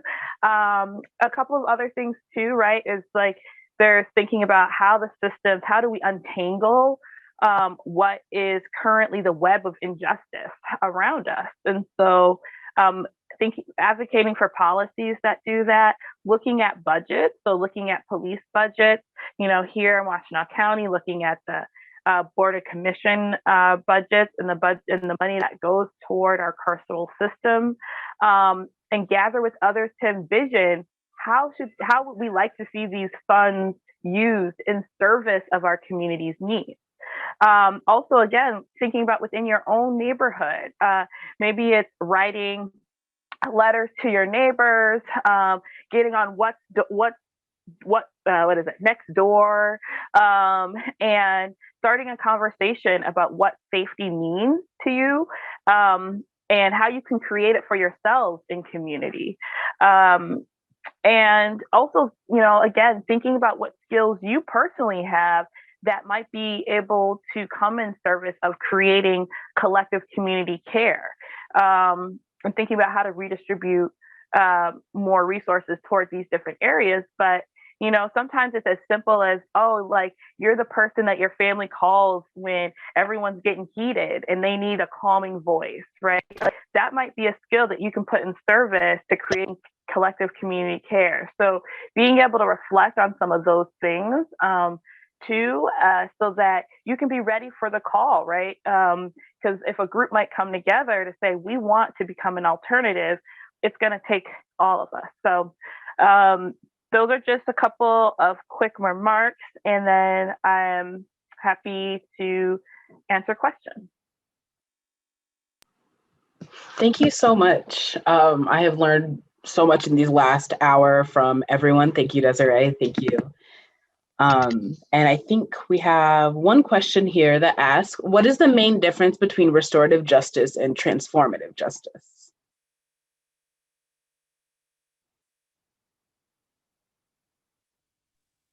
Oh, also, Maria, are you coming back with me?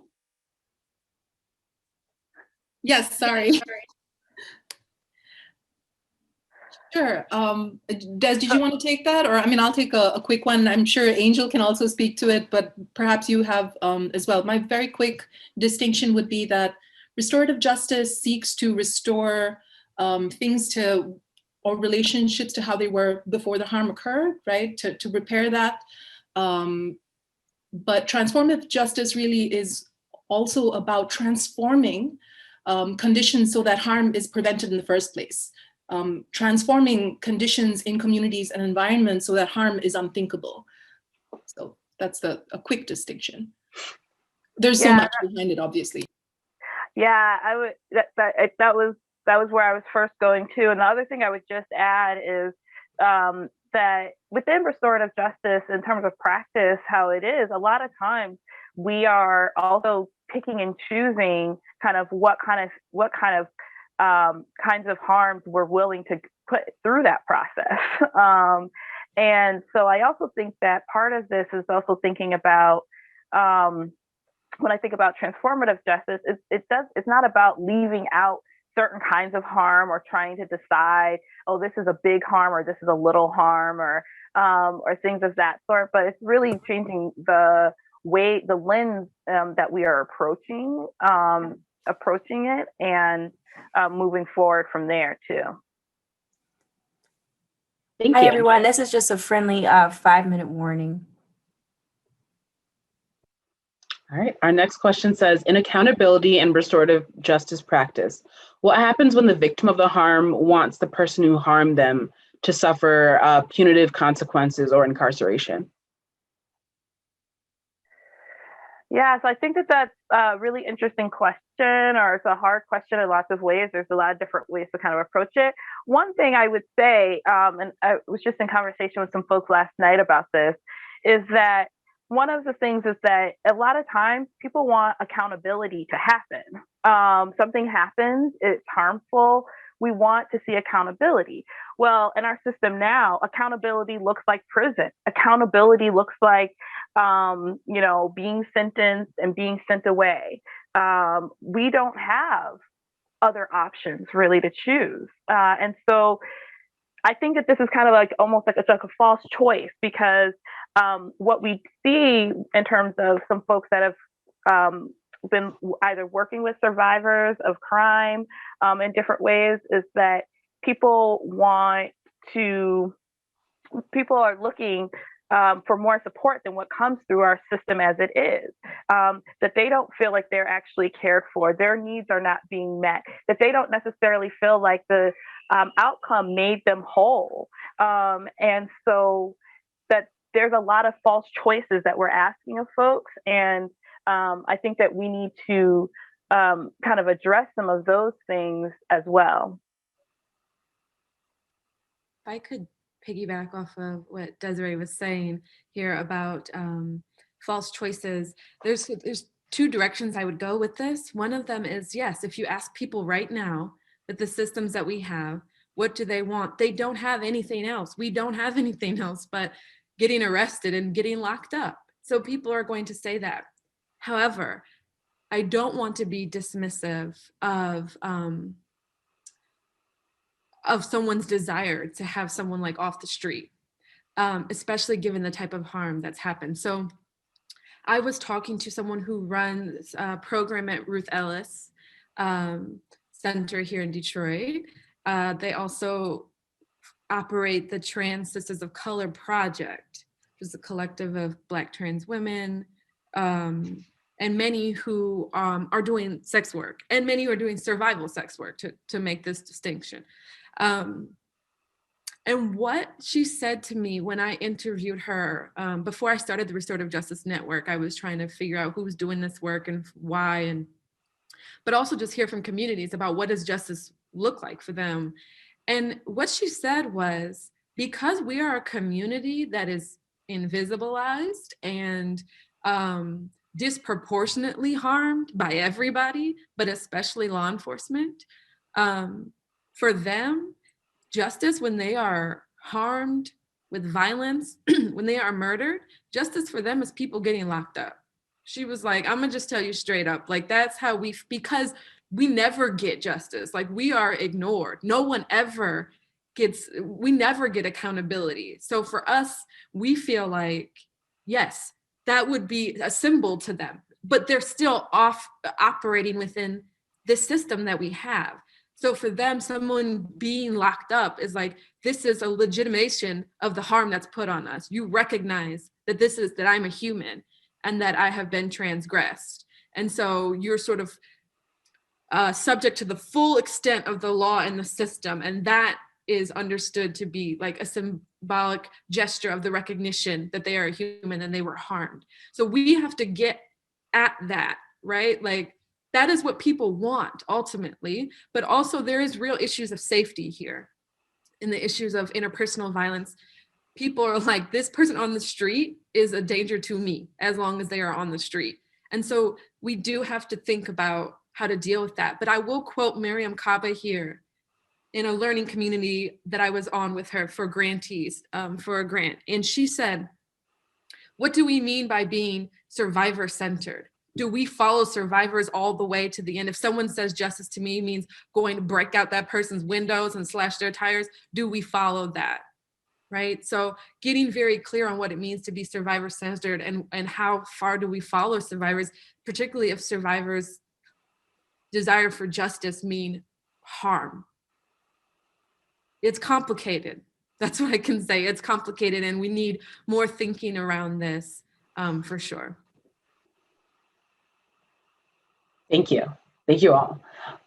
We have another question that asks, are there examples in other countries or communities or in other times when transformative justice is used systematically, or are there other models that we can lift up?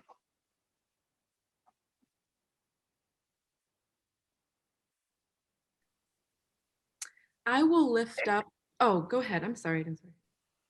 I was just going to lift up briefly the one thing that I thought was brilliant. There's a really wonderful documentary about the Rwandan Truth and Reconciliation Courts that happened after the genocide. And of course, we're talking about the most extreme forms of violence that can be perpetrated by humans, right? On a mass scale. And the president of that country talked about the establishment of the Truth and Reconciliation Courts, which is like mass restorative justice, basically. People coming in and being accountable for the harm, and then other folks having to say, you did this to me, right? You did this to us. It really humanized a really, really violent struggle. But what the president said stood with me. He said, the violence was so widespread and so many people are implicated, I can't lock all these people up. I don't have room to lock all these people up. So we needed something else because incarceration just logistically wasn't possible.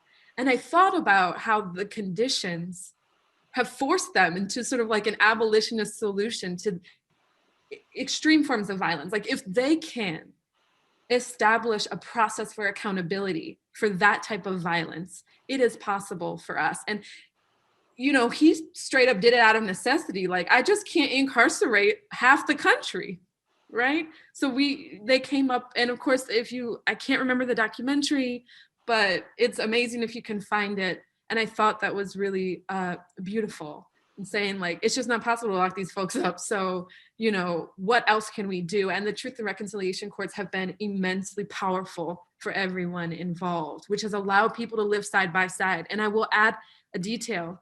These aren't people who are living in harmony necessarily.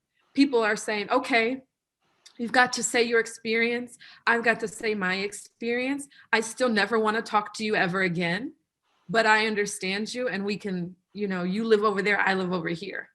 Because that's the reality. You know, we're not going to be holding hands, you know, but people get to have a starting point. The state created a space for people to start their journeys. So I think that's a really powerful example of where this is showing up. Thank you, Angel. Desiree or Maria, did you want to add anything? I think that is our last question. Well, I think that's a really great example. And I was just going to mention just thinking about some ways that some of the indigenous cultures and like the tribal, you know, like peace circles and some of that, and looking into those spaces too, which is just kind of just like even like ongoing work, right? And so wanting to lift that. And then also the other thing I wanted to say, because my mind first went to, although I'm like, this isn't an example of transformative justice, it's just an example of a different way of approach, but that I think it's, you know, but it's still yeah, so it's not something I'm like, oh, we should go towards this, but it's more of, you know, when I think about like in Norway and, you know, what they have there in terms of they have very specific, like people, it's like you could commit homicide, right? And you're going to be imprisoned for, I think their maximum sentence is like 10 or 15 years. And so it's already coming with a place that this person is returning back into society. And they take seriously what those years hold, right? And those years are not just about being locked in a cell by yourself. That there is more to that, right? And that they are really focused on thinking about still seeing that humanity and thinking about what does it take to change and grow and transform, right? And so, again, it's still within a system of, right, but also it's starting from a different place, right? The one example that I'll uplift really quickly is Generation 5 and their approach to addressing childhood sexual abuse and violence, and how their approach is very much one of transformative justice, the name coming from rooting out the reasons for why that harm would happen in 5 generations. Thank you. Thank you all for your fantastic answers. I really appreciate you all sharing your perspectives. Let's see. We will wrap up shortly. Thank you all for joining us today. We got started a little bit late, so we shouldn't take up too much time. But I wanted to invite everyone real quick to a call to action. Just take some time and think about maybe the moment from the conference that stuck out to you the most. And when you realize that, how can you take those feelings that inspired you and use them to fuel the work in the communities you care about? Whether you're thinking about families separated and social ties disrupted by incarceration, pregnant mothers incarcerated, you're thinking about the impact of COVID-19 on incarcerated people, deaf and hard of hearing prisoners. I just want to reiterate that there is someone in your community already supporting them, and you can join them in doing that, whether that's like writing letters, you're donating soap, you're visiting a prison and writing about your experiences, you're changing your research questions that you ask on your surveys. You're ensuring that everyone has adequate nutrition and healthcare through advocacy. You could be donating to a reentry fund or implementing abolitionist principles in your life and work so that when conflict comes up between your friends and family, you know that there are other ways to deal with that and approach that. And someone did ask in the chat that the recording of this conference will be available in the coming weeks. And I just want to say thank you again so much to our speakers for joining us today. We've learned a ton, and I will pass it over to Brea to close us up. I wanted to follow up with Eni said, as well as thanking our panel speakers for being here today with us. I believe that through the course of this panel, we learned a lot about what abolition is, who is incarcerated and for what, how crime is often constructed, and prisons and jails as site, and how prisons and jails serve as sites that create and exacerbate health inequities, how to implement abolitionist practices into our daily lives. I want to reiterate that the abolition of carceral systems is not just a thought experiment, but something that is both necessary and achievable. I hope after today that you all can see that prison abolition is a route to health equity. Before we close out this event today, we want to thank Region 5 Public Health Training Center for making this event possible. We also want to thank Danny Coel and Donnie Zamel for contributing to the success of this event and continued support as we plan this conference. We could not have done this without you. Another big thank you to our panelists for today's session, Angel McKissick, Desiree Simmons, and Maria Thomas, for providing us with the necessary information and resources to integrate abolitionist principles into our lives and work. Finally, I want to thank our participants for attending today and asking engaging and proactive questions. All right, on our slides, we do have information where you can donate to Facade, the Detroit Justice Center, the Washtenaw County Mutual Reentry Fund, Access LLC, who provided ASL interpretation yesterday, And I'm going to run through our thank yous really quickly. I want to thank our volunteers who are also the Facade e-board, Nebi, Dorian, Asia, Kyra, and Michelle, our other e-board member, for all her help with marketing this conference. We also have to thank Patty Bradley for her help with marketing and updating our website. Facade's Health Equity Conference is always a team effort, and I have to thank past conference chairs, Alex Eanes and Gabriel Johnson, for their help with planning. Your support was absolutely invaluable. I have to thank Megan Miller Johnson for encouragement, because this conference theme started out as a what if we did it? Just kind of thought when we were chatting at work. I have to thank my partner Dorian for her SPH Instagram takeover and all of her support. And my undergrad thesis advisor, Dr. Aaliyah Khan, who introduced me to Afrofuturism. And the process of imagining Black liberation fiction led me directly to the imagination necessary for abolition. Brea has a couple more thank yous. I'll pass it on to her. Oh, you're muted, friend. Thank you. I personally myself want to give a huge thank you to my parents, my friends, the University of Michigan community, as well as in particular my Facade family, with the support with transitioning to grad school and for planning my first virtual health equity conference. I am truly grateful and appreciative. I'd like to close out today with saying that we truly thank you all for spending time with us, especially since free time is precious as of now. I want you all to remember that public health as a field has a responsibility to safeguard the health of the most marginalized during this pandemic and beyond, and that advocacy, mutual aid, and community care are powerful tools.